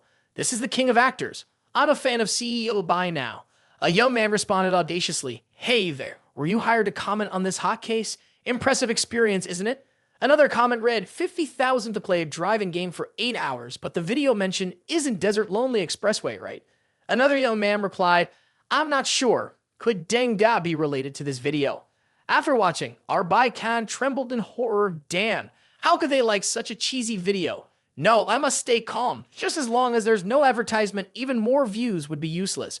Transitioning to after the holiday, on February 22nd, at Deng Company's office, Bei Qian, looking handsome in a vest, stepped out of the elevator silently thinking, things are not looking good. Those 3 videos have all surpassed 500,000 views. Following that, he walked in and found the employees all very excited. "Hey, Director Zhu, the short video is hot. Would you invite us? Director Zhu, can I have a role?" Zhu Xiaoshu responded reassuringly, "Certainly in the future, everyone's segments will increase, but everyone still has to do their main work well, or else CEO Bei will take note of it." At this moment, Bei Qian thought to himself, as long as there's no advertisement, it's fine if the video goes viral. Then the whole group noticed him. "CEO Bei is here. CEO Bei is here. Hello, CEO Bei." Bei Qian then raised his hand in greeting and said, "Are you here to shoot episode 4? Xiaoshu promptly replied, "Yes, but there's still a video related to the business cooperation theme. Would you like to take a look?" Upon hearing this, Bei Qian froze. His face stiffened as he thought to himself, "It's over a business cooperation video. Could it be?" Then he coldly responded, "You come to my office and let's discuss." Xiaoshu agreed to follow, and a while later in Bei Qian's office, Zhu Xiaoshu began, "CEO Bei, we received our first advertising offer the other day. In other words, we've made some money." Upon hearing this, our Bei Qian held the cup, trembling as if being blow-dried, and at the same time, he thought to himself, "Damn it, how come so fast? It's only been a few days since it aired." Then the young man in the yellow shirt continued, "Yes, CEO Bei, it's an advertisement for an online clothing store. They hope that we can wear their t-shirt in the video and arrange for a supporting role to say a promotional line, and we also have to wear their clothes." Bei Qian nodded and asked again, Okay, but how about the price?" Zhu Xiaoshu promptly replied, $5,000 indeed isn't much, but it's just the first step for now. What do you think?" Upon hearing this, Bei Qian's face went pale with horror. Holy shit, that's a hefty sum. I remember back in 2011, the first monetized video by Cheng Zheng's team was only $1,000. Compared to the investment, $5,000 is indeed little, but Zhu Xiaoshu is right. This is just the first step. Suddenly, our Bei Qian grimaced and slammed the cup onto the table with a loud thud. Then he put on a tough front. My opinion is to reject them immediately. Upon hearing this, Zhu Xiaoshu was left gaping, not understanding what was going on. What? You mean reject? Are you kidding me? I really don't quite understand. CEO Bei, please enlighten me. Then Bei Qian switched to actor mode and began. In entrepreneurship, the most crucial point is a broad vision. It's true that adding a commercial segment could bring in $5,000, which seems lucrative, but you also need to consider whether adding a t-shirt advertisement would feel forced or require adjusting the video content. Can we still maintain the same effectiveness? Next time, if they propose advertising cosmetics or shampoo, then sacrificing a large following for a few $1,000s isn't worth it in the end. At this point, Bei Qian erupted angrily. That's self-destructing one's own reputation. On the other side, Zhu Xiaoshu was so scared he almost wet himself. Hearing such sharp words, Zhu Xiaoshu felt enlightened, his intellect ascending to a new level. The young man exclaimed, "Oh my God, indeed, CEO Bai's perspective is entirely different. While my focus was on the $5,000, what CEO Bai cares about is the value of the channel, the short video series. Following that, Bei Qian added, in major matters, it's either gaining significant attention or sacrificing everything for fame. Never should one tarnish their reputation for a bit of money. Do you understand? CEO with the yellow shirt nodded vigorously, firmly responding, yes, CEO Bei, I understand. The young man was also thinking to himself, these insights are truly amazing. It feels like enlightenment. CEO Bei, I love you. Then Bei Qian spoke assertively, so if you want to listen to me, you have to choose advertising standards that meet the highest criteria. A $100,000 ad, a short video from start to finish must prioritize ensuring quality as a prerequisite, all revolving around advertising a product for deployment. This ensures both audience experience and advertising effectiveness, as well as protects the channel's reputation, killing two birds with one stone. On the other side, Zhu Xiaoshuo was struck dumb, his eyes wide open. The young man chuckled awkwardly in response, yes, CEO Bei. Getting someone to place an ad is already quite difficult, let alone revolving the video around the product and ensuring video quality. I think this is quite unlikely to happen. Upon hearing this, Bei Qian patted Xiaoshuo's shoulder reassuringly, responding, I have full confidence in your talent. You must also believe in yourself. At this moment, tears welled up in the young man's eyes like a torrent. He firmly said, yes, CEO Bei, I understand. I will definitely be able to do it. After speaking, he stepped out and closed the door with a bang. Our Bei Qian then slumped back in his chair, a look of relief on his face as if he had just escaped from a dire situation. Thank goodness, finally managed to persuade him. This immediately cuts off 99% of the possibility of CEO Bei recovering his investment. Not long after things settled down, there was a sudden knock on the door. Excuse me, CEO Bei, I'm Lu Mingliang. Young Bei Qian immediately sprang up into a combat-ready posture. Okay, come in. What's the matter, CEO Bei? Is it related to the harmony issue? Harmonizing for emotional expression. I've found some famous domestic materials and recorded a few passages, but I'm not entirely sure, so maybe you could listen and choose. Bei Qian replied promptly, okay, let me hear it. Then he raised his phone, thinking to himself, I need to listen carefully to see if these emotional expressions might encourage players to quit the game. Bei Qian started playing the first passage, imagining it was the voice of a chubby maid with purple hair. Those Chan Nan gang will be more excited if they hear Missy O Qiao's scolding, no. Upon listening to the second passage, he envisioned a seductive girl with long hair. The soft, beautiful voice with a hint of charm should definitely be avoided. As he reached the final passage, he thought to himself, this one is rather ordinary, nothing special, okay, let's wrap it up. Then he spoke to Lu Mingliang. The third option is okay. I like this one. Let's go with this. It has a very unique tone. Simultaneously, he thought to himself, this tone sounds quite sharp, penetrating right into the heart. It might be helpful during gameplay. Lu Mingliang on the other side broke into a sweat. Oh, okay, you choose that one, CEO Bei. Bei Qian replied, is there a problem? This person charges higher rates, or perhaps they're already booked, then double the payment for me. Young Ming Liang scratched his head, blushing. Oh no, CEO Bei, that was just a draft we sent them for a harmony trial. I recorded that part myself. Hey. Upon hearing this, Bei Qian froze for a moment. What? You recorded this? This tone sounds nothing like you. Lu Mingliang, embarrassed like an 18-year-old girl, responded. That's right. I imitated it myself. Heh, CEO Bei. Maybe you should choose another one. Bei Qian shook his head and replied, No, I'll stick with you. I need your normal voice and that unique tone of yours. Except for you. No one else will do. Lu Mingliang, upon hearing this, couldn't quite understand, But CDO Bei, we don't have a professional recording device. Bei Qian raised his hand coldly and said, even with that, there's still a need for questioning. Just rent a recording studio. Rent it for 3 days, then invite a sound design expert to provide professional guidance for you. If 3 days aren't enough, extend it. Get it done. This is in order. Young Mingliang, with his glasses, chuckled nervously. Yes, CEO Bei. I'll go discuss it with Secretary Tan. After Lu Mingliang left, our Bei Qian lay back on the salon chair, thoroughly amused. Heh, everything is going according to plan. These guys, they're all multi-talented, but who can outsmart me? Heh. On the morning of February 24th, Lu Mingliang was conducting a design team meeting with 6 members. With his glasses on, he appeared cool as he began. Today's meeting mainly focuses on 2 matters. Firstly, I'll be absent for about 2 or 3 days as I need to handle sound design for the game. Game designer. The team was shocked to hear this. Clutching their heads in horror, the game is still in production, and the person in charge of planning is off to do sound design for the game. On this side, Zhu Mingliang responded with confusion. That's CEO Bai's order. Don't ask me why, I'm also curious. Secondly, I hope everyone will complete their assigned tasks well. If there are any issues, let's discuss them together. Then he glanced at Lin Wan, silently pondering, why is Lin Wan so focused on reading the dialogue? Shouldn't I be the one to take it seriously? Lin Wan then spoke up. I think I roughly understand CEO Bai's implication. Hearing this, Ming Liang was taken aback and asked, "What? Are you saying CEO Bai's implication is for me to do sound design?" That's right. This time CEO Bai's implication is truly profound, so we didn't recognize it at first.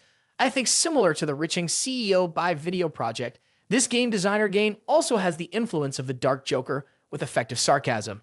Everyone, look at these straightforward dialogues. The dialogues always guide the players, offering several choices during the crafting process.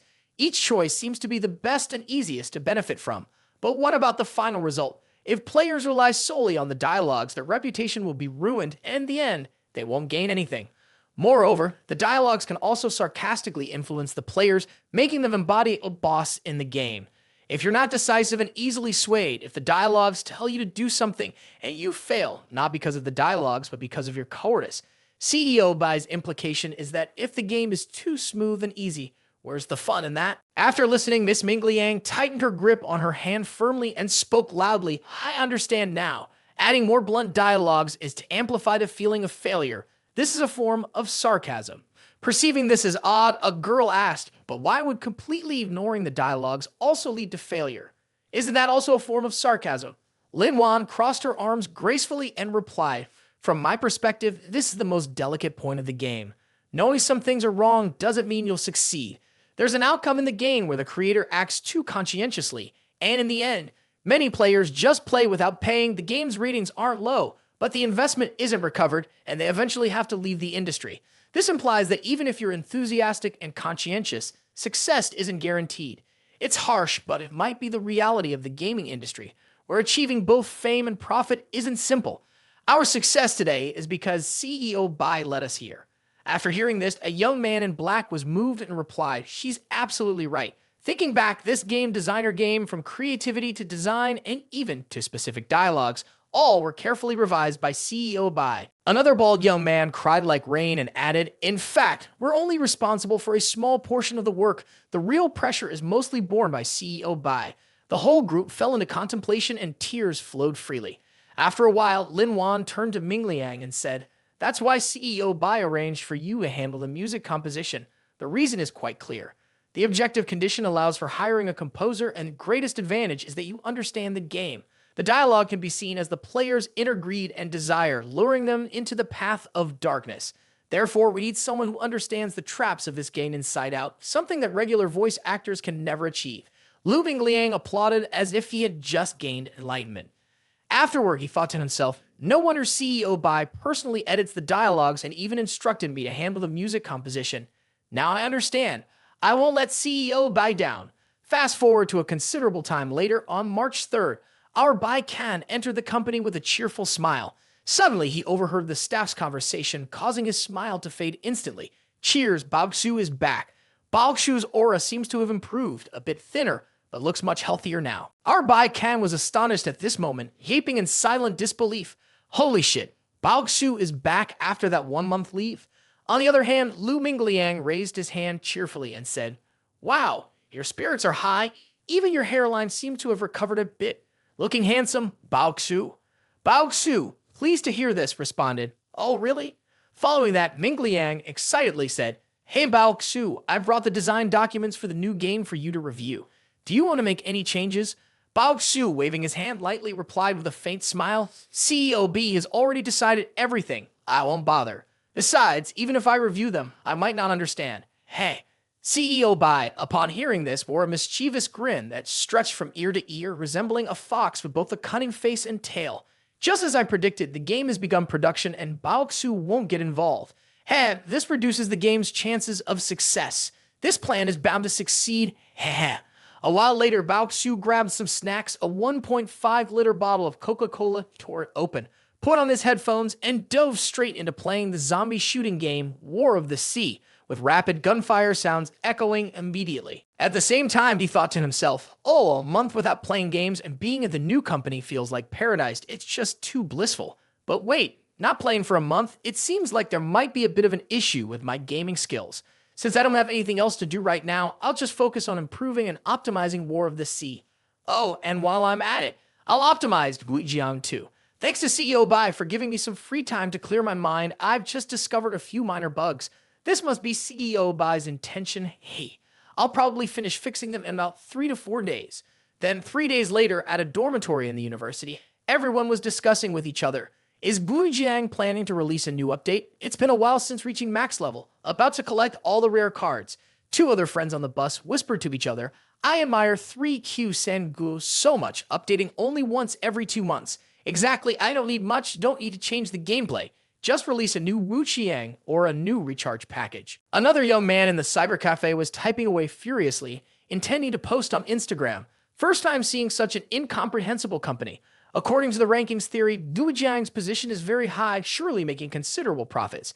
Why would they update the new version? What is Deng thinking? Why not release a new version? Are you people averse to making money to such an extent?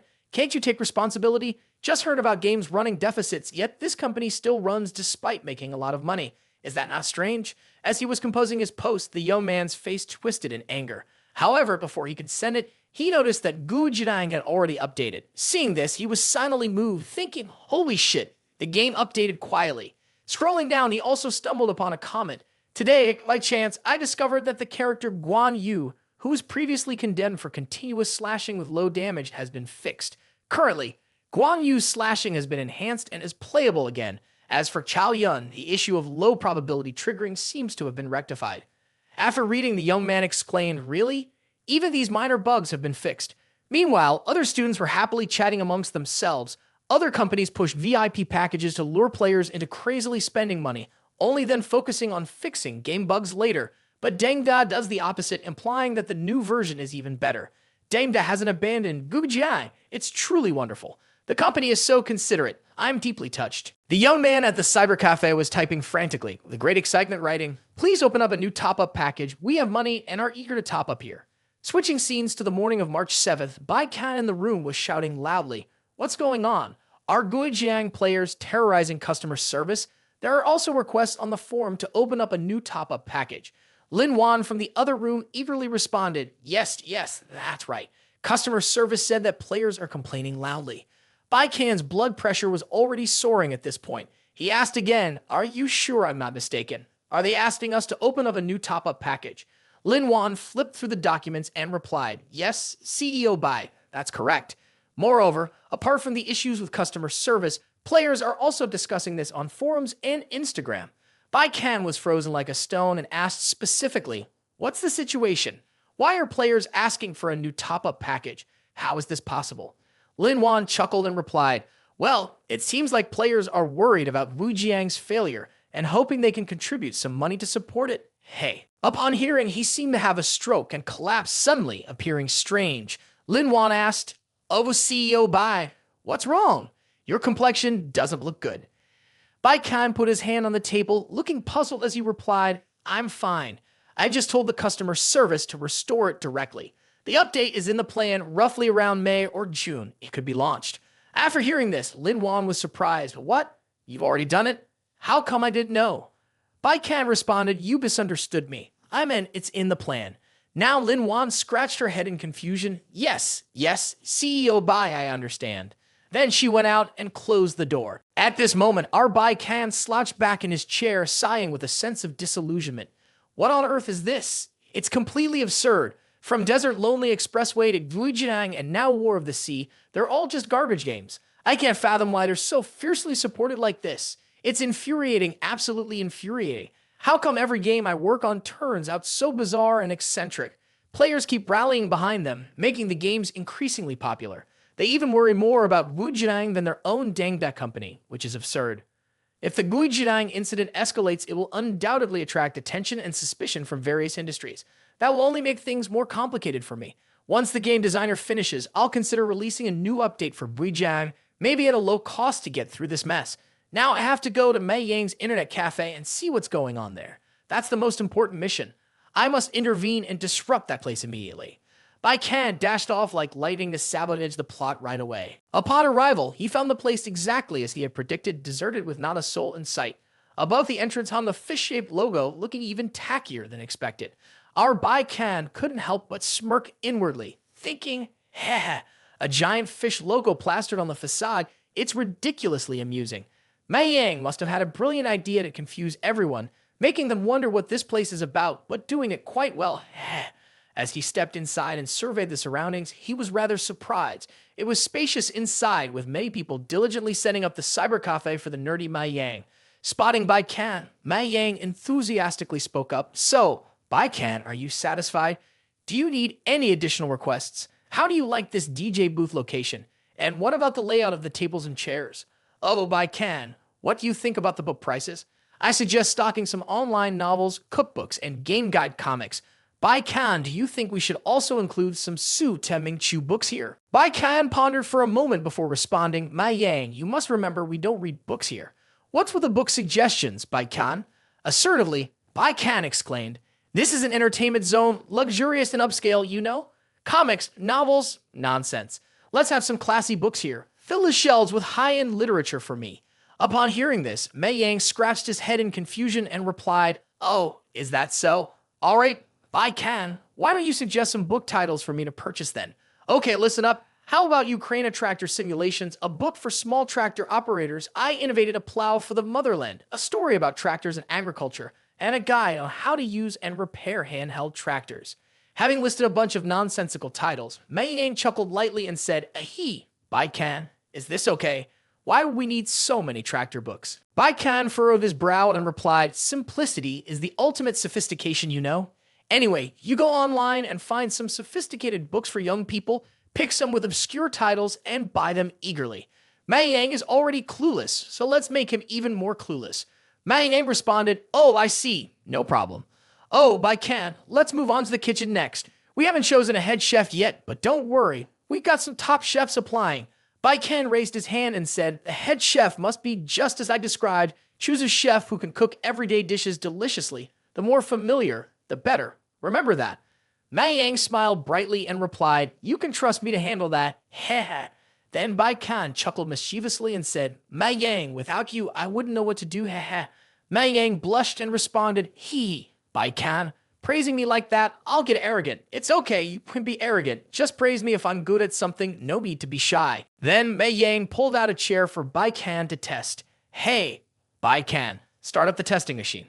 Our Bei Qian sat down and thought to himself, this chair feels surprisingly comfortable, definitely worth the money. Next, Bei Qian turned to say, oh, by the way, when there are users on the machine, make sure to have a clean towel here, like the ones at fancy restaurants.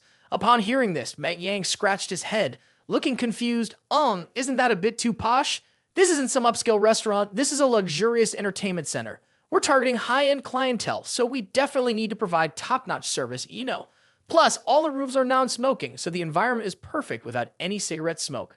We've even installed a new ventilation system to improve air quality. Mei Yang agreed to follow suit, and Chang Yuan brought a rather exquisite-looking glass of water, saying, hey CEO Bai, give this a try. Our Bei Qian took it and tasted it immediately, then asked, what's this drink called, and how much for a glass? Chang Yuan grinned and replied, well, CEO Bai, this is a $50 glass of vodka. Here, a bottle of 700 ml costs $400, and glass of about 30 ml is around $30. After listening, Bei Qian asked again, how much is the cheapest cocktail on the menu? Surprised, Bei Qian pointed and exclaimed loudly, increase the price by $10 per glass for me. Our customers are all high-quality clientele. Setting the price too low would be disrespectful to them. Upon hearing this, Chang Yuan, looking bewildered, scratched his orange hair. Ha ha, are you serious? Bei Qian, with a serious expression, thought to himself, setting the price too low might lead people to drink more, resulting in huge profits lost. Now, customers spend $80 playing games for 2 hours and having a cocktail. That amount could last them a week elsewhere. That's how they'll flee in panic. Increasing the price like this will surely lead to significant losses. Heh. Bei Qian then said, oh, I think that's fine now. I have some matters to attend to. At this point, Mei Yang quickly pulled him back and said, hey, Bei Qian, we're planning to have the grand opening tomorrow. What do you think we should do for the opening? I suggest we halve the price of drinks for 3 days. Bei Qian responded with a serious expression, no, that's too ordinary. We are a high-end internet cafe, so our grand opening should be dignified without any trivial activities. Do you understand? Mei Yang, feeling foolish, replied, huh? Not doing anything? Okay then, I won't do anything either. Following that, Bei Qian stepped out, simultaneously sporting a mischievous smile, thinking to himself, I'll wait until the opening day to personally witness the desolation of the internet cafe. Only then can I be completely at ease. Fast forward to March 9th, the official opening day of the internet cafe named Huancachava. Outside, there was quite a crowd passing by, but no one paid any attention. Inside, Chang Yuan was wiping dishes, his face filled with disappointment as he thought to himself, it's all over. Why isn't anyone bothering to stop by on the first day of the opening? Meanwhile, Bei Qian was enjoying his tea. His eyes gleamed with amusement. Delicious tea, indeed, so delicious, ahi. Mei Yang stood beside him, completely clueless. Unable to bear it any longer, he spoke up, Bei Qian, whether it's good or bad, we should at least distribute flyers. Why not do that? Our prestige lies in surprising our customers, so we should let them discover it unintentionally. Upon hearing this, the young man was utterly shocked. What? Let the customers discover it unintentionally. Suddenly, a young man walked in and his face filled with extreme confusion. Mei Yang approached him, smiling brightly and said, hello, hello. Are you here to play some entertainment games, or would you like to have a coffee? The young man hesitantly asked, excuse me, sir, do you happen to know how much it costs per hour here? Is it 10 yuan per hour? How many hours do you usually play? Upon hearing this, the young man became visibly angry. What the hell are you kidding me? Is this internet cafe made of gold, or are the computers here made of gold? Mei Yang scratched his head awkwardly and replied, you see, our establishment is not your average internet cafe. We have the best quality computers here. If you think it's expensive, well, that's reasonable. The young man, feeling uneasy, asked another question, so, are there any benefits to becoming a member? Mei Yang quickly pulled out the menu and handed it to the young man, saying, of course. With a membership card, you'll get a 10% discount on drinks. Pretty cool, huh? The young man, feeling startled, nervously tapped his fingers. I'm sorry, but my family is very poor. Please excuse me. Then he bolted out the door without looking back, leaving everyone stunned. Mei Yang's tears streamed down like a waterfall, sinking into melancholy. Meanwhile, Bei Qian chuckled with immense satisfaction, thinking to himself, well done, Mei Yang. You truly are a genius. Turning to Mei Yang, he remarked, Bei Qian, this won't do. This morning, only a few people asked about the prices, but once they heard, they all fled in a panic. Bei Qian nodded in agreement. Yes, indeed. This situation is not ideal. The young man, Myenga, was amused.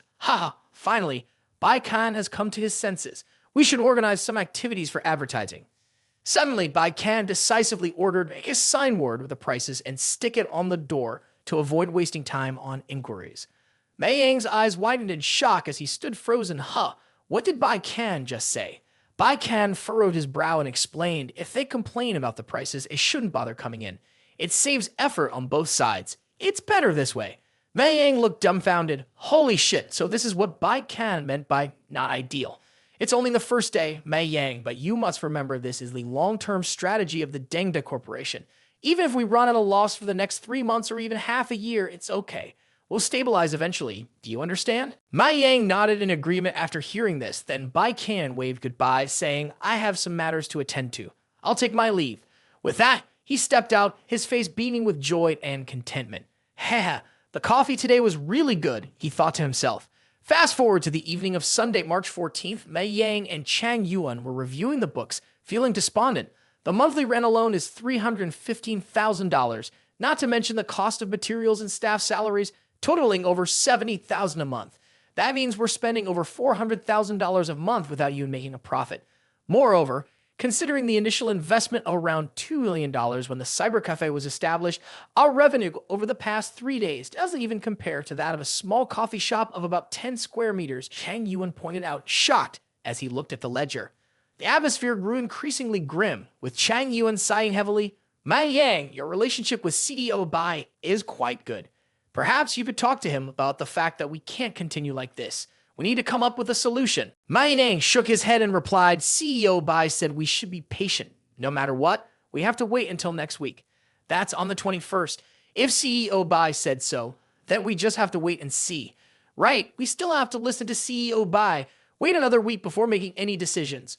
All right then, that's it. No point worrying now. Meanwhile, Chang Yuan thought to himself, my $14,000 salary, I wonder how many more months I can receive it. Oh, it's really frustrating. Switching scenes to Huang Ba, he stood in front of a shopping mall, murmuring to himself, didn't expect to come back here again. Then he called someone and said, I've arrived. Where are you?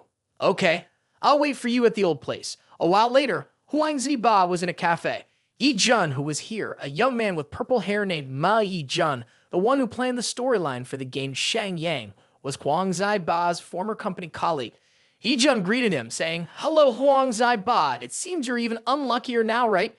Must be spending a lot of time outdoors getting sunburned lately, huh?" Upon hearing this, Yi Jun was taken aback. "Huh? Shooting outdoor scenes? Oh, right. I forgot to tell you. I'm not working in the gaming industry anymore. I've switched to shooting video clips. Have you watched Riching CEO Bai's videos? It's our team that does the filming." Startled, the young man exclaimed, "That video has been really hot lately. What role do you play in it? Are you a scriptwriter or a production assistant?" Huang Zibei smiled brightly and replied, "Calm down. I can't say exactly what I do. In general, it's running around. Consider me one of the contributors." Upon hearing the young man with purple hair, tears of admiration streamed down their cheeks. Truly commendable. It feels like Huang Ziba, you found a career that suits you. Congratulations to you. And how about you? How's the company? Please don't mention it anymore. It's still the same, a somber atmosphere, pressure like a mountain as before. Moreover, not long ago, Lao Liu lost his mind, insisting on selling a new gun for a whopping $888. If it's the server's limit, sell it for $888, he said. Well, the whole server sold 100 units, pricing them at $888. If this isn't madness, then what is? Later, we found out he was jealous of War of the Sea. Seeing Hu Kailin from War of the Sea sell for $888, he insisted we do the same. As expected upon the launch, players cursed us like mad dogs. The boss erupted, unleashing a torrent of curses at Lao Liu.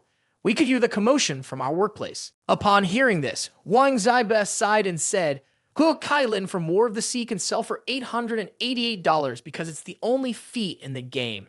The quality from War of the Sea is excellent. Based on the usual purchase price in-game, it should be worth at least $50. Yet, War of the Sea is completely free. They only sell one Hu Kailin gun for $888. This is a concession, but the attributes of Hu Kailin are not significantly higher compared to other guns. Moreover, it provides rewards, experience for other players in the same gaming room, plus an attractive appearance. It's also a permanent weapon, sought after by everyone wherever they go, so of course it sells well. Quality." Yi Chun responded, Understood, Huang Ziba. It's surprising how even though you're no longer in the gaming industry, you still know so much about it."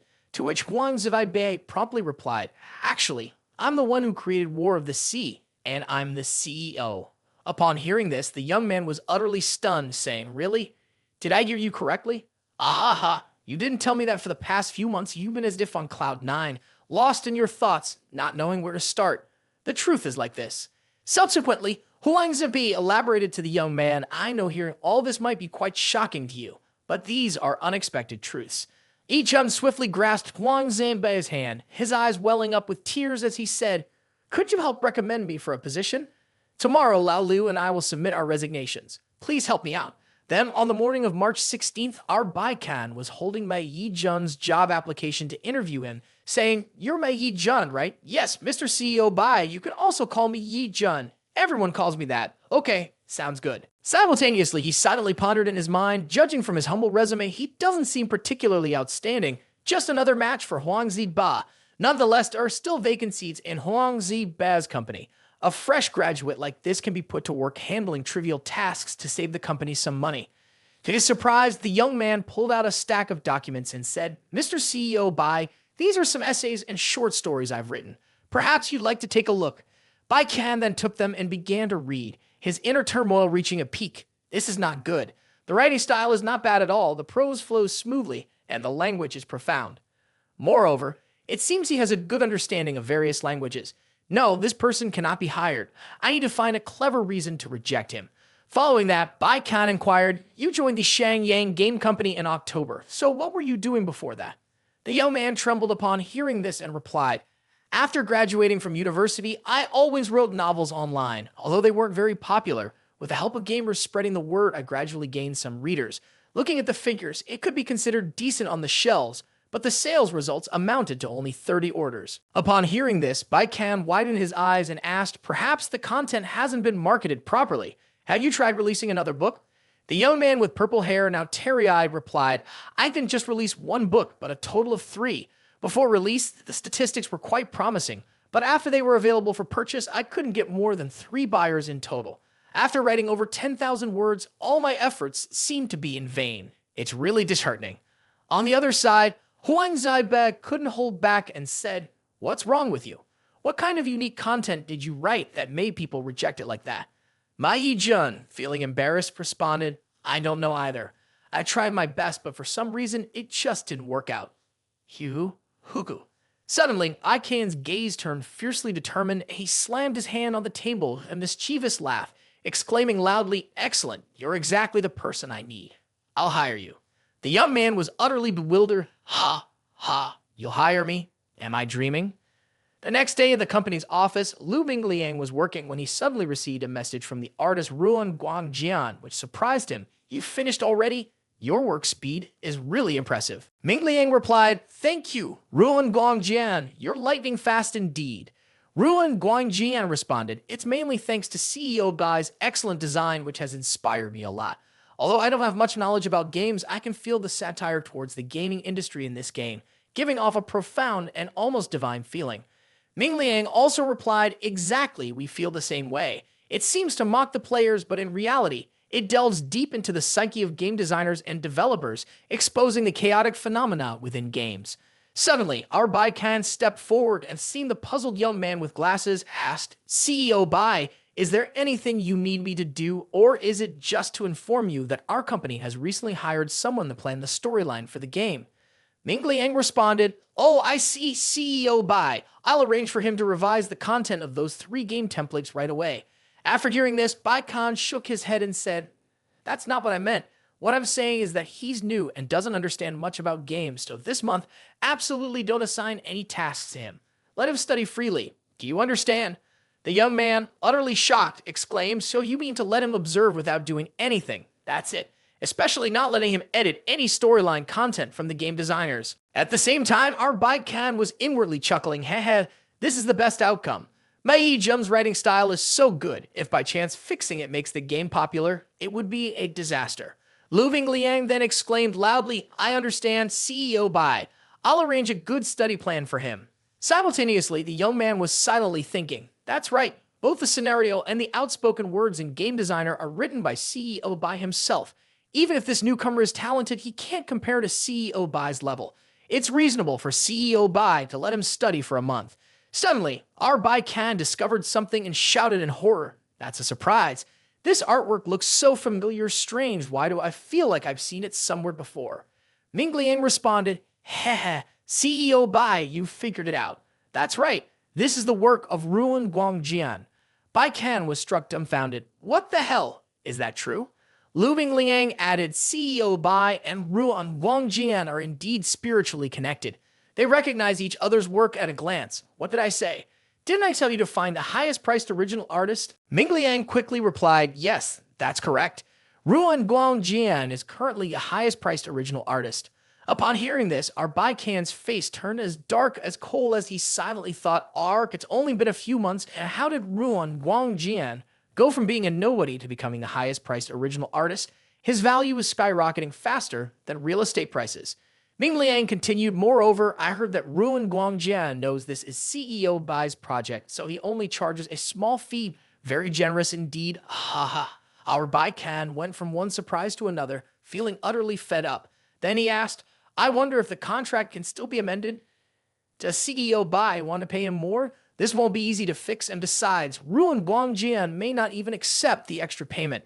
At this point, Bei Qian could only remain silent, listening to the sound of his colleague crying, and finally said, "All right then, just continue working." Next, our Bei Qian quietly opened the door to the room and collapsed onto the sofa, looking utterly disheveled. "Phew, how could this happen? Not only is it costly, but that guy also pretended to be a new person to validate the game design ideas. Well, canceling the contract is out of the question. I'll just have to wait until it's finished to reconsider. Luckily, Game Designer isn't a game that relies on reputation." Suddenly, there was a loud knock on the door, and someone called out, "Hey, Bei Qian, are you in there?" Bei Qian jolted, thinking to himself, "Why is Mei Yang here? It can't be that something happened at the internet cafe. Don't tell me that rundown place is somehow getting popular." Then Mei Yang entered and said, "Bei Qian, I feel like I should report the situation of the internet cafe to you." "Okay, let's go inside and talk." Mei Yang's face was grim as he explained, Chang Yuan has calculated it. Based on recent revenue predictions, the internet cafe is expected to lose $300,000 this month. Essentially, the income of the internet cafe will barely cover utility bills and employee salaries. Upon hearing this, our Bei Qian suddenly came alive, his eyes sparkling with renewed vigor, illuminating the room. Then Mei Yang sighed and continued, the biggest expense is the rent, basically not recouping a single penny, let alone the initial capital. Chang Yuan has come up with some suggestions I think it's worth considering. Bei Qian, maybe you should take a look. I can, with a cold wave of his hand, replied indifferently, I told you not to pay attention to these things. This just proves that our internet cafe is heading in the right direction. But deep down, he was secretly delighted, thinking, tee, losing a few $100,000 a month, this is wonderful. Indeed, only reliable comrades like Mei Yang can be trusted. Next, Mei Yang, with a horrified expression, stammered, losing a few $100,000, and then this is considered the right direction. Did I mishear? Of course not. The internet cafe's existence is already a strong propaganda effort. Temporarily losing money is no problem. We're using the money to buy publicity. When the publicity spreads, customers will come flocking in. So for now, we're right on track according to the plan. You must persevere. Mei Yang, upon hearing this, was dumbfounded. Is that so? Bei Qian chuckled and replied, yes, just trust me. Then Bei Qian thought to himself, on the side of game designer and enriching CEO Bai, signs of profit have already appeared. If there are still issues with the internet cafe, this little heart won't be able to handle it. Please, just keep on losing heavily, Moving to March 25th of the game designer has completed the expansion and entered the optimization phase. Our Bei Qian tried playing it and was utterly shocked. No way. I didn't expect Lu Mingliang's voice acting to be quite good. How did he manage to capture that sleazy and irritating tone? Not only is the game duller than dishwater, but those sarcastic remarks are also aimed at me. Can I drag Lu Mingliang out and give him a good beating to vent my anger? Playing through, Bei Qian was subjected to sarcastic remarks like this. Wahaha, I knew you'd pick this. Between money and dreams, you'll always choose money, right? You truly are a greedy scumbag. Afterward, Bei Qian sighed, that's creepy. Apart from running and pushing the door to enter the room, there's nothing else. I didn't expect the game to be such a pile of shit. No wonder, as the CEO Bai, this game has been completed exceptionally well. It seems like there's no need to edit anything in this game. After release, it will surely be hated and cursed by everyone. Now, I just need to wait to rake in the money. Transitioning outside the company's office, Lu Mingliang approached Bao Xu and asked, So, Bao Xu, what do you think of this game? Is there anything that needs to be adjusted? Bei Qian, the young man with purple hair, also listened attentively, not too occupied at the moment. Bao Xu then inquired, What about you guys? Many people think this game is a bit dry. Mingliang responded, That's right. Although CEO Bai designed this game himself, it still feels somewhat lacking in appeal. Except for Lin Wan, others seem to lack confidence in this game. Upon hearing this, Yi Jun chimed in, really? I find this game quite unique. Following that, Bao Xu pulled out a chair for Mingliang and said, Sit down here and let's talk. I feel like you guys are insiders, so you might not see the issue clearly. What do you mean by not seeing the issue clearly? I'm not quite understanding. You guys already knew the storyline in the game early on, so you could make clear choices. It's like knowing the script beforehand. Naturally, your perception won't be as sharp as outsiders.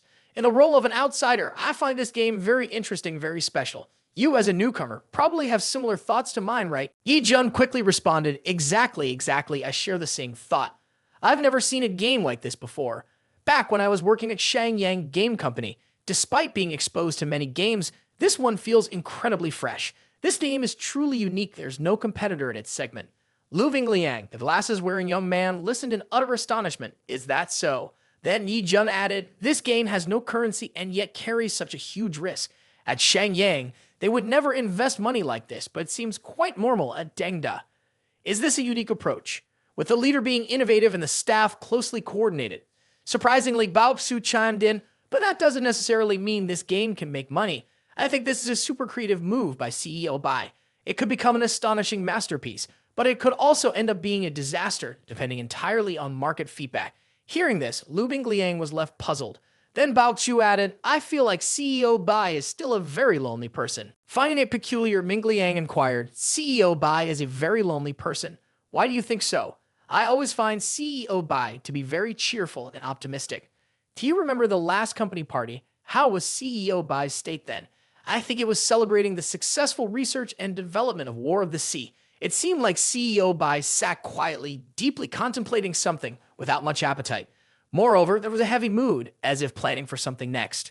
Bao Xu continued, exactly at that time, we had just completed the research and development of War of the Sea. On the brink of splendid success, everyone was joyfully indulging in fine delicacies. There was no reason to worry about anything. What do you think could have caused CEO Bai to feel so despondent? It can only be the sense of loneliness in his inner self. For instance, why did Yu Jiang set the selling price at $10 and the lifetime card at $30? I believe this is CEO Bai's satire on the gaming industry. Selling a VIP card for Manjing Manming game for $888 just for one card, spending nearly $1,000, huh? In CEO Bai's subconscious, he believes this game is fundamentally not worth it. From Desert Lonely Expressway in Beijiang and War of the Sea, including the current game designer, CEO Bai is still using his unique approach, satirizing the dry and profit-oriented nature of the gaming industry. But game designer, compared to the previous types of games, the more straightforward, sour, and profound it is, the less it is accepted. Upon hearing this, Lu Mingliang, feeling puzzled, asked, is that so? But if the underlying content of this game is profound, why does Bao Xu still feel it has the potential to become a masterpiece, or it may have a disastrous outcome? On the other side, Mei Yijun replied with tears in his eyes, aren't works ahead of their time often like this? A true artist is never fully understood by everyone. Even if game designer fails, the one who fails is not CEO Bai, but rather the players who are not worthy of playing such a good game. Bao Xu added, perhaps in the future, they will gradually understand the profound meaning of this type of game, but for now, they may not yet grasp it. At this point, all three sighed deeply, contemplating life deeply. After a while, Bao Xu spoke up, oh right, would you plan to promote this game? Lu Mingliang replied, I haven't asked about that yet, let me go ask CEO Bai. A while later, Mingliang, wearing glasses, stepped into Bei Qian's room with a nervous and apprehensive look, thinking to himself, how will CEO Bai advertise this time? What is CEO Bai thinking? At Bei Qian's place, an emergency meeting was being held promptly in his mind. Bei Qian, holding a hammer, slammed it down on the table and said, how should we proceed with the advertising plan this time? Who wants to speak first? Without much thought, Bei Qian, with his glasses, raised his hand eagerly, saying, I'll go first. This time, we need to focus on promotion. Should we advertise? What if advertising makes it go viral? Putting on a thoughtful expression, Bei Qian replied, no. We need to approach this from a development perspective. Yu Jiang and War of the Sea have already made a name for themselves. Even without advertising, players will still be interested in Deng's new game. You're absolutely right. Suddenly, Bei Qian, holding a gaming device, stood up excitedly and exclaimed, exactly. In that case, let's go ahead with promotional advertising. We might even spend a considerable amount of money. Spending more money doesn't necessarily guarantee effectiveness, but this approach is quite reasonable. The rest of the group chimed in, okay, that's right. But traditional methods like buying endorsements or advertisements won't work. It's best to find ways to spend a lot of money without any apparent benefit. Okay, let's go online and find some reviewers for advertising. That's the way to go. Let's do it. Our CEO Bai decisively instructed Lu Mingliang, you go find reviewers for me. Puzzled, the young man scratched his head and asked with a faint smile, what? Are you saying I should find Huang Ziba and make specialized videos for advertising, leveraging CEO Bai's popularity to promote the game developers? Upon hearing this, our Bei Qian was startled, his mouth wide open. Are you kidding me? Of course not. Right now, CEO Bai is still in a crucial phase of building reputation. They can't risk their reputation by making videos to advertise a game. At the same time, Bei Qian thought to himself, Studio Fi Huang is Deng's company. Investing advertising capital, there's like transferring money from one hand to the other. Then Ming Liang suggested, or we could try contacting some famous reviewers with a large fan base in a market. What do you think, CEO Bai? After hearing this, Bei Qian slammed his hand on the table and said, that's it then. Tomorrow, I'll give you a list along with a template for announcements and price quotes. You can use them as a guide. Ming Liang was pleased and promptly responded, yes, sir. Thank you, CEO Bai. Transitioning to the overweight youth who had previously reviewed the game Desert Lonely Expressway, his name was Tao Yu. At this moment, the young man was slurping noodles, looking utterly miserable. Then tears welled up in his eyes as he silently thought, so boring, for months I've been doing nothing, can't even afford a cup of noodles now. Admiring this guy's video, with such high views, he must be raking in advertising money like crazy. Life's really unfair, Hugh.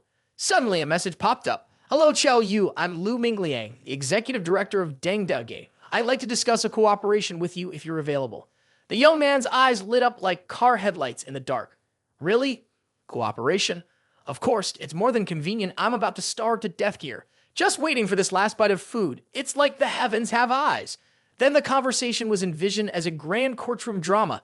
Lu Bingliang raised his hand and spoke first. Hey Qiao Yu, with $3,000 for a video work for you. Upon hearing this, a chubby youth's mouth watered profusely, like a cat seeing fish. 3,000, huh?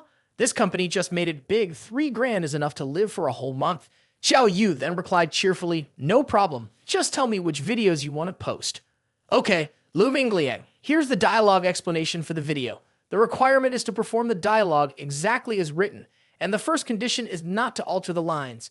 The youth Qiao Yu held up the script to read, and to his surprise, he broke out in a cold sweat, utterly horrified. In the script, it read, act really cool, act crazy, act wild, and act like a total idiot.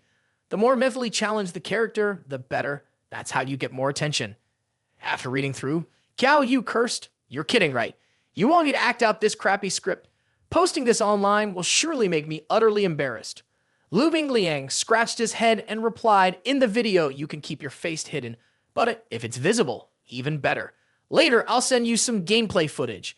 Hearing this, Qiao Yu became even more furious. Damn, saying it's best to show my face, isn't that asking for my downfall? Thought it was a good deal. Now it's like breaking my own rice bowl, so infuriating. The young man raised his hands in refusal. I decline, absolutely decline. Please invite someone else. I have my integrity. I respectfully decline.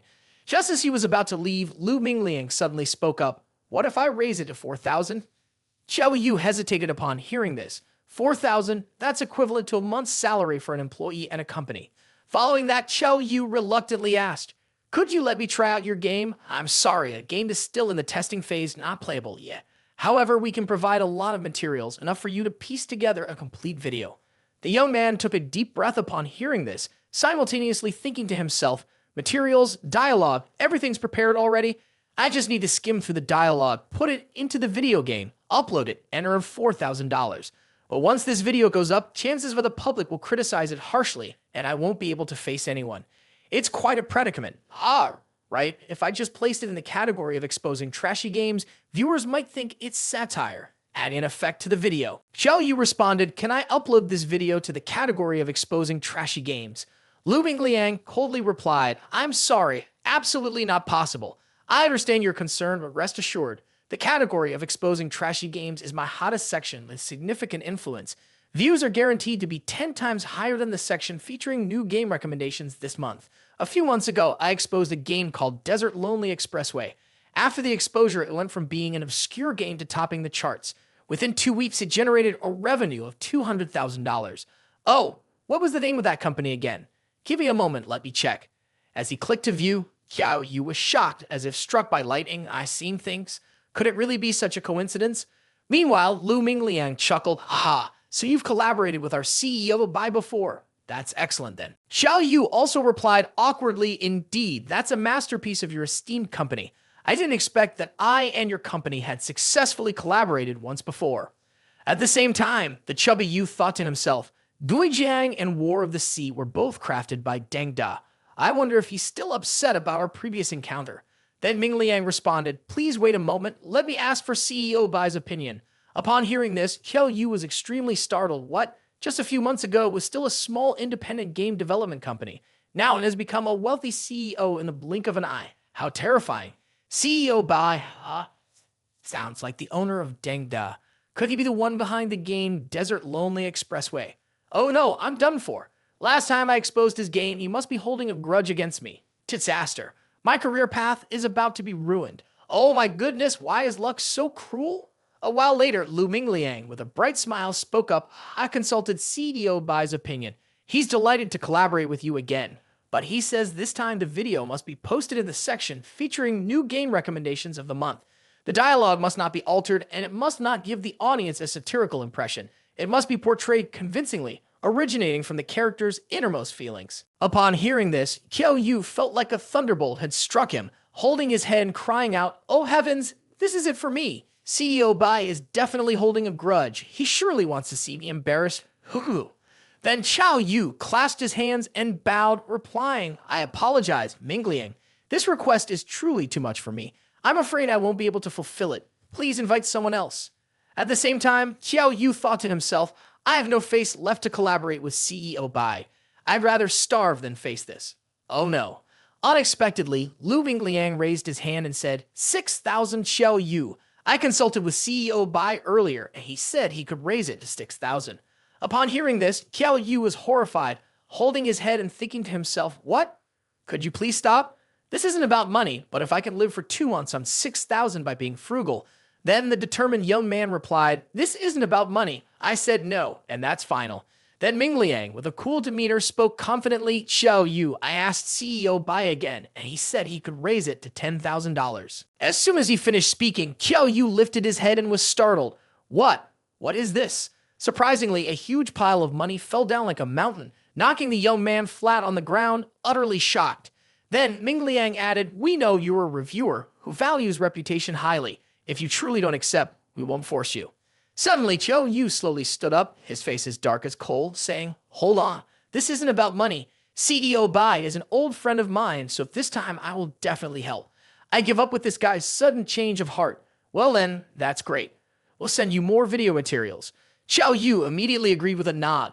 At the same time, he thought to himself, life is indeed difficult. Earning a living is not easy at all. The scene shifts to Deng Da's company office, where Mingliang is currently in Bei Qian's office reporting. Upon hearing the news, Bei Qian excitedly exclaimed, "Qiao Yu accepted. Okay, you did great." At the same time, he grinned mischievously, secretly thinking, heh, this guy dared to play me at first. If it wasn't for him, I would have gotten my initial $50,000. Who knows? Maybe everything will turn out differently. Next, Bei Qian asked, "What about the other idols? Do they agree?" Some of them still refused even after the price increase, but there are quite a few who accepted, probably more than half. Most of them initially declined, but when they heard that others were reading the exact same lines and the video would be deleted after a month, coupled with a price increase, many agreed. After hearing this, our Bei Qian secretly thought, indeed, no matter how ridiculous the lines are, as long as you offer enough money, they will all read them. Then he gave the order. Qiao Yu accepted the highest price. Let him post the first video, heh. Yes, understood, CEO Bai, I will inform him immediately. The scene shifts to April 1st, April Fool's Day, in the room of Qiao Yu. With a grim face and trembling hands, the young man was thinking to himself, today is April Fool's Day, CEO Bai still seems to have a bit of conscience. Both the video and the game are being announced today, uploaded on April Fool's Day. The audience will think it's just a joke, right? Maybe I'll receive a bit less criticism. Then he firmly pressed the publish button. Along with that, he turned off all the speakers, phones, and gadgets so that no one could contact him. Forget it. Get paid, do the job, pretend to be a dead turtle and hide. What's the big deal? Wait until everything settles down in 2 months, then Qiao Yu here will still be a good guy. Then all the fans in Qiao Yu's group started to watch and discuss excitedly. Our Qiao Yu has a new video. Everyone hurry up and watch. Holy shit. Why is it in the section featuring new game recommendations of the month again? Is he that desperate to earn a living? Then as it started playing, Qiao Yu's voice began, "Greetings, beloved Papa-ups. It's still your familiar Qiao Yu here, someone you all like to call Papa. Before starting this segment, please allow me to contain my excitement. Whoops, whoops, whoops. Ha ha ha ha. The game you all are seeing right now. Have you all figured out its developer? None other than the famous Deng Da company. They have just released a new game series. Now I'll start introducing its interface. Sorry, everyone. I might sound a bit messy. Wow, ladies and gentlemen. It's been years since I felt so excited about a game. At 3:11 a.m., the Deng Da team sent me some promotional videos for this game series. Its name is Game Designer, a he. After watching, the whole group started chatting wildly below. Qiao Yu, if you get kidnapped, send an SOS signal. What on earth is this? Just earn a living, that's enough. How can you stoop to such low tricks? Seeing the new game recommendations of the month makes you want to click on them. What's the meaning of this? Is this an April Fool's Day prank? Yeah, today is April 1st. Must be it. Surely, in this 15-minute video, I've heard over 30 advertisements already. I pay for internet to watch this trash, and you're just hypocritical, ready to do anything to achieve your goals. Then, hundreds of questioning comments followed. In the end, how much money did you get to stoop to this level? Will Qiao Yu really get paid for this? The thing is, he's advertising for Deng Da, from Desert Lonely Expressway to Game Designer. I can't believe it. What happened between Deng Da and Qiao Yu? After watching the video, I've decided not to touch this trash game series, but finding out it's from Deng makes me want to play it a bit.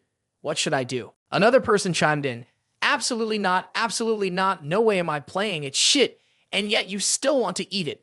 Yet another teenager commented, I, on the other hand, want to see what's going on. What kind of game could drive Qiao Yu crazy like this? What's going on? And now there's someone else posting advertisements for Game Designer 2. The dialogue is exactly the same. Even the size up part, it's all so absurd. This must be the umpteenth time today I've seen wow. And now what the hell is this? Cut to Deng Da's office, where our Bei Qian has seen the torrent of abuse online with a look of immense satisfaction. Holy shit, mission accomplished. Spent a fortune hiring multiple idols for advertising videos only to have viewers mock and spit on them. The views aren't even picking up.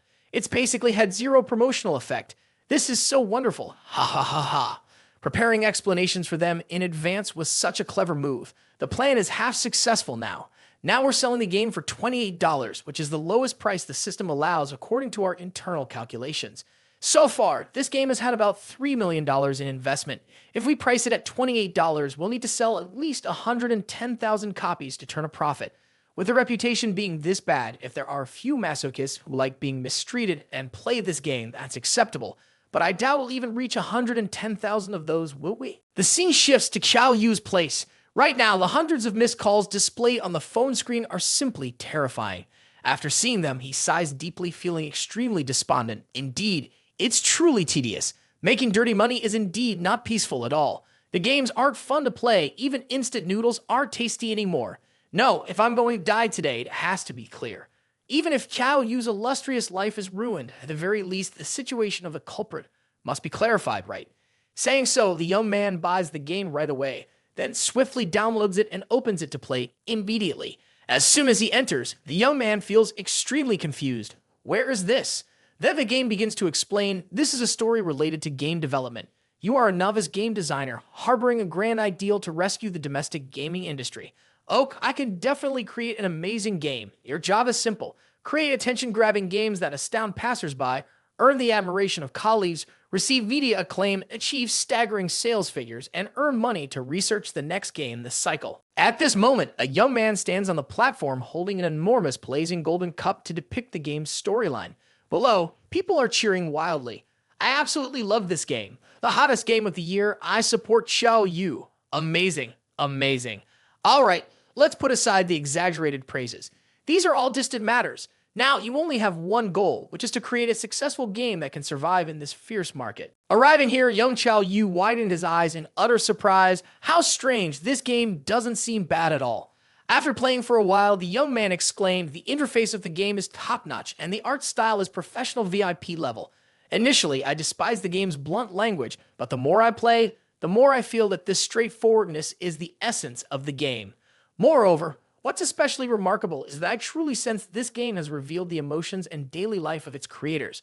Blunt language may provoke hatred, seen as greed, or simply as bystanders criticizing. In the process of creation, some may silently give up due to the overwhelming pressure, while others overcome all difficulties, never forgetting their original goal. Some abandon their ideals, turning into someone they detest. Oh my, it seems I have misunderstood CEO Bei. How could someone capable of creating this game be insignificant? No, I must make a new video, start a new section, and name it Feng Shen Zhigzuo. Transition to Deng Da Company's office on April 3rd. At this moment, a scene of profound darkness loomed. Bao Xu, Lin Wan, and Lu Mingliang were engrossed in reading documents, their faces laden with sorrow. Lin Wan, the beautiful one, spoke first. According to the statistics, currently, the game designer promotion, which was extended until Tuesday, not only lacks positive effects and direct impact, but also has led to the loss of many players. Initially, even the testers didn't grade it highly. They're in a state of mixed praise and criticism. Ming Liang, feeling overly concerned, also chimed in, Hey Bao Xu, what should we do about this situation? Simultaneously, a young man was silently pondering, well, it's doomed. How unfortunate that the first project we received from Mr. Huang's operational plan turned out like this. Looks like I'm doomed this time. After glancing over for a while, Bao Xu set the documents down. At this moment, the young man could only clasp his hands in prayer. Now we can only rely on divine intervention. CDO Bai probably foresaw this already. We tried our best, followed the signs. If it doesn't succeed, neither us nor CEO Bai can do anything more. It's just the player's narrow perspective to blame. Meanwhile, Xiao Yu was typing away, planning what post to publish. Alright, fine, now this video truly lives up to the name of our series, Feng Shen Zi Zuo, making of Feng Shen. Xiao Yu messaged in a brand new segment called Feng Shen Zi Zuo. The first video from game designer along with a large-scale artistic collaboration has been released. Welcome, everyone, to watch. A gaming fan group referred to as Papa immediately commented, "Ridiculous. The dead rise, huh? After faking his death for 3 days, he's back to do what? Make us watch this crappy game twice. Well, I'm curious to see how he wriggles out of it this time." Then Xiao Yu took a deep breath and thought to himself, "Though my career path is facing the greatest risk of my life, I firmly believe that in a few hours, my reputation can turn the tide."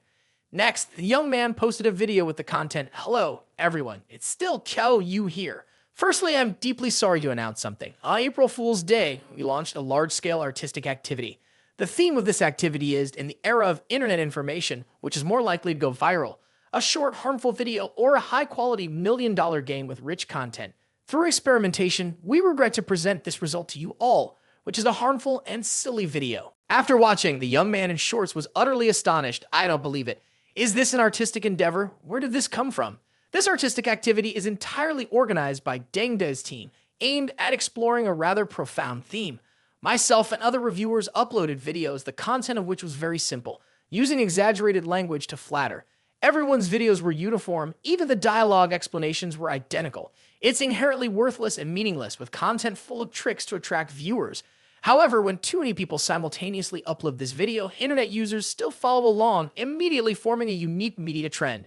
Because a harmful short video can push the limits, some people imitate it, leading to its rise and becoming a hot topic. After watching, everyone stood petrified like statues. Then the whole group commented, "Holy shit, what's going on?" It makes sense though. How could game designer produce such disgusting and useless stuff? All the videos are the same, definitely scripted by Deng beforehand. Exactly. Even though Xiao Yu has fewer fans, he's always been a daring person. On the other hand, the new game titled Game Designer released by Deng carries significant meaning. It exposes the current state of the gaming industry and satirizes the chaos within the field. Whether it's the soundtrack, artistic style, or specific gameplay, it's filled with freshness and sincerity. A game line with rich internal content is about to face such a situation, with players not recognizing the mixed reviews. Next up, I'll analyze in detail for you why Game Designer could become Feng Shen Zi Zuo. Holy shit, this Xiao Yu guy changes his tune so quickly. Ha ha ha ha. The scene shifts to Tianhu restaurant, where our protagonist Bei Qian is as happy as a lark today. So he's brought all the colleagues in the company to the restaurant to fill their stomachs. At this moment, he speaks up. "Today is about building a new team, so let's all play enthusiastically." When the young man turns to the staff, all their faces are gloomy and dismal. Strange, why does everyone seem so unhappy? Is the food here not to their taste? Then our Bei Qian slings an arm around Bao Xiu and says, "You're a seasoned employee, so you should know how to lead everyone. You've been here to eat before, so if you know what's good, just order freely. I'll foot the bill, and don't let me catch anyone having ice cream." Then he turns to Bei Qian, giving him a pat on the back and adding, "And this one here is Bei Qian, a new employee of the company. He's a writing prodigy, so we must take good care of him. Have you all heard me clearly? Huang Zaiba, as for the short video project, I'm leaving it to you. Make sure to arrange everything properly, got it?" Ziba, with his blonde hair, also smiles faintly in response, yes, understood, no problem. Next, our Bei Qian sits down and immediately grabs a big, struggling shrimp to devour.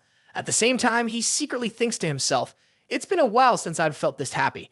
Everything seems to be going smoothly so far. The internet cafe has been losing over $300,000 a month, and there are no signs of profit in sight. The short video's popularity isn't bad. But apart from the fees, the current income is still insignificant for game designers' reputation. There's no progress in sight, and the revenue is even worse. Given the current situation, there's absolutely no chance of recovering the investment. Heh, it's just wonderful." Seeing this, Lu Mingliang whispers to Bao Xiu, puzzled. "It's strange, isn't it? CEO Bai seems very happy today. Compared to the last party, it's like he's become a different person." Bao Xiu responds, "You're wrong. So what am I supposed to say, huh? Right now, the only one not allowed to feel down is CEO Bai. Think about it. Game designer isn't selling well, both reputation and revenue are not as expected, and everyone's mood isn't good. CEO Bai is supposed to be the leader in spirit. If even his demeanor is gloomy in today's party, even go on. Ming Liang also realizes suddenly, so that's it. CEO Bai is trying to spread optimism to us. At this point, Bao Xu suddenly becomes serious and says, exactly. A true leader is always optimistic in the face of difficulties and cautious when things are going well.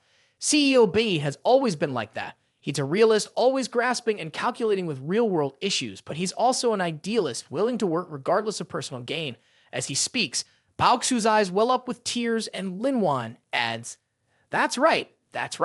So we must not disappoint CEO Bai's expectations. I believe we will overcome this challenge. Everything will turn out fine. She speaks very well. CEO Bei hasn't given up yet. It's too early to talk about failure now. Lu Bingliang immediately agrees. You're right, CEO Bei hasn't given up, so how can we say this game has failed? That's right. We can definitely turn things around. We must trust CEO Bai. Then the three of them clinked their glasses of tinkle with great enthusiasm. On the other side, Huang Zhaibei turned to Zhuge Xiaoshuo for opinion. Is it appropriate to discuss this with CEO Bai now? I feel like it's the right time. Although CEO Bei hasn't shown any emotions regarding game designer's lack of sales, there's still some disappointment inside. Good news could lift his spirits and give him extra strength. Huang Zhaibei replied, it's a bit over the top to talk about giving CEO Bai extra strength. After all, the other party is just a new website. I think we should just speak normally. Anyway, let's just say what we have to say. Then Huang Zhaibei turned to our Bei Qian cheerfully and said, CDO Bai, let's toast to you. Bei Qian joyfully responded, all right, let's drink up. At this point, Zhaibei explained the company's short video project. We've been invited to collaborate by a website. Although it's relatively new, it's been developing well lately. Moreover, they propose an incentive plan where creators can be rewarded based on views. Simply put, they want Riching CEO Bai to lead the way. They'll share profits with us based on the popularity. Upon hearing this, our CEO, Bei Qian, immediately became anxious. A new website? Does it start with letter A or B? At the same time, he was silently praying, please don't let it be B.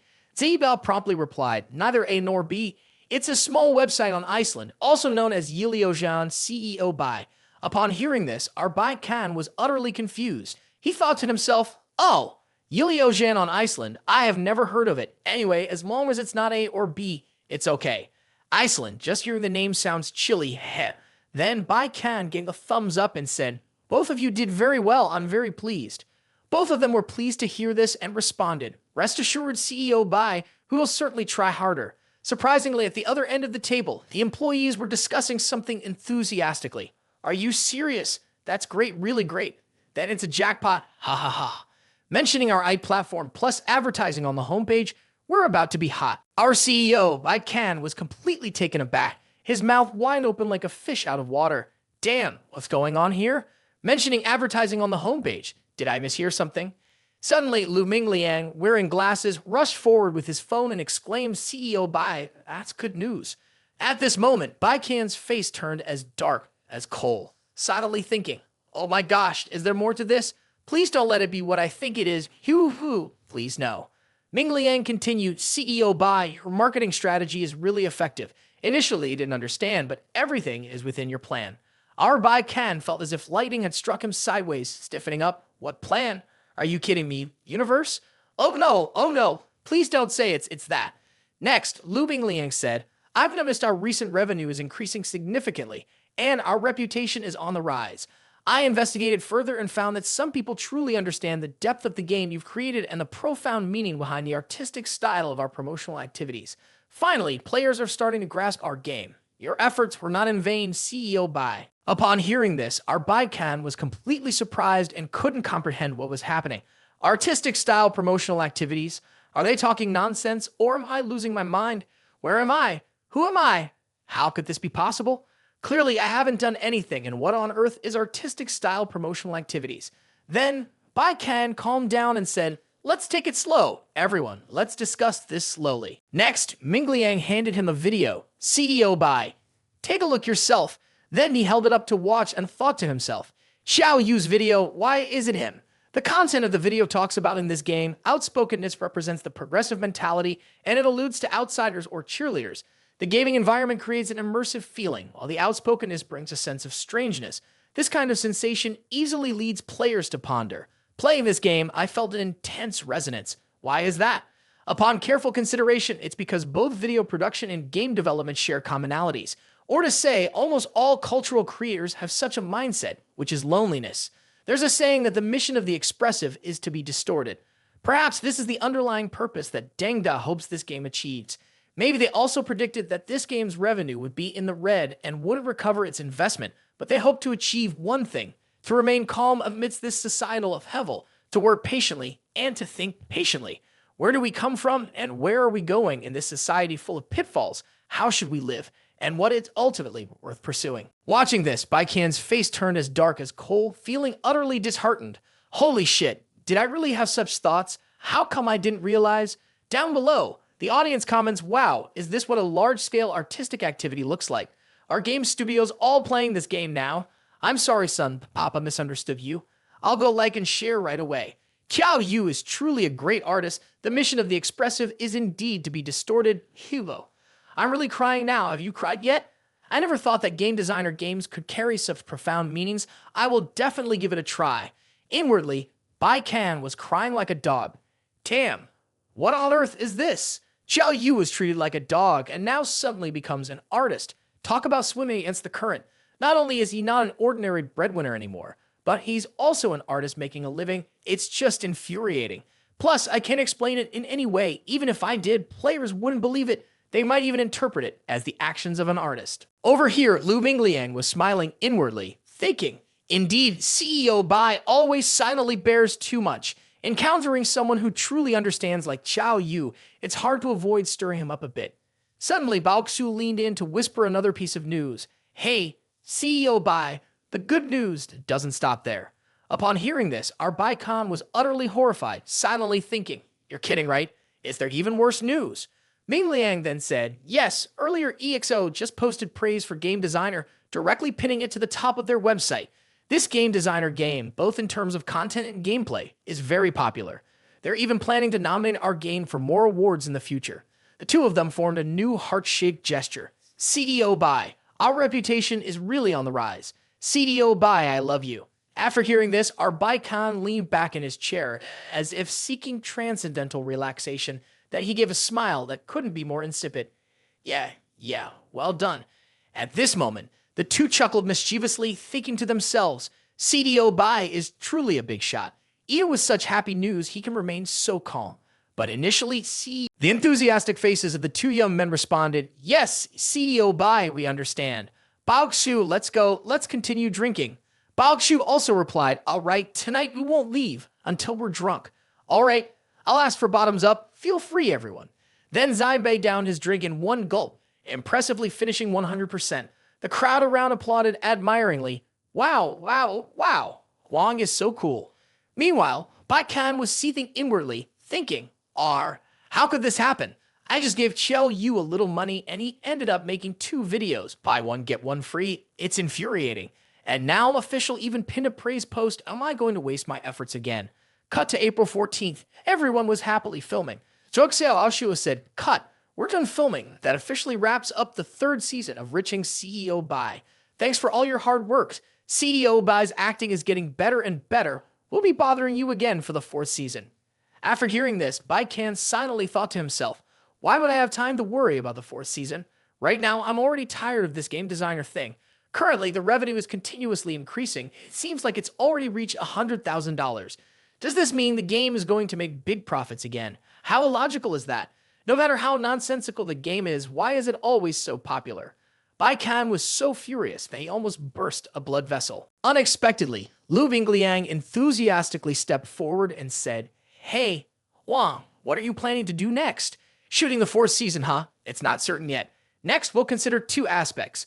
One is to delve deeper into this field, and the other is to explore other directions. However, according to the favorable conditions provided by Iceland, it's likely that the 1st season has already recouped the entire investment and even made a profit. Upon hearing this, Bei Qian once again froze in disbelief. Seriously, what on earth is happening now? The 1st season has already recouped the entire investment and even made a profit? Did I hear that right? Our Bei Qian asked again, what do you mean by that? Don't tell me you received some low-quality ads or something when we invested $1 million before. Zbev quickly replied, no, CEO Bei, it's not like that. I already mentioned it to you before, Iceland has a stimulus plan for video production. At this point, Bei Qian raised an eyebrow and responded, a stimulus plan. 10,000 views would only bring in like $10 to $30, right? No CEO Bei, it's not like that. Iceland wanted to advertise, so they invested a large sum to purchase a top-notch exclusive broadcasting channel and were very generous regarding expenses. The CEO of Iceland believes that short films like Riching CEO Bei will be a good development direction in the future. Therefore, they broke the norm and upgraded our rating from B to A because each episode is around a minute long, so if viewers watch for more than 30 seconds, it counts as effective. Each effective view will earn us $0.2. Upon hearing this, Lu Mingliang's eyes sparkled brightly. That means, for the 10 episodes of the third season, as long as we ensure each episode gets 1 million valid clicks, we'll earn around $2 million. Then Zhu Xiaoshu promptly replied, exactly, and even after deducting fees and taxes, we'll still make a profit. Then everyone raised their hands to go live and said, it's all thanks to CDO Bai's right strategy, hey. Because we rejected those low-quality advertising requests, we were able to turn Riching CEO Bei into a highly valuable series, earning good ratings from Iceland and receiving such favorable business conditions. It's all thanks to CEO Bai's foresight. He's the best. Our CEO Bei is number one. After hearing this, our Bei Qian didn't know whether to laugh or cry. His face froze like a statue. Then the whole group began buzzing with excitement. Tonight at 8 p.m., our third season will officially premiere on Iceland's channel. Everyone, please show your support. Okay. I'll definitely support it, and I'll be the first one to comment. Surprised, Bei Qian slapped Huang Zanba's shoulder and asked, what's the link to Yulio Zhan? Ziba, with his blonde hair, immediately showed it to Bei Qian, saying, yes, it's this one, CEO Bei. Perplexed, Bei Qian asked again, so the English name of this website is Iceland. Yes, that's correct. Alice reads like Iceland, Ziba replied. Bei Qian, astonished, responded, I see. Meanwhile, internally, I'm boiling with anger. This is unacceptable. Isn't this supposed to create an artistic effect? A while later, Bei Qian went into the room, turned on his computer to check up. This familiar website is indeed Station B. Then Bei Qian gritted his teeth in frustration. Isn't this an upgraded Station B sponsored by Shenwu Group and Tiandu? He then opened the system board to check the information. The current system funds were $710,000, a loss compared to the initial $290,000. After checking, he thought to himself, it seems the system is still in a deficit state, but it won't be for long. Within 2.5 months, these two game lines have earned over $9 million, plus the initial capital of $1 million, totaling about $10 million in income. In terms of immediate spending, $1 million goes to Fai Huang's studio, research and promotion for game designer, totaling $3 million. The internet cafe also invested about $3.5 million, plus rent, salaries, and miscellaneous expenses, totaling about $2.5 million in 2.5 months, totaling about $9.8 million. I still plan to spend a heavy lost capital before the end of the month, earning about 1.8 million yuan. But why do I feel so desperate? Surprisingly, the beautiful secretary knocked on the door and called out to him, excuse me, CDO Bei. Do you have a moment? She then stepped inside and said, excuse me, CEO Bei, this is the new company welfare plan, which was previously arranged. I want to confirm with you. If there are no issues, we'll proceed with this plan. Bei Qian then took a look at it and said, the new company benefits include health checkups for all employees with a standard of $3,200 per employee, along with increasing the shopping cart to $3,000 and other benefits totaling $500,000. At this moment, he thought to himself, another $500,000 spent, but it doesn't seem to make much of a difference. Based on the current revenue of Game Designer and the popularity of Riching CEO Bei, cautiously estimating we can still earn an additional $2 to $3 million. Then Bei Qian responded to his secretary Tan, okay, proceed with this plan. Understood, CEO Bei, Secretary Tan replied. He then thought to himself, I thought I was being very cautious. Why does it end up like this? It's frustrating. Unexpectedly, Secretary Tan added, there's one more thing. A reporter named Hu from Shi Guang Travel called today, wanting to arrange an interview. This is the third reporter calling this week. Shall we continue to decline as before? Bei Qian nodded and replied, decline the interview. We will still maintain the two principles as before. Firstly, do not disclose my identity outside, and secondly, do not disclose the specific company benefits, welfare, and salaries. Please emphasize this again to everyone. Understood, CEO Bei, I'll take care of it right away, Secretary Tan replied. Then Secretary Tan stepped out and closed the door behind her. Bei Qian then stretched out on the chair, feeling despondent and dejected, pondering, If the company's benefits and salaries are disclosed outside, wouldn't talented individuals rush to join? Now I can't even fire myself. Hoo-boo.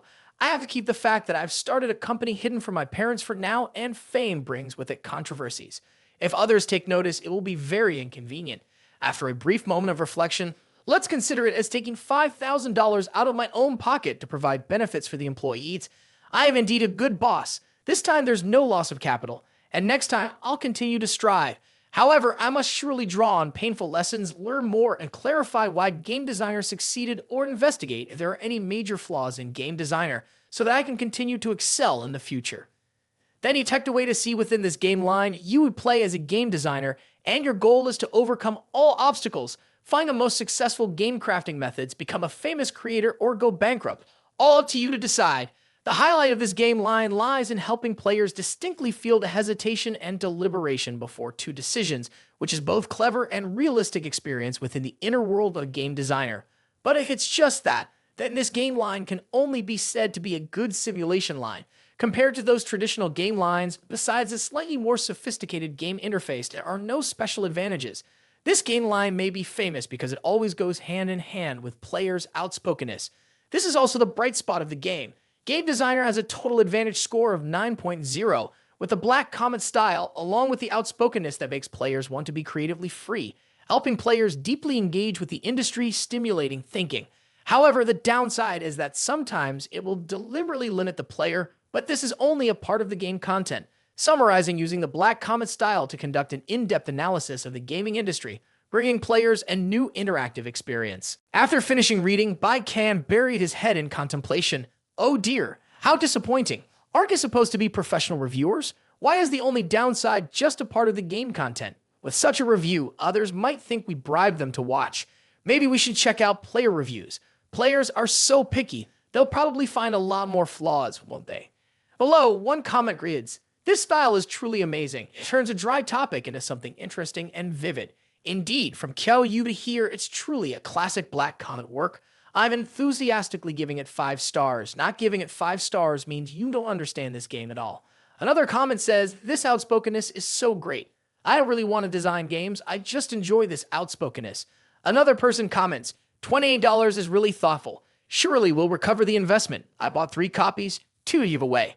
I hope this game won't lose its investment." After finishing watching, Bei Qian felt even more fed up. Seriously, what a joke, these guides. How could this happen? I've been racking my brain to advise them to quit playing this game, and now it's become a hot topic. How does that make any sense? Clearly, it doesn't make any sense at all. And there are people saying they really like the outspokenness satisfying their desires.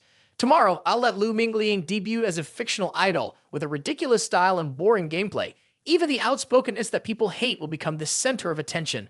What's the point of summarizing the experience? I make the game according to my own ideas, but they say it's perfect, with no flaws at all. And the Black Comet style, am I crazy? Or are they crazy? Transitioning to April 19th at Hospital No. 3. Huang Zaibei asked, "Hey Bao Xu, how did your health checkup go?" Bao Xu replied, "Oh, it's all right. I have a little issue with my stomach. The doctor said I stay up late too much and don't eat moderately. And how about you, Wang?" "I have a mild fatty liver, slightly high blood pressure, but nothing major." Bao Xu responded, "I've heard that starting next year, we'll have to get checked every 6 months and we can't skip it." "Bao, you shouldn't think like that. Health checkups are a good thing. If it weren't for this checkup, I wouldn't have known about my mild fatty liver. I'll have to pay more attention to my diet from now on." "And what about Mei Jun?" Mei Jun also replied, "I'm doing okay, just a slight stomach issue like Bao Xu. Back when we were still in Shangyang, we had to work overtime often with irregular eating habits. These kinds of illnesses are quite common. We just need to pay more attention to our eating habits and make some adjustments." Mei Jun, with tears welling up, responded emotionally, "Deng is still the best, not only providing benefits, but also arranging health checkups for us. CEO Bai is truly a good boss." Huang Ziba chuckled and said, "No need to say those words. We have the afternoon off, right?" Yes, everyone can call a ride home. The company will cover the expenses." Mei Jun, suddenly realizing, exclaimed, "Oh no, I left my umbrella at the hospital. I'll go get it back. You guys don't need to wait for me. You can go ahead." Zaibat immediately replied, "We'll go together, He Jun." Then Mei Jun hurried off and managed to find his umbrella. Phew, luckily it's still here. As he was about to bend down to pick it up, he heard someone calling out, "Hello, are you a Deng employee?"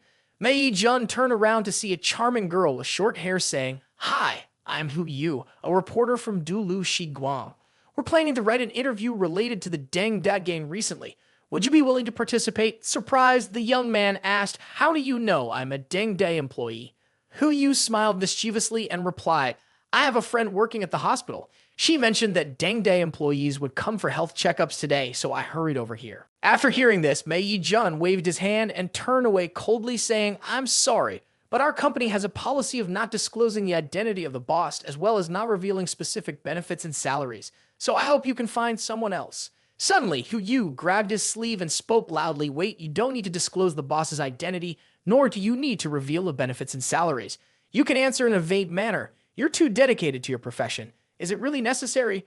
Denga is just a regular gaming company. Why bother with this interview?" Hu Yu responded, "No, I'm here for the advancement of the domestic gaming industry. That's why I came for the interview." Perplexed, the young man asked, "Why did you say that?" Hu Yu, now resolute, said, "In the past, the domestic gaming industry has always been criticized by players for being careless, lacking creativity, and only focusing on money. As a gaming media personnel, I feel sad about this, but also determined." Surprisingly, she stepped closer to him, glaring, and said, "The emergence of Deng Da has shown me a completely different gaming company. Do you understand?" Upon returning to the company, Mei Jun recounted everything to our friend Bao Xu. "That's the whole story. Yesterday, I said I would think it over. Bao Xu, do you think I should accept this interview?" Bao Xu pondered silently. I think you can accept this interview, but didn't CEO Bai make it clear? We're not allowed to disclose his identity, nor reveal specific benefits and salaries of the company, right?" Bao Xu responded with a hint of sophistication, "You shouldn't be so rigid. You must understand CEO Bai's true intentions." Upon hearing this, Mei Jun was completely astonished. "What? CEO Bai's intentions?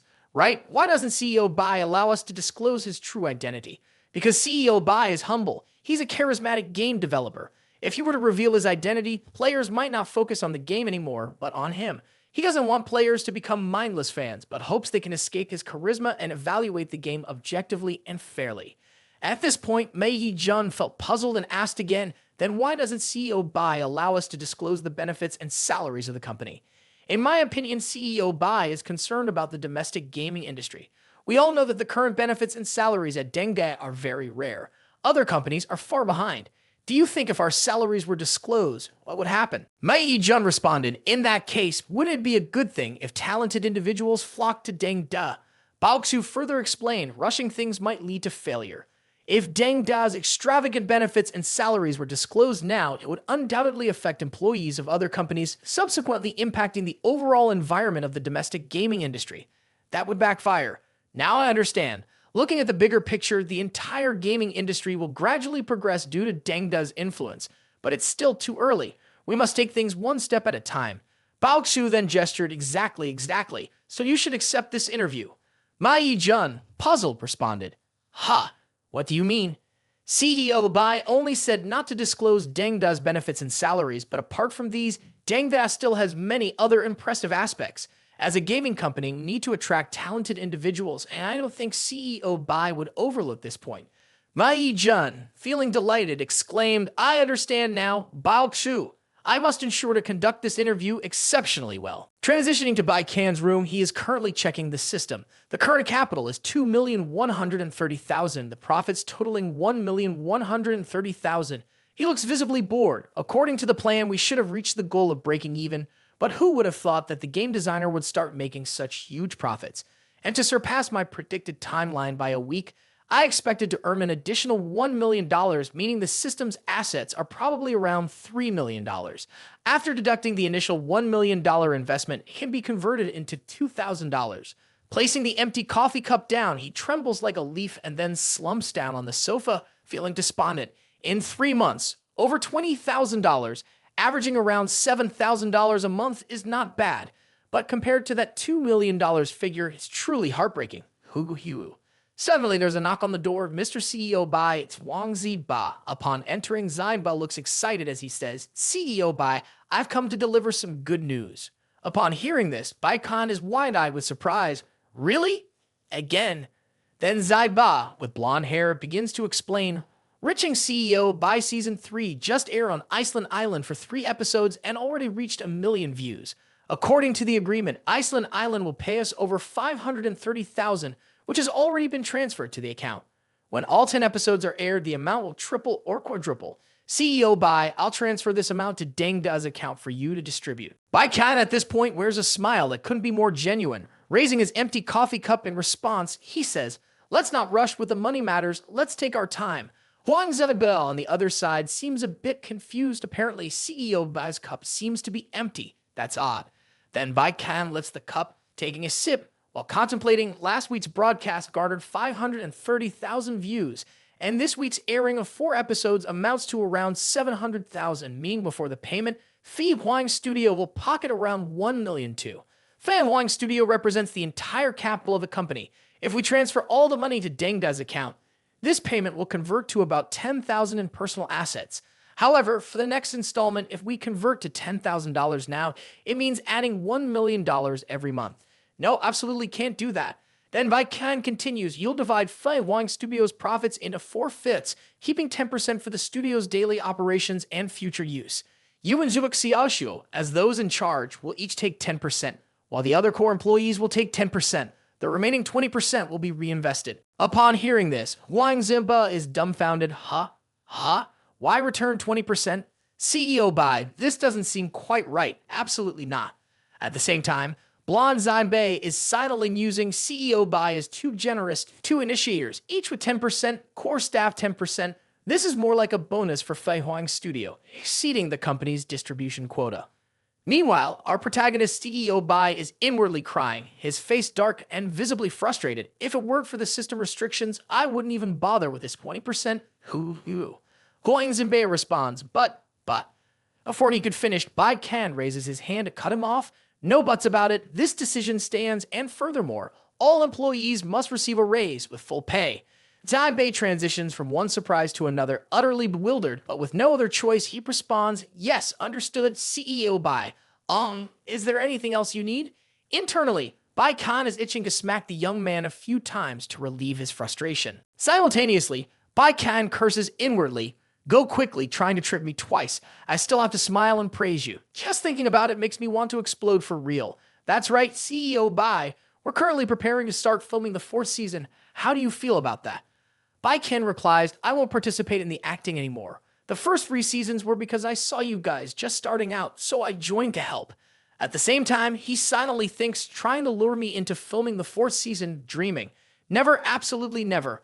Then, our Bei Qian continues somewhat reluctantly. Now that Fei Huang Studio has established itself, and I'm also very busy, so I won't participate in the acting anymore. On the other side, Huang Zhebel thinks to himself, CDO Bei helped us out when we were just starting. Even though he only took a small fee, he was very serious about filming all 3 seasons. Now reaching CEO Bei is so popular, it's all thanks to CEO Bei. He then responds, but CEO Bei, if this short film doesn't have your participation, it will lose its soul. You guys shouldn't think like that. You need to step out of your comfort zone. After hearing this, Huang Zhebel startled and asked back, step out of the comfort zone. Indeed, continuing to film the 4th season might make some money, but don't forget, what's $1 million I give you? As he spoke, he patted Huang Zhebel's shoulder firmly. Zhebel replied, it's the capital of dreams, sir. That's right, does your dream only come to this step? Is your dream just to film a short film that reaches 1 million views? You need to step out of your comfort zone, challenge yourself. That's the essence of dream capital, do you understand? With an expression resembling those of multi-level marketing folks, Huang Zhebel on the other side was already in a flurry. Yes, I understand now. CEO Bei, I'll go ahead. Thank you for your guidance.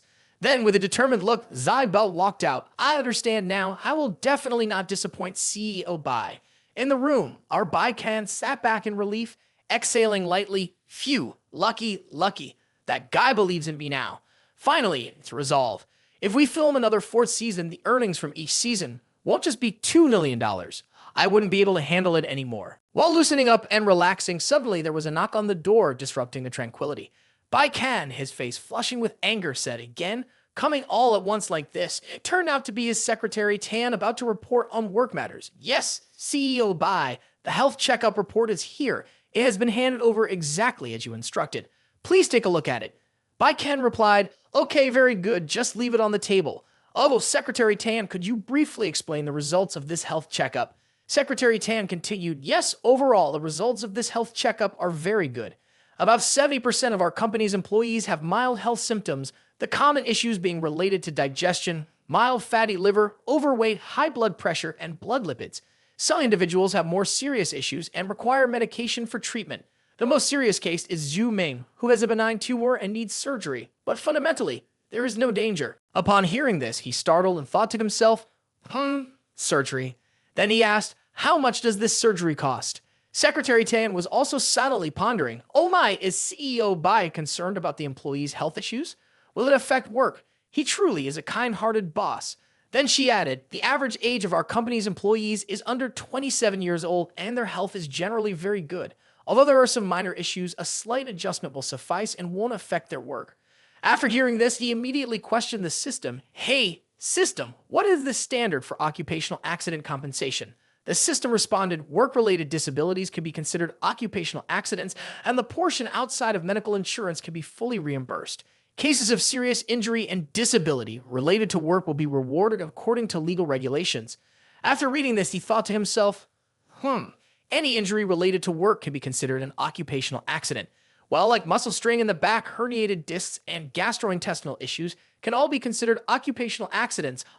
All of these will be included in the occupational accident expenses, so each person will incur several $1,000s. This may not be a large amount, but it's still a new direction. Following that, he sent to his secretary, please inform everyone to gather for a meeting in the conference room at 3 o'clock, including Mei Yang and Huang Ziba. Yes, CEO Bai. What is the agenda for this meeting? Bei Qian replied, we need to promptly discuss the matter of compensating for occupational accident expenses for everyone. Upon hearing this, the Secretary Tan was taken aback. Occupational accidents. Switching scenes to 3 o'clock that afternoon, the secretary was distributing documents to all the employees. Meanwhile, Ming Liang and Mei Qian were murmuring softly. CEO Bai suddenly called for a meeting. Could it be about initiating a new project? I'm not sure, but if it's about a new project, why would Huang and Mr. Mei need to be here? Quite peculiar. Surprisingly, our Bei Qian firmly declared, I have reviewed everyone's health examination reports and the situation doesn't look very promising. He slammed his hand on the table in frustration. People are too neglectful of their health. Working overtime so much leads to numerous occupational illnesses like this. Upon hearing this, everyone became apprehensive, their faces turning pale. Wasn't it just minor issues? Slightly elevated blood pressure, mild fatty liver, mild obesity, and some blood circulation issues due to excessive mouse usage. Why does CDO Bai's tone make it sound like we're on the brink of death? Next, Bei Qian pointed to Bao Xiu and said, hey Bao Xiu, is your stomach not feeling well? It must be due to excessive overtime and imbalanced diet. Clearly an occupational illness. You need to adjust. Besides the medical insurance subsidy, all medical expenses will be covered by the company. Assistant Tan, later you'll go to the hospital and instruct them to provide the best treatment plan for him. Secretary Tan, upon hearing this, also broke out in a sweat and replied, yes, certainly, CEO Bai. Bao Xiu, the young man, now with widened eyes and a horrified expression, exclaimed, is that true? The best treatment plan? I just have a stomach issue. It's just digestion trouble. What kind of best treatment plan is needed? Just take some easy-to-digest food. Forget it. I'll digest myself. Next, Bei Qian gestured towards the purple-haired Mei Qian and exclaimed, and there are others as well. For instance, Mei Qian, you also have a stomach problem, right? Then count yourself in two. Mei Qian, upon hearing this, furrowed his brows in utter confusion. What? Me? Oh, you nearly forgot. Hey, Bao Xiu, you've been losing quite a bit of hair lately. It's because of excessive overtime. Also falls under occupational illness. Later, you should go to the hospital for a checkup. Your hair should grow back to normal. If not, you'll have to deal with me. Bao Xiu, the young man, remained shocked after hearing this. Next, Bei Qian pointed at the blonde-haired Huang Ziba and exclaimed loudly, hey Huang Ziba, your mild fatty liver condition also needs proper adjustment. Moreover, why is your face excessively oily and your complexion not good? It's clearly because of overwork, right? It definitely falls under occupational illness. Huang Ziba, upon hearing this, furrowed his brows and replied with a faint smile, CEO Bai, you've misunderstood. It's because I forgot to wash my face before coming here. Bei Qian immediately responded, these facial conditions will affect the company's image. Take the time to improve your appearance. The company will cover all expenses. Do you understand? And as for Ming Liang, I noticed in your health examination report that you seem to have chronic cough. It's definitely because of excessive dubbing work. You don't need to worry. This also falls under occupational illness, and the company will cover all expenses for your treatment. Lu Bingliang was sweating profusely by now. Bei Qian continued, additionally, there are many people suffering from carpal tunnel syndrome, which greatly affects work efficiency. They need to seek treatment urgently. And Zhu Ming, your issue is the most severe, right? Yes, that's correct. Your tumor needs surgery. However, you don't need to worry. Besides the medical insurance subsidy, the company will cover all expenses.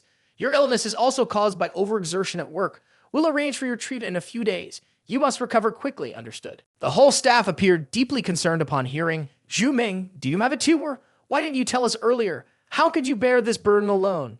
Zhu Ming, don't worry, we'll stand behind you. When will you start treatment? You need to be hospitalized. We will definitely visit you regularly. Zhu Ming, now wide-eyed with astonishment, replied, what's going on? My tumor is benign. Whether or not to undergo surgery is up for consideration. It won't have much impact. Besides, it seems to be a benign fibroma, just over 5 millimeters. Hospitals don't even treat those under 4 millimeters. The entire company fell into a state of questioning, descending into a solemn silence. Suddenly, Bei Qian spoke up loudly, everyone, please take this seriously. Your health doesn't just concern yourselves, as employees are also assets of the company. If you've signed a labor contract, then the company is responsible for your health. Mei Yang and Huang Ziba. Later, you two will compile a health status report of the employees at both the Internet Cafe and Fi Huang Studio, according to these standards. Yes, CEO Bei. Next, I will introduce the company's new benefits. Firstly, regarding occupational accidents, any health-related issues related to work will be considered as such, prioritizing medical insurance. For expenses not covered by medical insurance, the company will provide support. Specific details will be calculated later. Additionally, Assistant Tan will arrange annual gym memberships for all employees with an extra 8 private training sessions per month, requiring attendance at the gym twice a week. Secretary Tan promptly jotted down notes. Yes, understood. Next, CEO Bai added, regarding dietary issues, many of our company's employees suffer from gastric problems mainly due to imbalanced diet. Mei Yang, don't we have a skilled chef at the Internet Cafe? Hire 2 more, pay attention to nutritional balance, prepare meals every noon, and have them delivered on time. The company will take care of the meals. Mei Yang was equally surprised. Yes, understood, CEO Bai. Bei Qian continued, furthermore, I believe to ensure the health of our employees, we need to find a nutrition expert.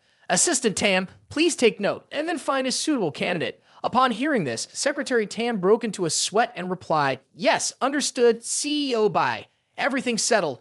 Let's end the meeting here today, everyone. Our Bei Qian then stood up, a look of satisfaction crossing his face as he secretly thought, nothing can hinder me. This time I'll have to spend over $500,000 again. It seems that this week isn't going smoothly, but the future path still looks bright. Hey, tears welled up in the eyes of the employees, deeply moved. Oh, CEO Bai is such a good boss. We're truly touched. How could there be such a boss in this world who values the health of employees so much?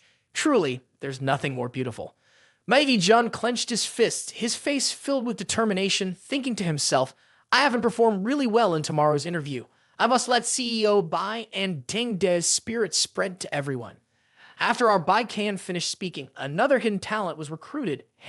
Despite Bei Qian's warnings, the young man was determined to attend the interview with journalist Hu Yu to prove himself. Shortly thereafter, on April 20th, Bei Qian found himself at a cafe, ready to execute his plan. Hu Yu began, let's get started then. Firstly, I'd like to ask, how long have you been with Deng and what specific responsibilities do you have? Bei Qian, scratching his head nervously, replied, I've been with Deng for a month now, mainly just learning. Upon hearing this, Hu Yu's eyes widened. Just learning? Could you elaborate?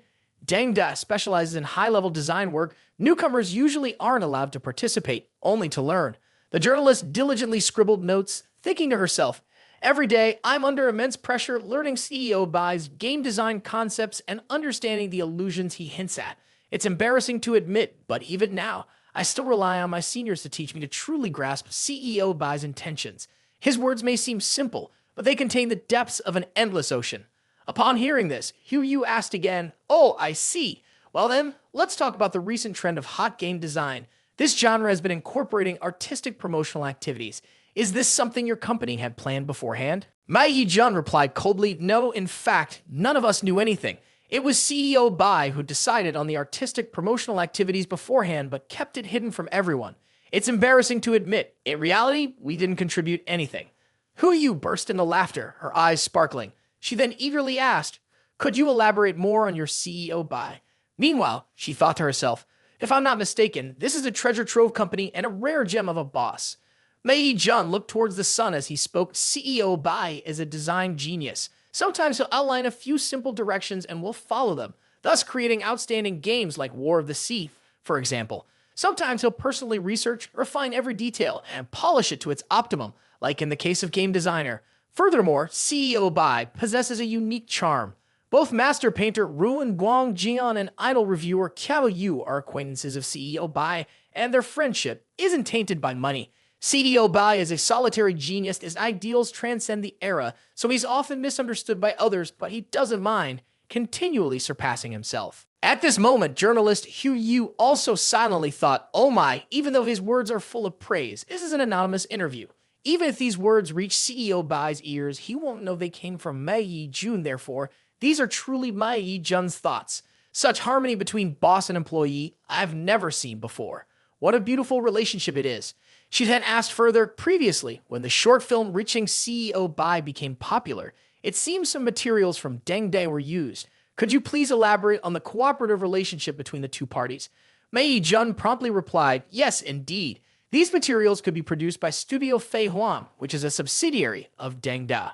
After hearing this, Hu Yu excitedly remarked, "Indeed, that means the popularity of this short film partly relies on CEO Bai's practical experience, right?" Mei Jun responded, "I'm sorry, I can't discuss that as it may disclose CEO Bai's information." All right, moving on. Moving to April 22nd at Mei Yang's Wonka Chaba Internet Cafe, our CEO Bai was sitting there, enjoying his drink in a very relaxed manner. Both of us over here found it quite unusual, so we whispered to each other, "What's going on?" CEO Bai wouldn't just randomly drop by like this. "Ma, if you have a good relationship with CEO Bai, you should think of a way. Don't worry, leave this to me. Even if the internet cafe can't hold on anymore, based on the relationship between CEO Bai and me, I can help you relocate somewhere else. But it's really tricky this time. To be honest, we might lose face a bit over this. Huang Zebab might have made a short film that garnered millions of views, and even Lu Mingliang developed a hot game, but we're still losing money, which is quite frustrating."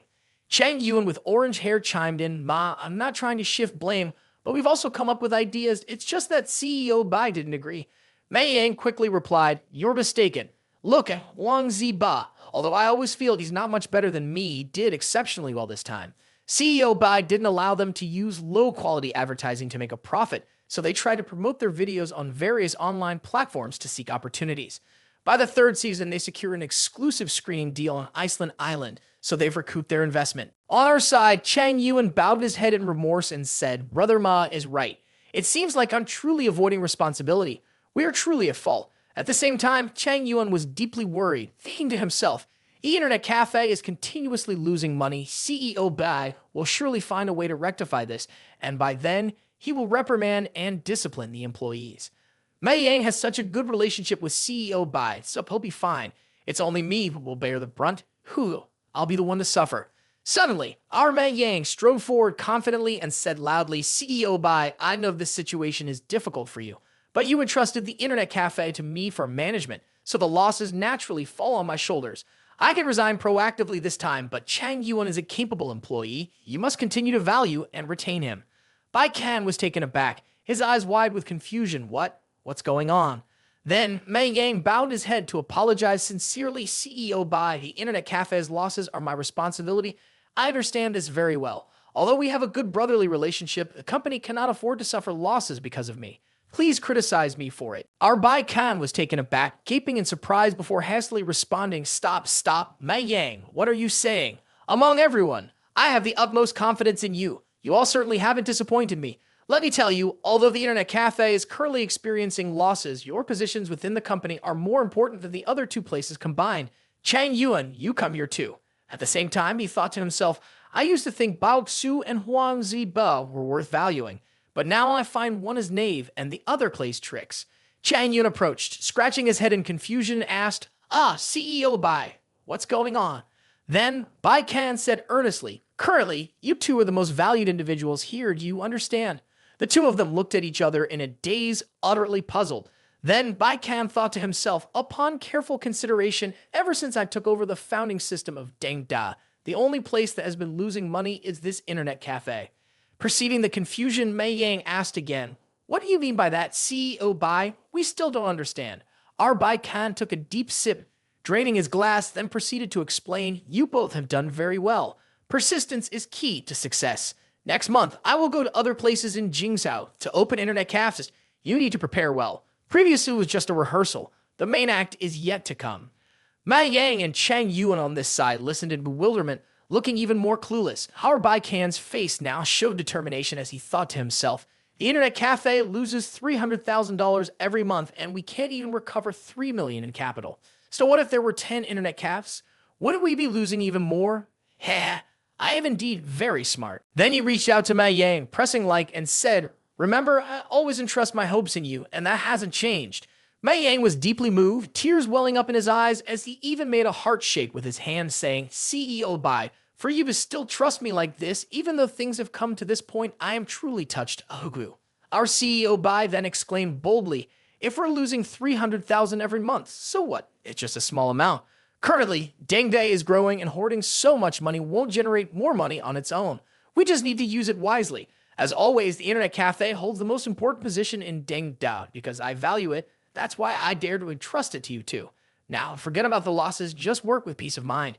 It's still the same motto. No matter how much loss, I'll take care of it." Hearing this, the two of them burst into tears like children. "You two absolutely must not feel any psychological pressure. I assure you all, no matter how much the internet cafe loses, I will never lay off anyone.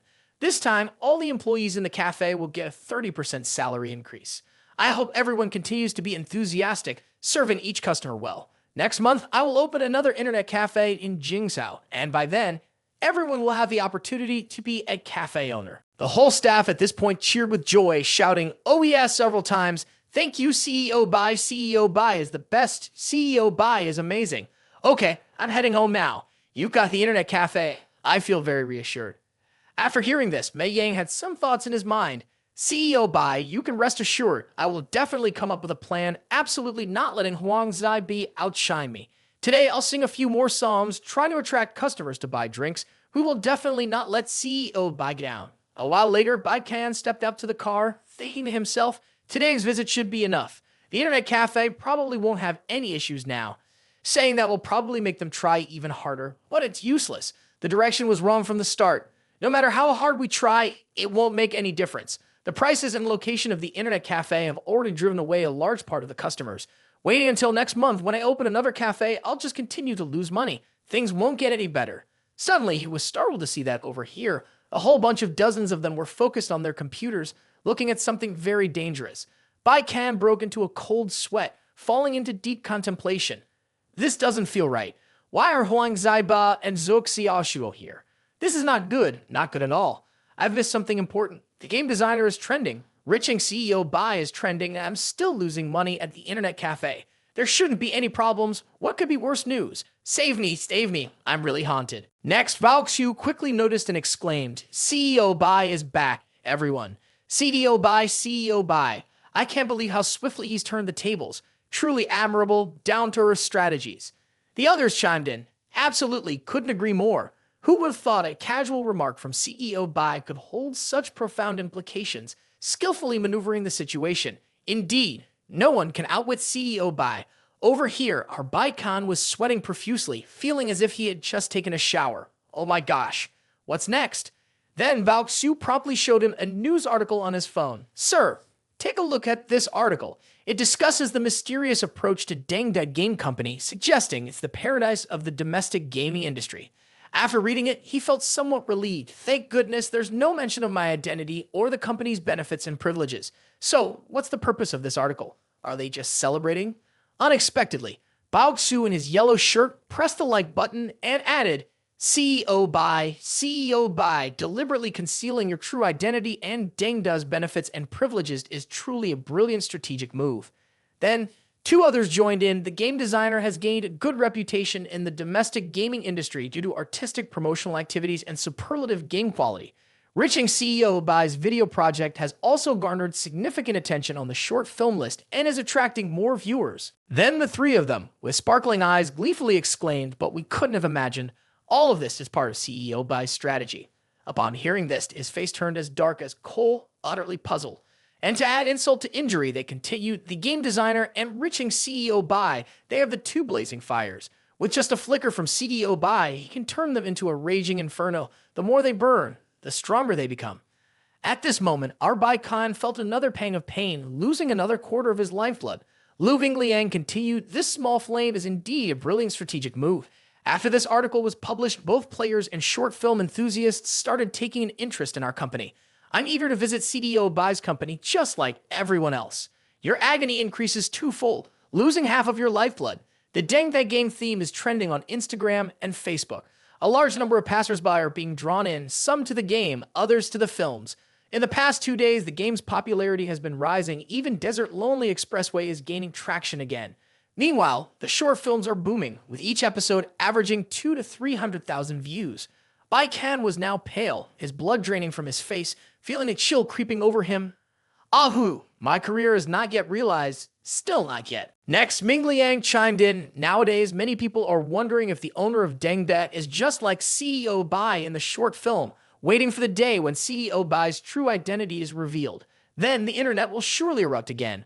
Bao Chu added, when will CEO Bei drop this hot bomb? It's really keeping people on their toes, a he.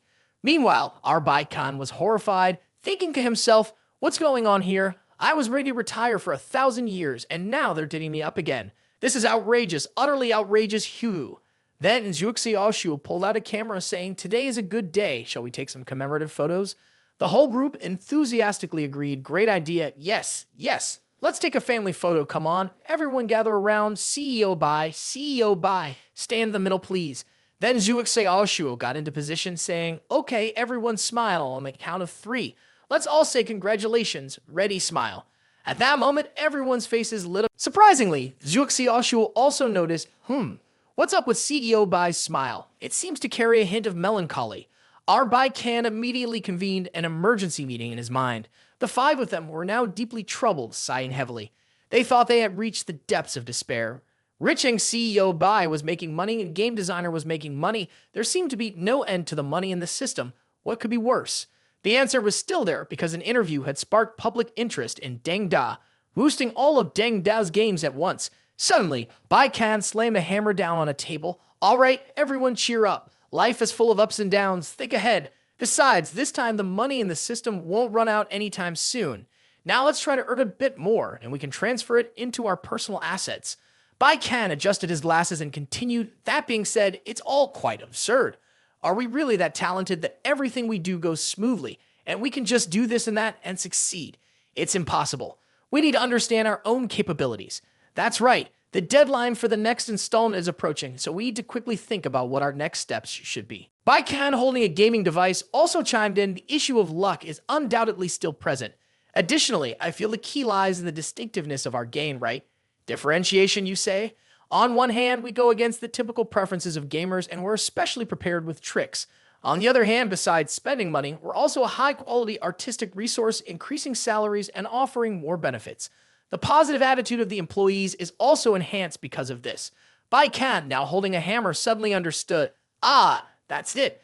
Exactly isn't doing so akin to creating a new line of high-quality games. Then, adjusting his bow tie, Bei Qian inquired, so should we follow the trend in game development? No. Many have already imitated others' games and even outshone the original.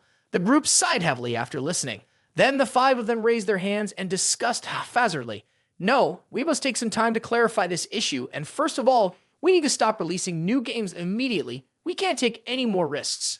All right, we promised the players before that we would revitalize some old games, so let's do that next week. The scene shifts to April 30th, which is the system accounting day. Bei Qian sits in the CEO's office contemplating as he looks at the system report. The current capital is $4,910,000 with a profit of $3,910,000 converted into personal assets at a ratio of 100 to $139,100 plus 10% system mission bonus. The current personal asset balance of Bei Qian is $87,903. After reviewing, he strokes his chin thoughtfully. Unexpectedly, just relying on profits has converted nearly 40,000, truly incomprehensible world. Then the system announces further, the next accounting is in 60 days, system assets are about to be supplemented, and the current system capital is $5 million. Bei Qian, now sweating, thinks to himself, this time there's no special task and the accounting deadline has been shortened a lot, so the pressure seems even greater. According to the original plan, pause the release of new games, instruct Lu Mingliang to revitalize the old game lines. I must definitely open more chains of stores, all sorts of internet cafes for losses. New games are no longer profitable. It's all a waste.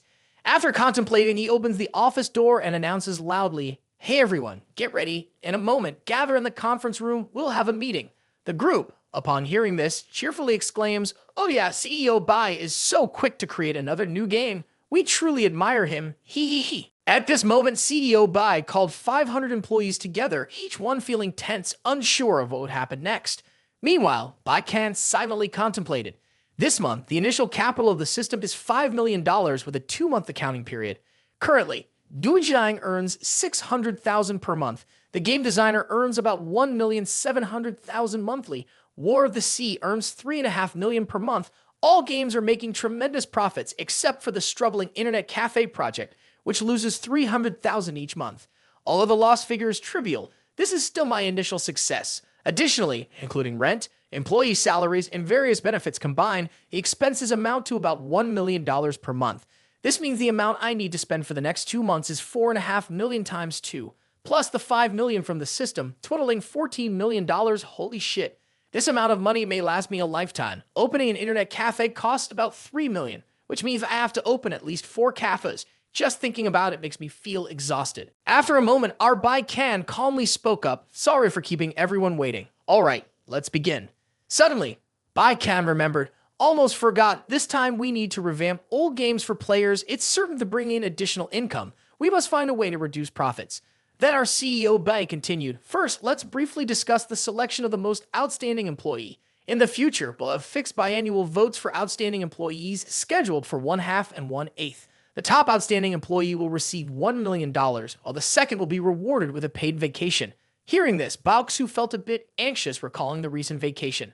Bei Qian added, "And the work plan will be set on a 2-month basis, considering the strong demand from players to review." Bei Qian's statement left everyone in the room utterly astounded. Am I hearing this right? Is it really that cheap? Can we even recoup our investment?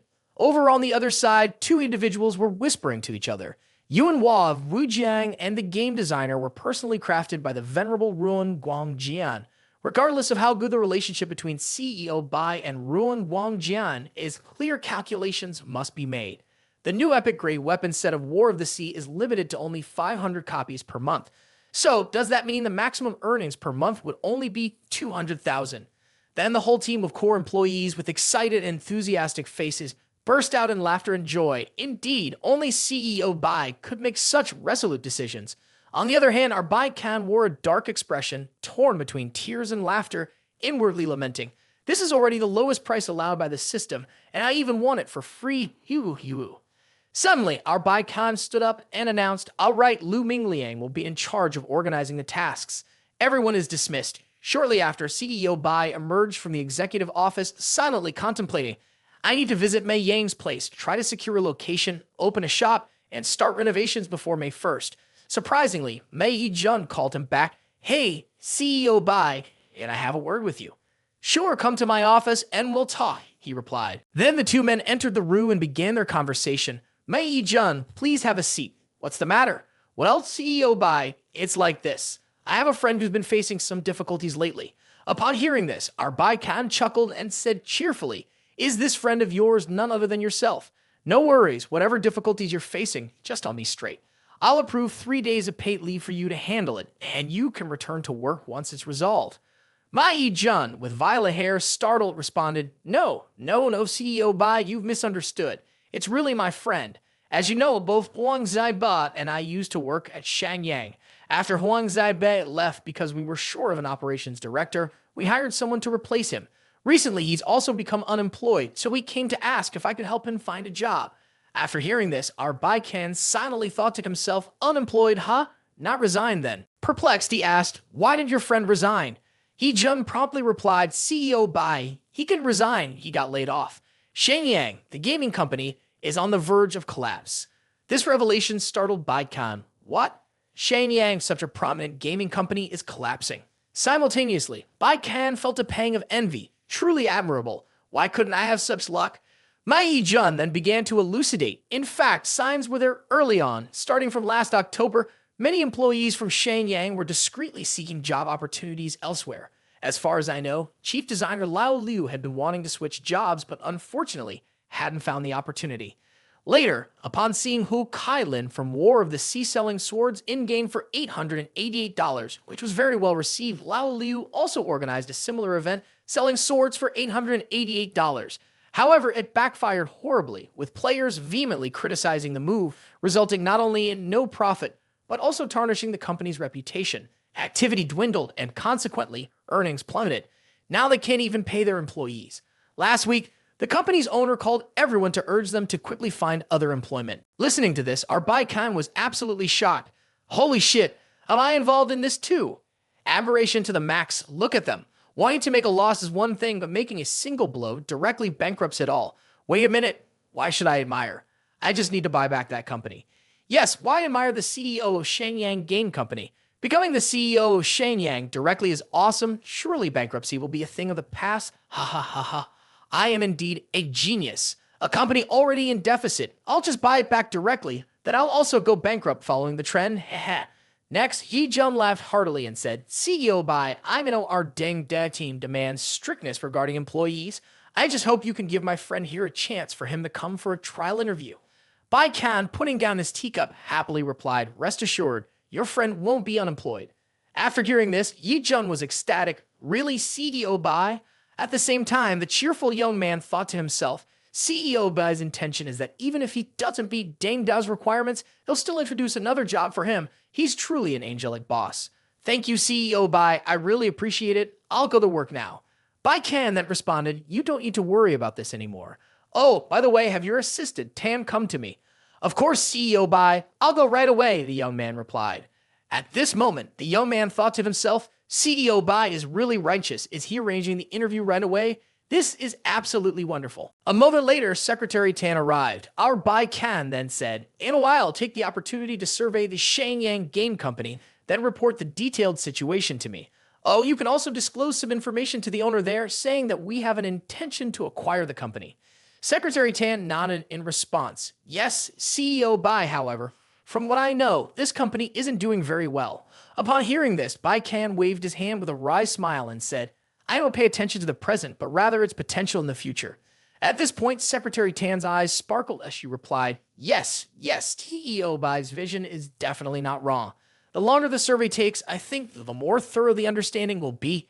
By the time we negotiate, we'll also have an advantage. Besides, the other party is currently in a loss-making situation, so if we can extend the time a bit, we'll have an easier time bargaining. Haha. Upon hearing this, our Bei Qian paused and then folded his arms, shaking his head. The gaming industry is all about competing every second and minute. Trying to extend time for bargaining just to lower the price is not as good as focusing on business. Don't lose big due to small greed. Secretary Tam replied, yes, understood. So this acquisition is to buy the entire company, or how should we proceed? At the same time, she was thinking to herself, the Shenyang Game Company is completely worthless. If we look at their talents, we can directly invite them to work at Deng Da. If we consider their gain, we can also buy it back. The news of this acquisition will surely bring joy to the Shenyang Game Company. Surprisingly, our Bei Qian firmly stated, buy the whole company for me and the initial structure must not be altered. On the other side, Secretary Tan was puzzled, wondering why, while our Bei Qian was secretly thinking, if I don't buy back the company in its original state, how can I salvage my investment? Heh, this is indeed a very wise and delicious move. Then, Bei Qian added, also, now take me to an internet cafe, please. Yes, CEO Bei, I understand, Secretary Tan replied. A while later in Jingzhou City, our Bei Qian arrived at the internet cafe Wankachaba owned by the stylish young man Mei Yang. As soon as he stepped in, two enthusiastic youngsters rushed to welcome him. CEO Bei is here. What would you like to drink today? He glanced around and replied, get me a Tony Margarita. Inside, the tables and chairs were stacked up, but there wasn't a soul in sight, no ghosts playing around. Our Bei Qian then asked, no customers today.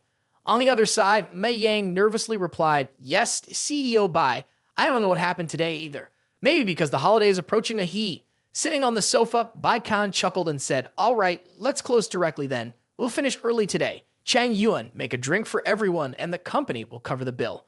Chang Yuan happily agreed and followed through. After a while, all the staff sat attentively looking at our Bei Qian, who then spoke up. Starting from next month, we'll open 4 more internet cafes, but it'll be done gradually because we can't invest all at once. Who's willing to take on the role of managing these caves? Raise your hand. As soon as Bei Qian finished speaking, the 4 servers didn't hesitate much and immediately raised their hands, while one with blonde hair seemed unsure, raising one hand halfway. Chang Yuan with red hair gave a hesitant, reluctant wave. Bei Qian then said, "You'll be the managers of these cabs in the future, so there's no need to raise your hands." After hearing this, the startled young man exclaimed, "What the fuck? Seriously? What's going on? How did I suddenly get promoted like this?" Then, our Bei Qian spoke assertively. "All right, that's settled. Choose the 5 people with their hands raised. Chang Yuan, remember them for me. They will be the owners of the new internet cafes." Hearing this, the ones with raised hands were utterly shocked. Is this for real? So casual, no interviews? I thought CEO Bei was just kidding, so I raised my hand for fun. One person at the back was tearfully regretful, silently thinking, what's happening? If I do, I would have raised my hand earlier. A waiter fell into a melancholy state, thinking to himself, I just raised my hand for fun, and now I'm suddenly a cafe owner. Am I dreaming? Then Mei Yang pulled Bei Qian's sleeve and whispered, "Hey, CEO Bei, is this okay, or should we openly recruit?" Bei Qian replied, "They're all people you hired. I don't trust anyone but your judgment." The young man, blushing and scratching his head in embarrassment, replied, "Oh, I see. Chang Yuan, from now on, you'll be the manager of all the internet cafes in the Jingzhou area, including this one. As for Mei Yang, you'll remain as the general manager, overseeing all the cafes just like before. You'll be the one directly reporting the situation to me." Mei Yang, visibly excited, began salivating. Our Bei Qian even stood up to add that those who are chosen as cafe owners shouldn't worry. In the future, when we open more cafes, priority will be given to those who are current employees. The whole group, with beaming faces as if they had just found gold, cheered, "Hail CEO Bei, CEO Bei is number one." Then everyone raised their glasses and drank them to the last drop, all secretly thinking, while some bosses make promises but often drag things out, CEO Bei is different. Just a few days ago, he said he would open more cafes, and immediately he's opening 4 new ones. It might cost around $1 million, such a big decision, and CEO Bei didn't even flinch. Truly an extraordinary and decisive leader, always precise and determined. We deeply respect him. Next, Bei Qian set down his glass, leaned back, and with a mischievous grin, exclaimed, "All right, everyone can call it a day today. Go home, enjoy the holiday. Taking a break once a month is good for your health, haha." Fast forward to May 4th, our Bei Qian is in the company elevator, smiling to himself. TV, fridge, air conditioner, washing machine, front door electronic lock, rice cooker, vacuum cleaner, robot vacuum. Buying all these for my parents already cost over $30,000. Okay, that's fine, but my personal assets are still $50,000 short. I need to try harder. Suddenly, he turned and noticed something, which turned out to be Lu Mingliang diligently working in the company. He approached and asked, "Have you finished the planning for the new version?" Ming Liang turned around eagerly and replied, "Yes, CEO Bei, I've finished preparing everything." Bei Qian, feeling angry, said, "What? Your holiday turned into overtime. You dare disobey me?" Ming Liang, sweating nervously, responded, No, CEO Bei, it's not that. It's just that I've had nothing to do at home these past few days, so I took the opportunity to work on the new version planning." Bei Qian at this moment exuded a terrifying aura. Overtime at home is still overtime, since it's a holiday. Triple my salary. Lu Mingliang on the other side startled, Yes, of course, CEO Bei." Meanwhile, a young man was silently thinking CEO Bai's expression is truly intimidating. Then Bei Qian turned away and said, "All right, that's settled. There won't be a next time. Tell everyone to gather for a meeting. We'll discuss the content of the new version together." A while later, the entire company was tense in the meeting room. On one side, Bei Qian glanced around and thought to himself, Lu Mingliang's advantage is his obedience. Whatever I ask him to do, he'll obediently follow without needing rewards, as long as he doesn't make mistakes. But the problem is his lack of strong determination to advance. The budget allocated for this planning is too little. Lu Mingliang was sweating profusely as if he had just taken a shower, saying, "As per CEO Bai's request, we have prepared a plan for updating the following game genres." On the other side, everyone was silently thinking, it seems CEO Bei isn't very satisfied. This plan is too conservative. Surprisingly, CEO Bei set down the documents, began pointing, and said, "For the map context in Desert Lonely Expressway, increasing by just 3 maps is too few. Increase it by 10 maps for me. Guijiang's increase by 10 is insufficient. Wujiang's increase is also too little." Add 50 generals. Upon hearing this, Baoxu with the yellow shirt was so shocked that he almost wet himself. Wow, 50 generals? Then Bei Qian continued. Although game designer is just a background style, why does it resemble the previous version? Ruan Guangjian's drawing of Gu Jiang's original painting probably won't be ready in time. To find a few more people who will accept the same price as him, then extend the deadline. They must draw it meticulously, striving to surpass the previous version. As for War of the Sea, besides introducing new epic level weapons, add 2 hours to the story plot, introduce a new setting, 3 new characters, and 10 new guns. At this point, Bei Qian grinned mischievously and said, "All right, let's stick to this decision. Start working immediately and try to finish by June 18th. On the other side, Lu Bingliang trembled as he spoke. CEO Bai, this is highly impractical. For Desert Lonely Expressway, each background template costs 20,000, and the original plan was to add 3 backgrounds. But at just $1 per sale, we need to sell 120,000 copies to break even. If we add 10 more, it would have to be 400,000 copies." Upon hearing this, Bei Qian grinned and said, No, you remember, you must treat sincerely. If you treat the players with sincerity, they will naturally respond in kind. Moreover, even if we don't recoup the investment, it's okay. The players have already given us a lot of money. We incur losses to compensate them, and that's what we should do. At this point, the entire staff looked at each other in extreme surprise, their eyes wide open. What? Losses are okay. Then Bei Qian stood up confidently and said, "All right, understood. We're on a tight schedule, so let's divide the tasks and get to work. We must complete everything by August 16th. Let's adjourn." The staff members immediately got back to work, typing away furiously. Moving to Thursday, May 6th, Mei Yang and Chang Yuan were in Bei Qian's office, ready to report their progress. Chang Yuan spoke first. "Yes, CEO Bai, I found 10 locations to open the 4 new venues as per your request.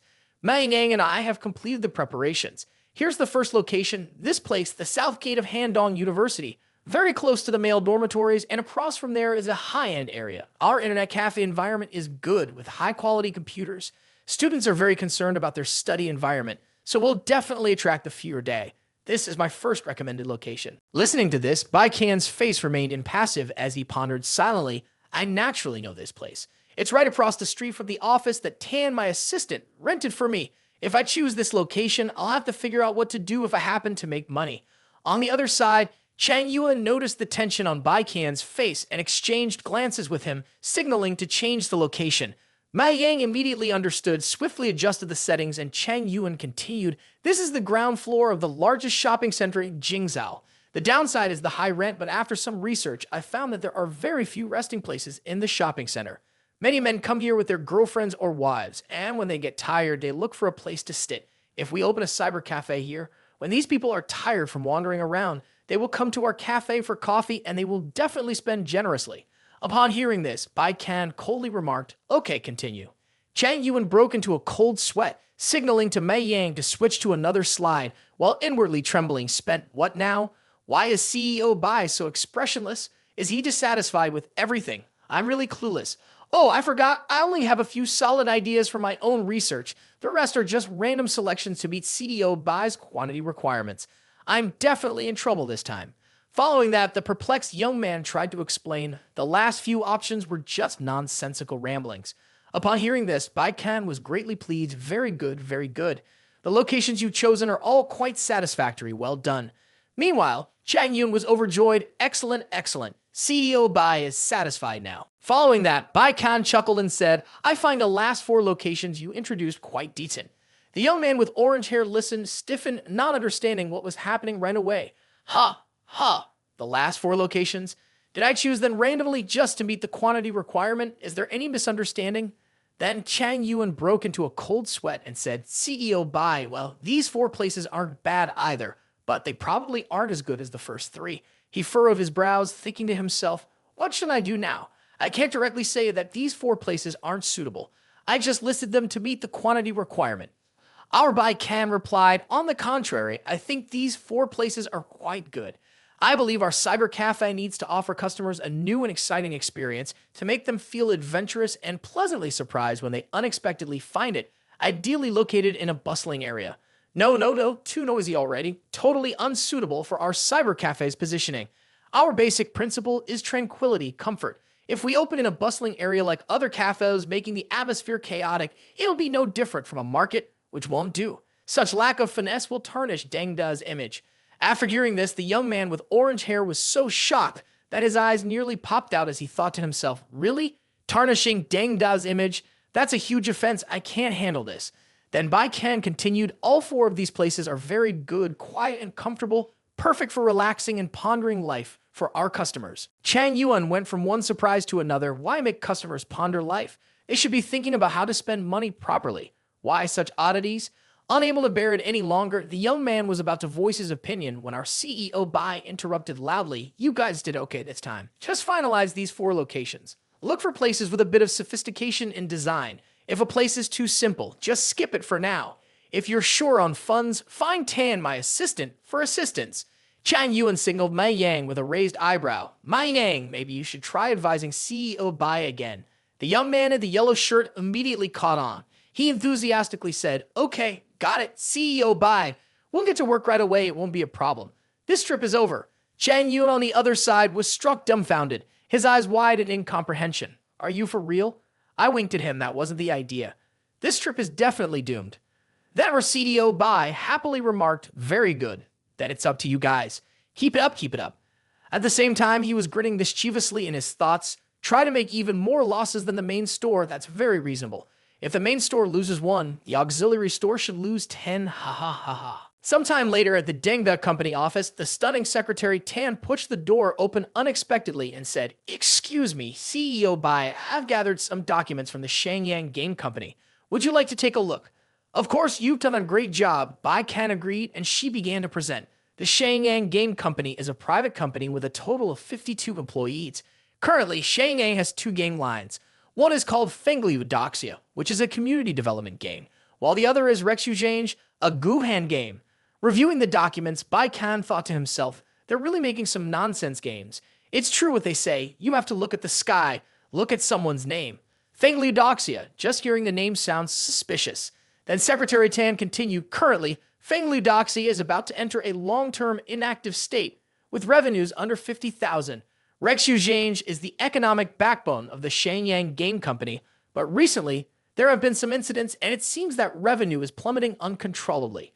At this point, Bei Qian thought to himself, encountering incidents, it must be the story of selling the $818 sword that Mei Yijun mentioned. Overall, Shangyang has to pay $50,000 in rent each month, and the employees' salaries are $200,000 per month. It's currently difficult to sustain, and I heard that this month's salaries may not have been paid. At this point, CEO Bai inquired, this is also my first time acquiring a company. Do you have any thoughts? Please have a seat and tell me. Secretary Tam replied, yes, the risks seem quite significant. For instance, companies like this often have capital issues. We need to investigate whether they're inflating their capital or quietly withdrawing it. Additionally, there are assets, debts, and the company's equity, including things like depreciation of fixed assets, depreciation of intangible assets, and unrecoverable asset situations. However, this is a small-scale private company, with Du Yunju as the owner along with another partner holding all the shares. But in reality, the company is mainly operated by Du Yunju. I suspect he's eager to sell the company. Nonetheless, the company is completely insolvent now, losing money every month. So by then, a slight price drop would probably suffice, and it's likely to be bought back for a few $100,000. Upon hearing this, Bei Qian felt a bit disappointed. What's so cheap? I thought it would sell for 1 to 2 million, and the result is just a few $100,000. Truly disappointing.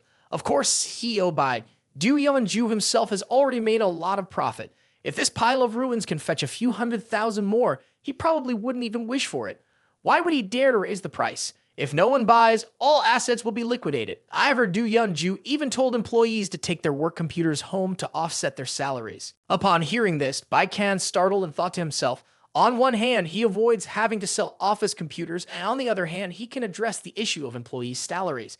This CEO Du is indeed a genius. I have much to learn from him. Then Secretary Tan added, in general, these are the points to note. CEO Bai, consider whether we need to adopt covert infiltration tactics. He raised a puzzled inquiry. Covert infiltration tactics? What do you mean? Oh, you mean temporarily concealing our identity, visiting the site beforehand, observing the employees' work situation and workplaces, so we can have a bargaining advantage. Bei Qian promptly waved his hand in response. No need for that, it's just a minor matter. Some things, even if we want to disguise them, can't be disguised. After hearing this, Secretary Tan stood up and said, "All right, understood. I'll contact them right away, arrange for CEO Bai and CEO Du to meet." "Okay, great. The sooner, the better." 2 days later, our CEO Bai and the beautiful Secretary Tan arrived at the Shenyang Game Company. As they stepped out, he seemed slightly surprised. "So this is the Shenyang Company, huh? This building looks quite old," she replied. "Yes, that's right, CEO Bai." Then a young man in a purple shirt approached to greet him. "CEO Bai, is that correct?" "Hello there, I'm Wang Xiaoxin, the chief designer of Shenyang Game Company. Our CEO Du is upstairs waiting for you." Next, CEO Du, with enthusiastic demeanor, remarked, "Hello, CEO Bai, welcome, welcome. I've heard about the young and talented CEO Bai for a while now, and meeting you today truly lives up to your reputation." Bai Qian chuckled, extending his hand. "CEO Du, you're too kind. Let's sit down together. Please have some tea." Following that, CEO Du addressed, "Xiaoxin, please join us. You'll be the one to address any game-related issues when CEO Bai needs clarification." Wang Xiaoxin, with her green hair, readily agreed, "Yes, of course, CEO Du." Then CEO Du beamed brightly as he spoke. "I've heard early on that CEO Bai and Deng games are the rising stars here in Jingzhou.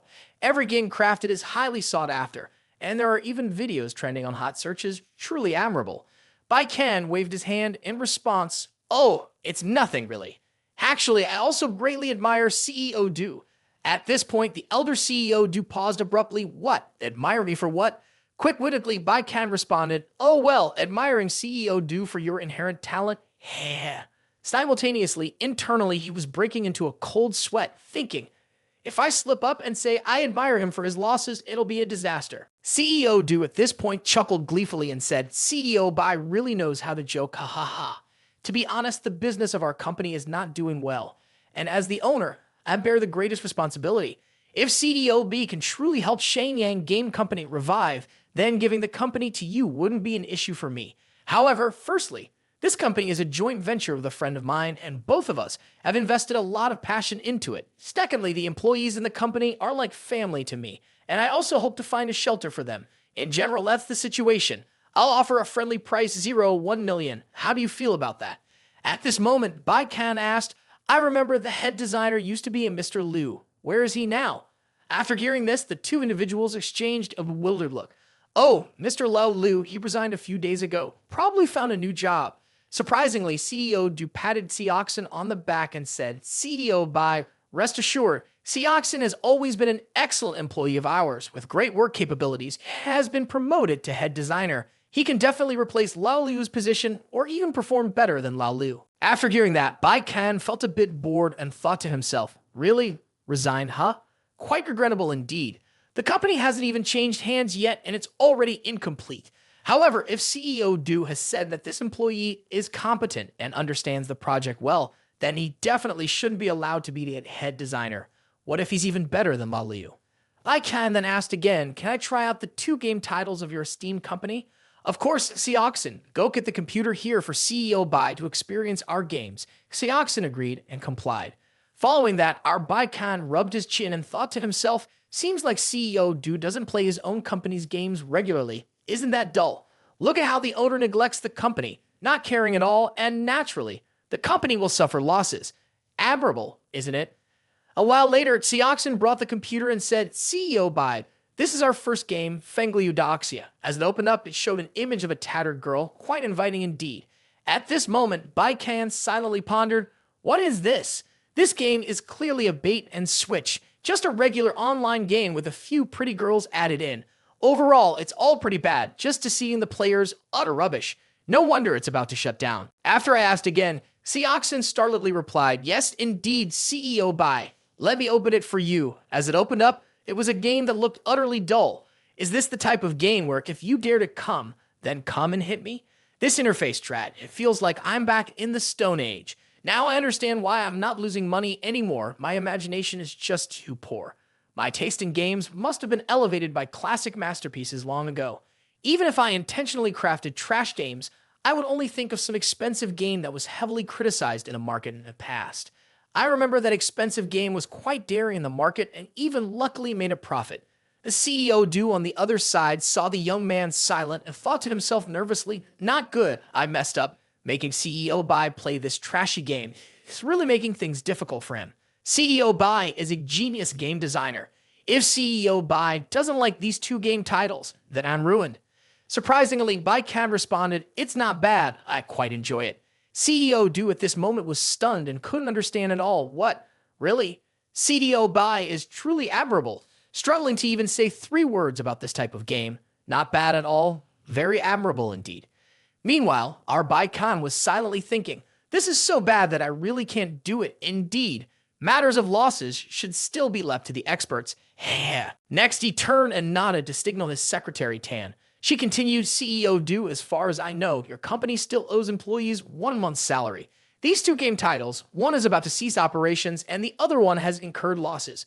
As mentioned earlier, these 2 game titles have lost their quality and their intellectual property is no longer valuable. Most of the equipment in the company is also outdated, dating back 2 or 3 years, and it's almost scrap. You also know that these things are of no use to Deng Da." Upon hearing this, CEO Du's face darkened, and he thought to himself in utter horror, "I'm doomed. I thought this young CEO Bai could bring in some extra profit, but it turns out he doesn't care about the acquisition at all. It's all handled by the assistant." Then the beautiful secretary, Tan, continued, "Consider carefully. The final price we offer is $550,000. The CEO Du on the other side furrowed his brow, silently pondering, "This price is not unacceptable," but unexpectedly, our Bei Qian raised 5 fingers and said, "No problem, CEO Du. Let's add another $50,000, making it a total of $600,000, a friendly price." After hearing this, CEO Du sighed, then replied with a cheerful face, "Okay, CEO Bai, I accept the price of $600,000. At the same time, he was thinking to himself, "Forget it, this secretary Tan is too calculated." Even reluctantly raising the price again, if CEO Bai backs out, it would be even worse. 600,000 is more than fair. Next, our Bei Qian extended his hand and said, "Okay, let's proceed then." CDO Du also stood up, shaking hands joyfully. CDO Bai was truly generous, indeed, a big shot. After a while, Secretary Tan handed the contract to CEO Du and said, "Sir, please review this contract." CDO Du promptly signed it. At this moment, Bei Qian also spoke to Xiaoxin, informed the external employees to take a vacation break, wait until the procedures are completed before returning to work.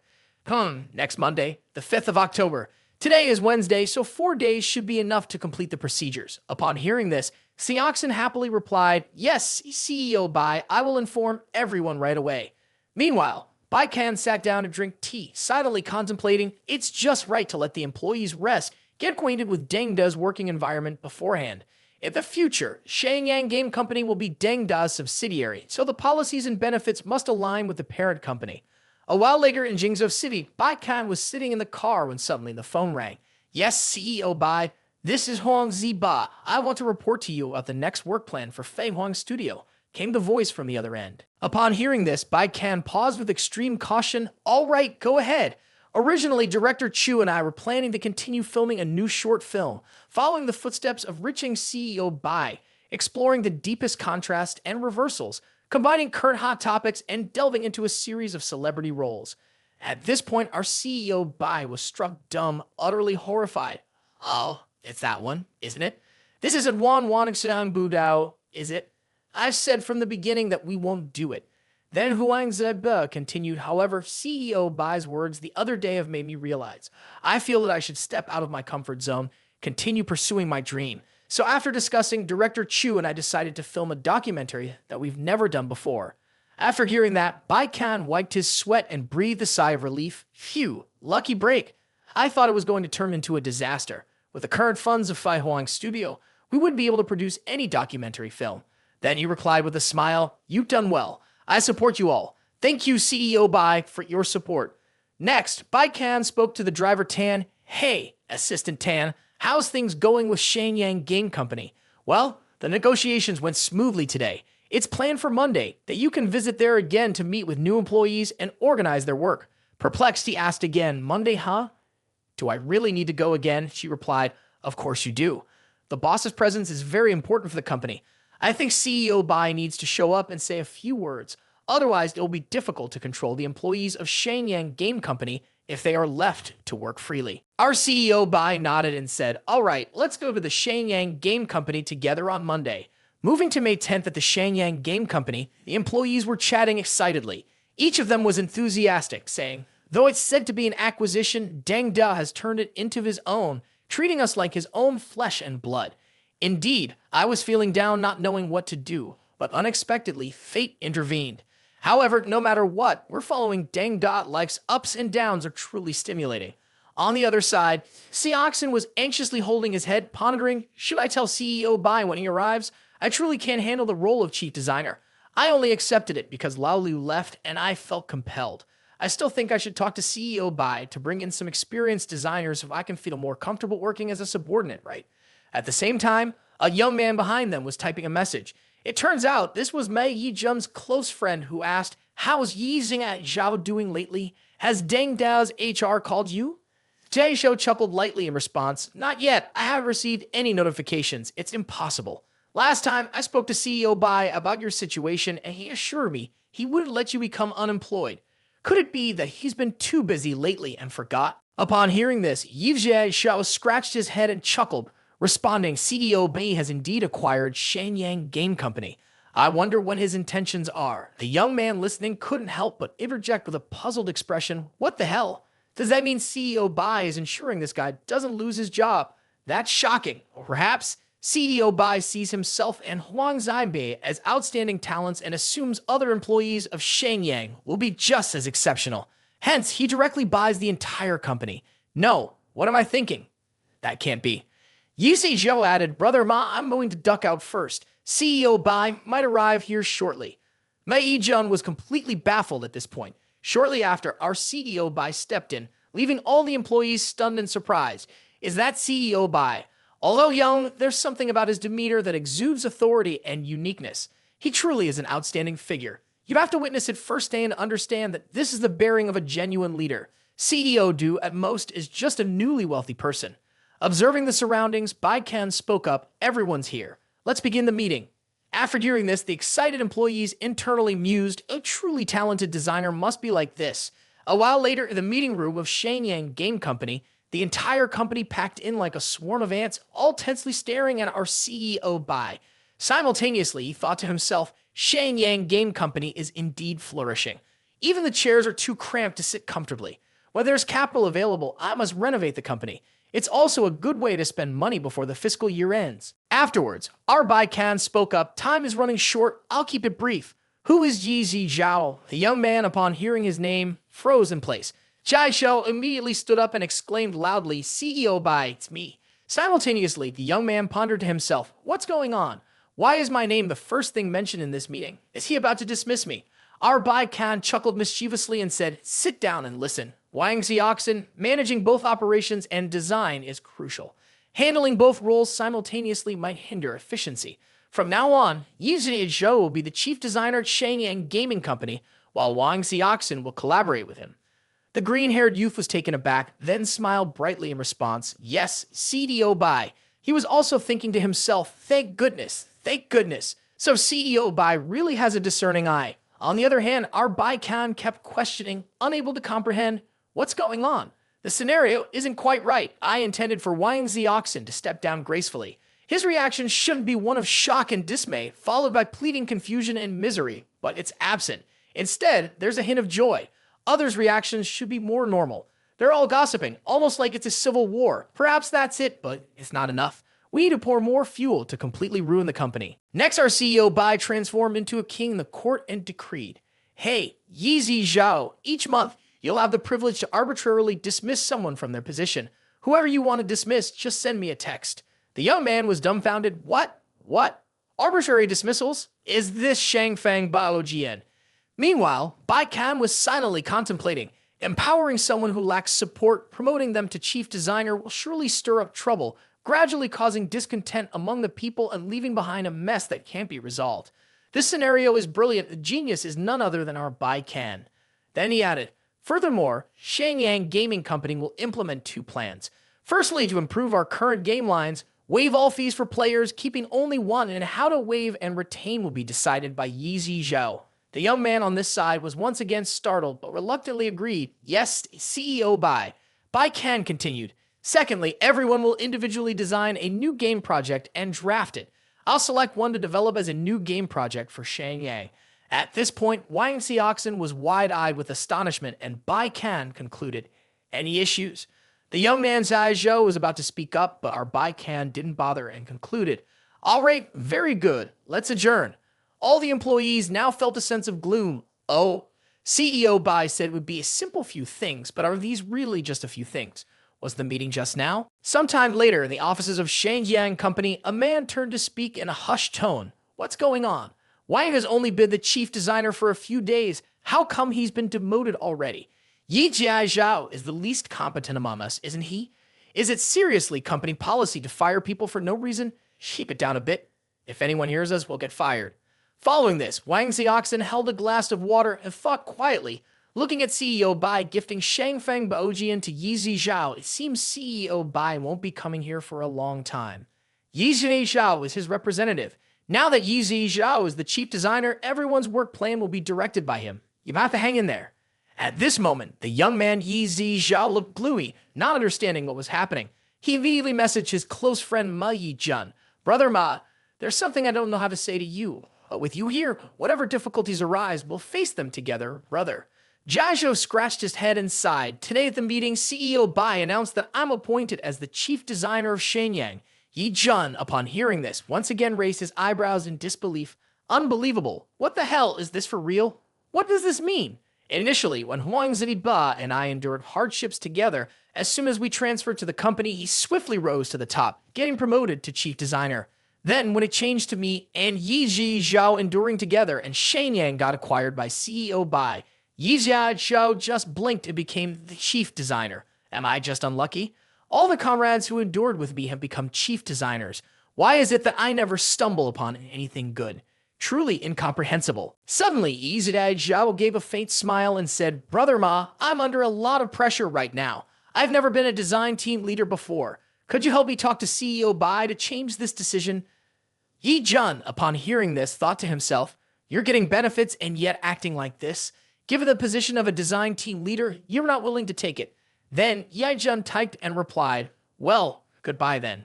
Don't be like this, Brother Ma. I truly feel inadequate. I just started in this field. I have no knowledge whatsoever. How could I possibly become a design team leader? CDO Biddy has entrusted me with such an important responsibility. What if I mess it up?" Yi Jun understood after hearing this. It turns out this guy is afraid he won't meet CEO Bai's expectations. Seems like a talented youth here. Next, Yi Jun, with his purple hair, responded, "Do you know Wang Ziba? He resigned before you arrived. We were good friends too." Jie Xiao replied, "Oh, I didn't know." Yi Jun continued, "Back then, he was also the CEO. Later on, he switched to Deng and was appointed by CEO Bai as the design team leader. Guess what? War of the Sea. That's the product of our group. Huang Zhebei created it."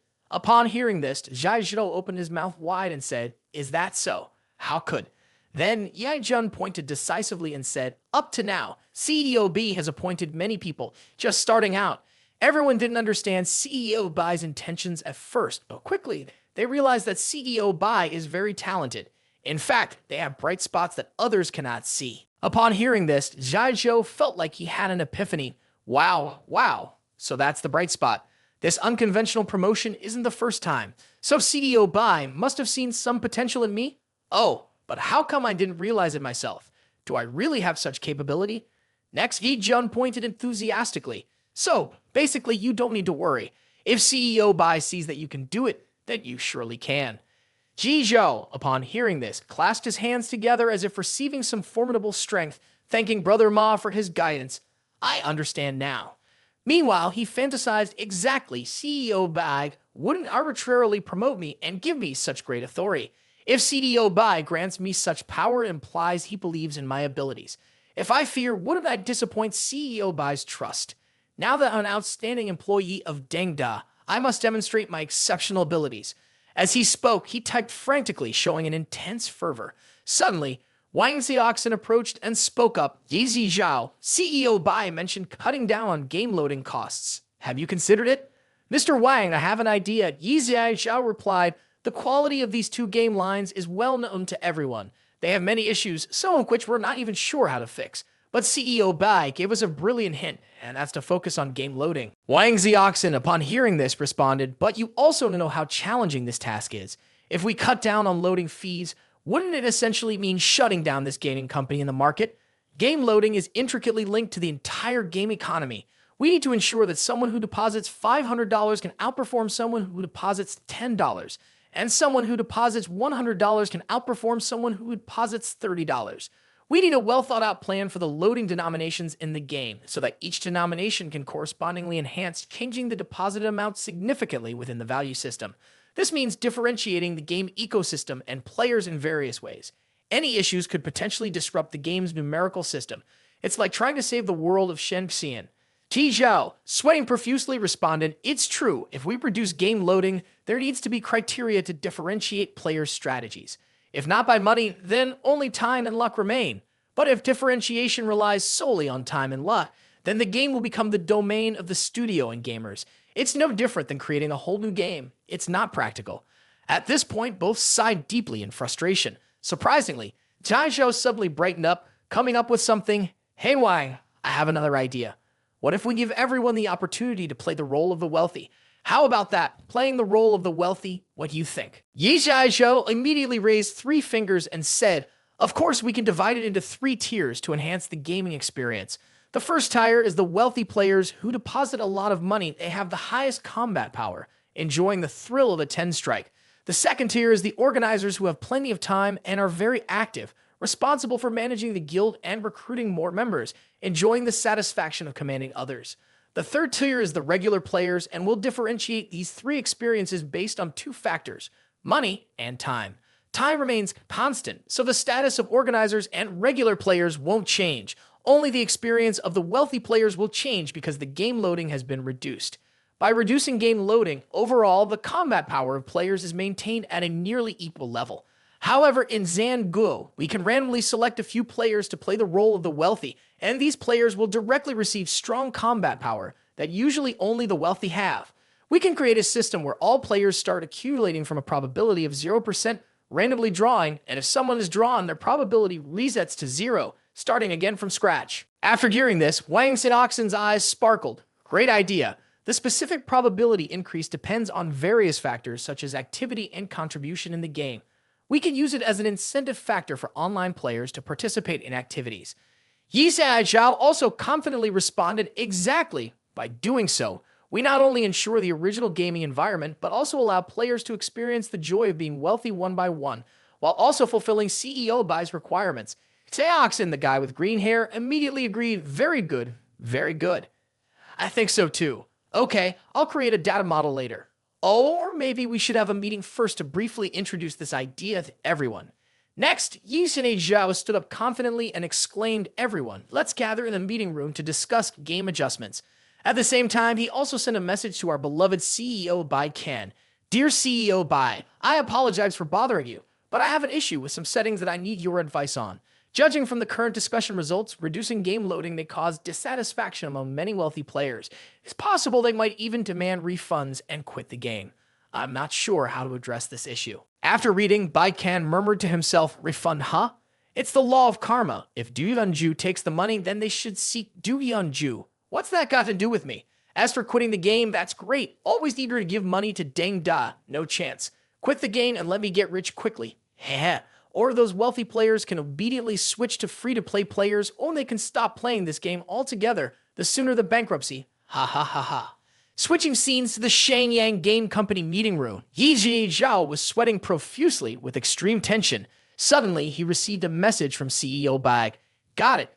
Quickly see what CDO Bai has to say." Our CEO Bai only sent 3 gentle words, "up to them." At this moment, both of them were puzzled. Then the guy with green hair came up with something enthusiastically. "Up to them. Just 3 words. CEO Bai truly commands respect. There's wisdom hidden in these 3 words. The problem of dealing with those wealthy players contributing at least 90% of the revenue doesn't need further discussion. Earlier, CEO B has already provided the solution, and that's up to them." As they heard this, the whole group of employees wore puzzled expressions. Then Xiaoxin explained, "It also means that we don't need to worry about the repairs affecting those wealthy players." Ti Zhao nodded in agreement. That's right. After the new version is released, the data of wealthy players on the old server remains unchanged. They still have strong combat power. Players on the new server will start from the same point and follow the planning in our new version. Perceiving something unusual, a guy with white hair raised his hand and said, But how does this solve the problem of nobody depositing or playing the game anymore? Xiaoxin responded promptly, reducing game deposits will naturally affect the interests of the wealthy, and this is a problem that simply has no solution. Surprisingly, a young man slammed his hand on the table decisively and said, "This is like a thorough revolution. Hitting the wealthy to distribute land and considering their feelings is unnecessary exactly. CDO Bai's intention is crystal clear, to let them self-destruct.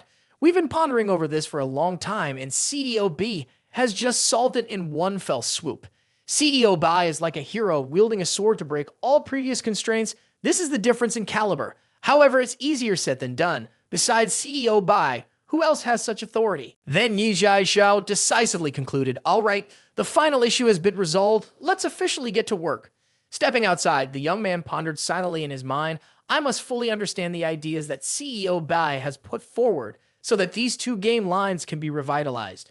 The scene shifts to the internet cafe of the flat-haired young man, Mei Yang. Inside, the current situation is that there are 3 customers playing, but all 10 staff members are standing around chatting and scrolling through Instagram. The bar counter is empty, except for a few customers who came to drink and listen to Chang Yuan sing. Mei Yang on this side feels bored and thinks to himself, "It seems like today's business is just like this." Surprisingly, Mei Yang notices someone lurking outside the door. There's a customer coming and they seem hesitant. I can seize the opportunity to get one more customer, he thinks to himself with a smirk. Mei Yang then steps outside and calls the young man carrying a large guitar, "Do you want to come in and play?" The young man waves his hand in refusal. "I'm not here to play, you've misunderstood." Mei Yang replies, "No problem, no problem. You can also have a drink, come on in, what's the harm?"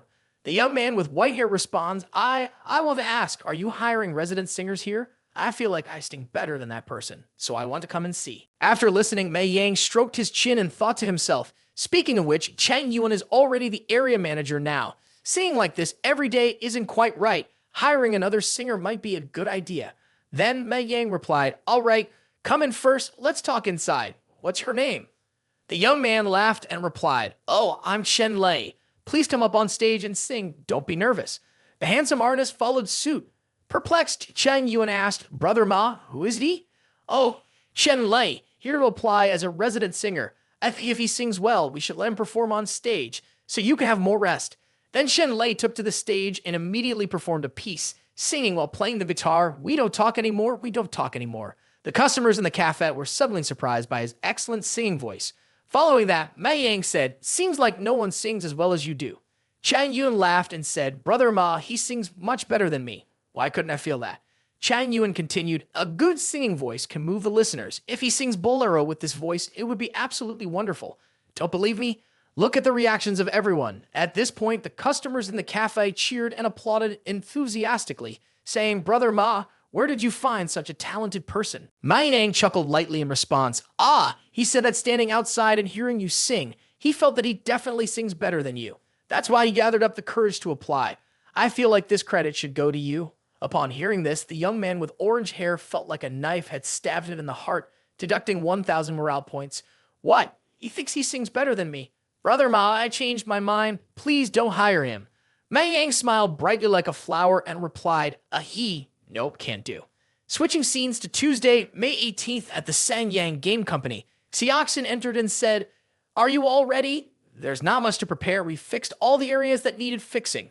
Fangludoxia is a simulation nurturing game, so it's relatively easy to fix. We've decided to keep only one recharge point, which is the energy booster card. Look at it. Wang."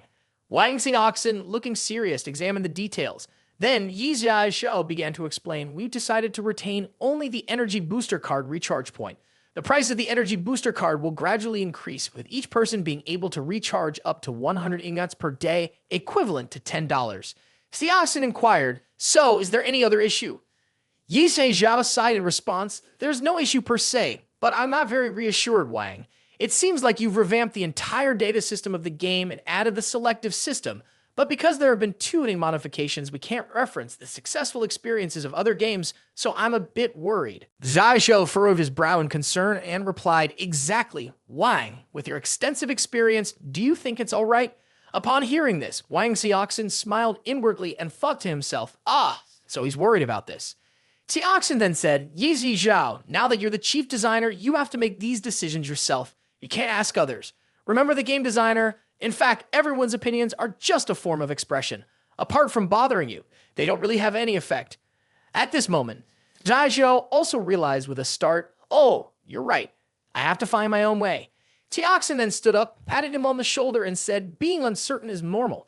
Just remember, you're fulfilling the task assigned by CEO Bai. Yi Zhou's face lit up with a bright smile. Exactly, no matter what. This is the task CEO Bai assigned. Whether it's success or failure, as long as we follow CEO Bai's instructions, isn't that right? Then the young man stood up confidently and exclaimed, everyone, double-check everything. We're about to upload the new version. The whole room immediately agreed to comply. In the game, players are fervently discussing which big boss can clearly explain what the announcement is about. Will only energy boosters be sold later, and everything else will stop being sold? So what's going on? Rumor has it that other items will be given away for free. Ha! Everything for free? Is this a joke or serious? Is this game about to shut down? Is this the final freebie for players? Last time, before the $888 weapon was launched, many players left the game. Stopping operation is just a matter of time. Well, let's play while we still can. A girl responded, well, that's not entirely correct. Shouldn't we make use of the remaining time before it shuts down to earn a bit more? Giving everything away for free, how's that? There's a problem with the brain, advising the rich folks to quit playing. They're totally clueless. Another guy chimed in, you can still spend money, you know. You can buy more energy boosters. If you spend all your money in one day, you can still buy 100 ingots. Then the girl retorted, come on, 100 ingots is only $10. Don't talk about being rich. Even those with enough finances to live like me find it scarce.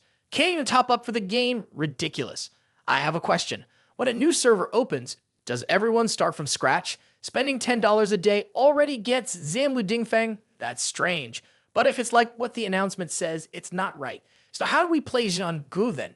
If everyone has the same strategy, let's see which side has more people. The white-haired guy widened his eyes and said, I just checked.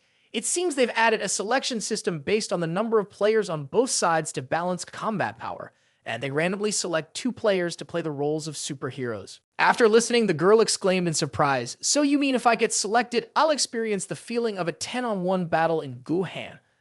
Then the whole brew began to chatter excitedly. So why bother playing the old server? Just buy. I'm already over at the new server. It hasn't even opened yet. So when will it finally open? Can't wait anymore. Open it up quickly. Yizi Zhao, seeing the sudden flurry of activity in the world chat frame, was taken aback. I thought players would strongly oppose it, but unexpectedly, what everyone cares about is how the changes will affect Guhan and the new server. Next, the young man stood up and called out, hey Wang, so what's the consensus?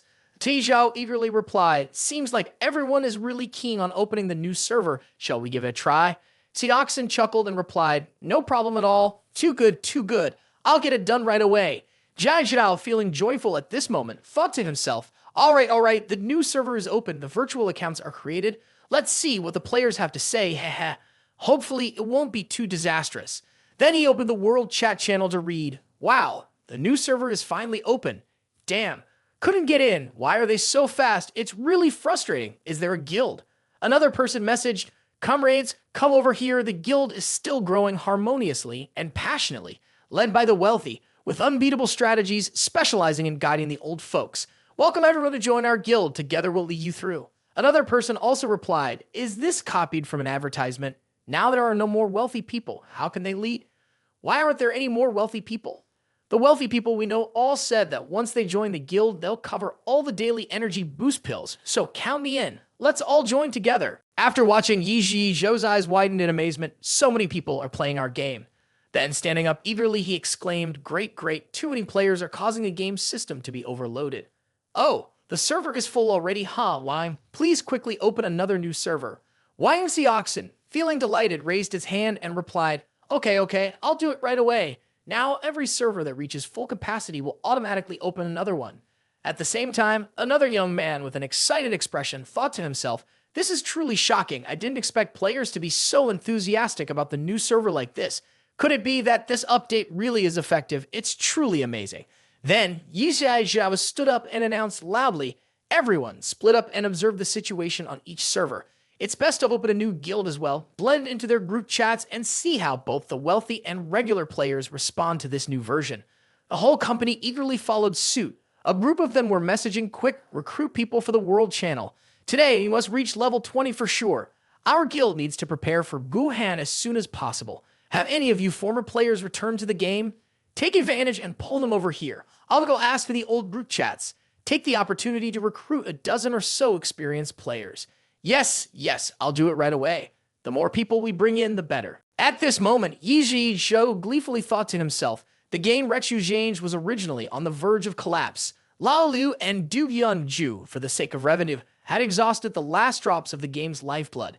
The conflicts between the rich and the common, between players and the design team, had reached a point of no return. CEO Bei knew that merely changing the gameplay or modifying the artistic resources would be of no use at all. That's why he decided to cut all recharge points, reduce revenue, and salvage their reputation. This is the only way to save the game Rexu Zhange, even though the game's revenue will suffer heavy losses. But CEO Bei might not know what I figured out. Now, I understand everything. This must all be part of CEO Bai's plan. I just need to obediently follow CEO Bai's instructions. CEO Bai is truly a genius. I love you, CEO Bai. At the cyber cafe, 2 core employees had recruited a young man named Shen Li, handsome and with an incredibly good singing voice. At this moment, the young man was on stage performing, playing the guitar and singing a very chill song. Below the stage, beautiful girls expressed their admiration openly. "Chen Li, we love you." At another table, people were chatting with each other. "He sings so well, doesn't he?" Not the hype type. The song gives a gentle and melancholic feeling. It becomes even more poignant with a glass of wine. I used to come to this cafe once, just found it expensive, but after several visits, I discovered that despite the cost, the service is excellent. A pretty girl with pink hair responded, "Exactly. We've been sitting here for so long, and no one bothers us, forces us to drink, or buys cards." Blushing, she turned to Shen Li and said, "So, what do you think of his background? How did this cafe find such a gem? I heard Shen Li lives nearby. After finishing high school, he can go to college, but he always stays at home playing music. Clearly, a completely different version from the original, but it feels so similar." Surprisingly, a young man with blonde hair exclaimed, "Hey, this wine, it's the real deal." His companion, intrigued, chuckled and asked, "Are you stating the obvious? Are they selling fake alcohol despite having legitimate permits? Nowadays, it's quite common to encounter counterfeit alcohol in many bars.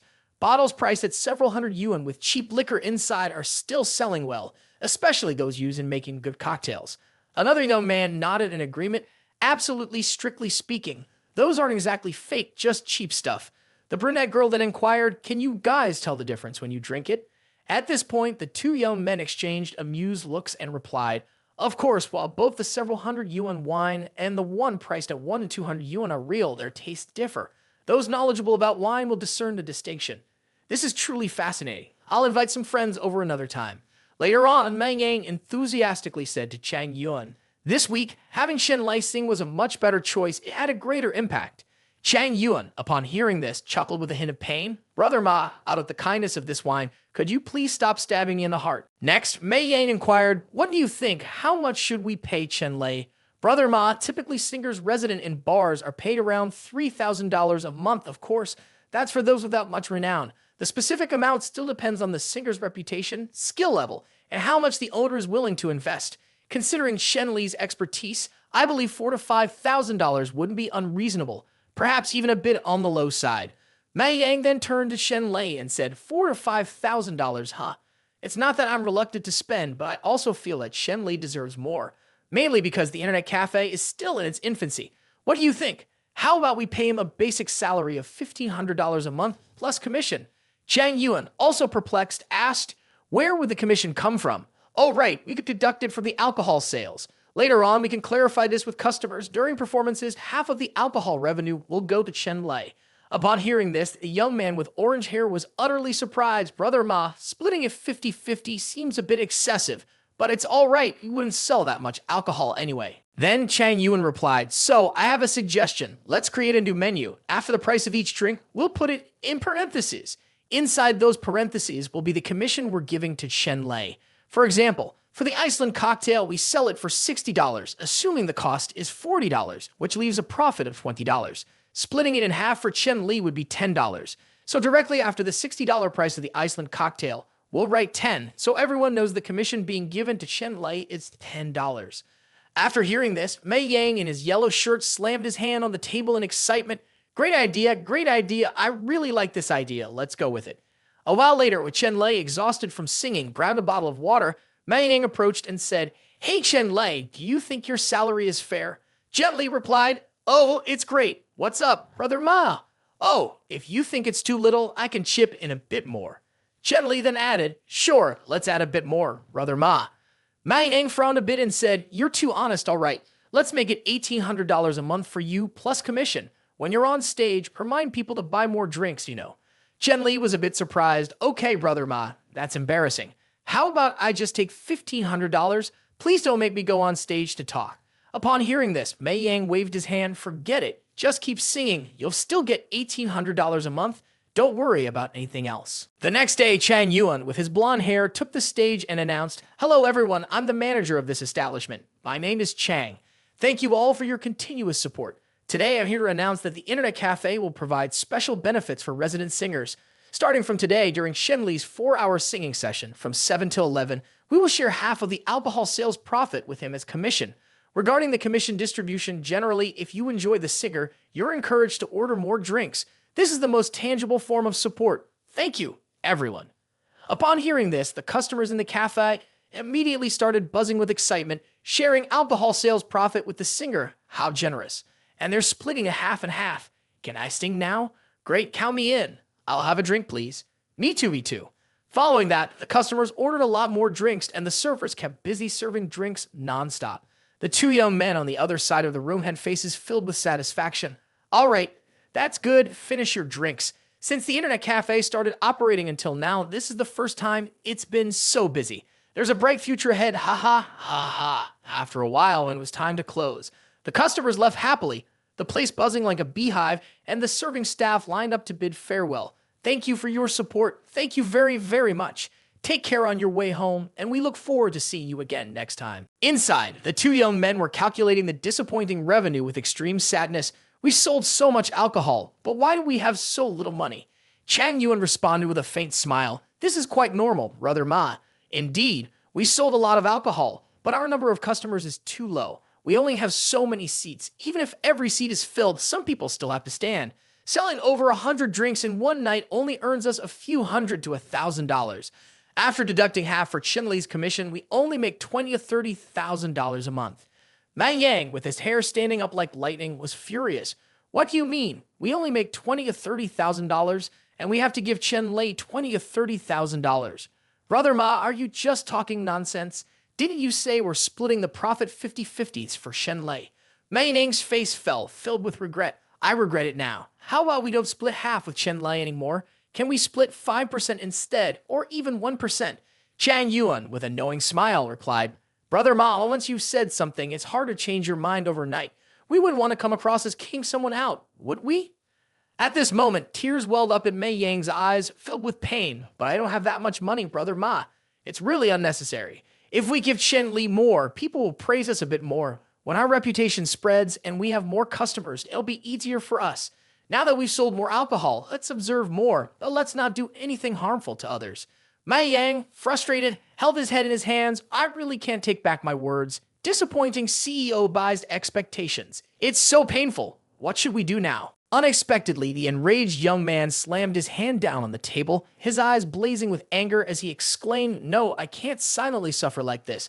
I must let the customers feel it."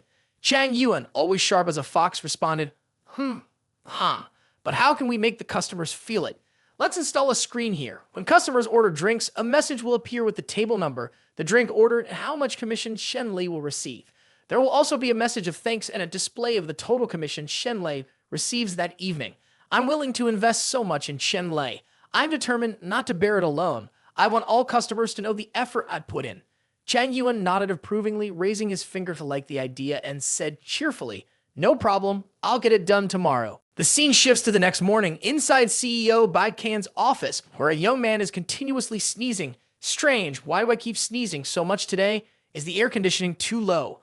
Suddenly, someone knocks on the door, knock knock, and he promptly invites them in. It's Lu Mingliang, who enters and says, "Excuse me, CEO Bai, I have a few things to report to you." Meanwhile, the young man thinks to himself, it seems CEO Bai's health isn't quite right. Clearly, he could go home and rest, but he's still persisting in working with us. It's really touching. First is about the new version of the game. On the other side, Bei Qian is contemplating, indeed, no matter how much success we achieve, we must maintain our enthusiasm. Then Ming Liang continues, for now, the new version after the update is all going smoothly. But for some reason, news of the limited edition of the new weapon in War of the Sea has just leaked out, and players are vehemently protesting. CEO Bai, shouldn't we consider expanding the current number a bit, say 5,000 more? Bei Qian, now furious, exclaimed loudly, limit means limit. If it's being widely advertised, how can it still be called limited? At the same time, the young man thought to himself, 5,000 copies, seriously. How much is 5,000 times 888? Can't you do the math? Then Bei Qian chuckled maliciously and said, I don't care how they protest, 5,000 copies means 5,000 copies. No more should be sold to me. Ming Liang also chuckled lightly in response, yes, understood, CEO Bai. Actually, this is Bei Qian's issue. He has raised it with me several times, fervently hoping to participate in creating the new version. Creating a new version of those games involves many processes. How about giving him a chance? After listening, our CEO Bai pondered thoughtfully. Bei Qian has been with the company for 2 months now. Encouraging him to continue studying doesn't seem effective, but his literary skills are truly remarkable. If we let him handle the copywriting, it's like embroidering flowers on silk, and there's really no reason to refuse. Then he replied, all right, understood. During this period, his learning progress has been quite good. Let him handle the basic tasks for now.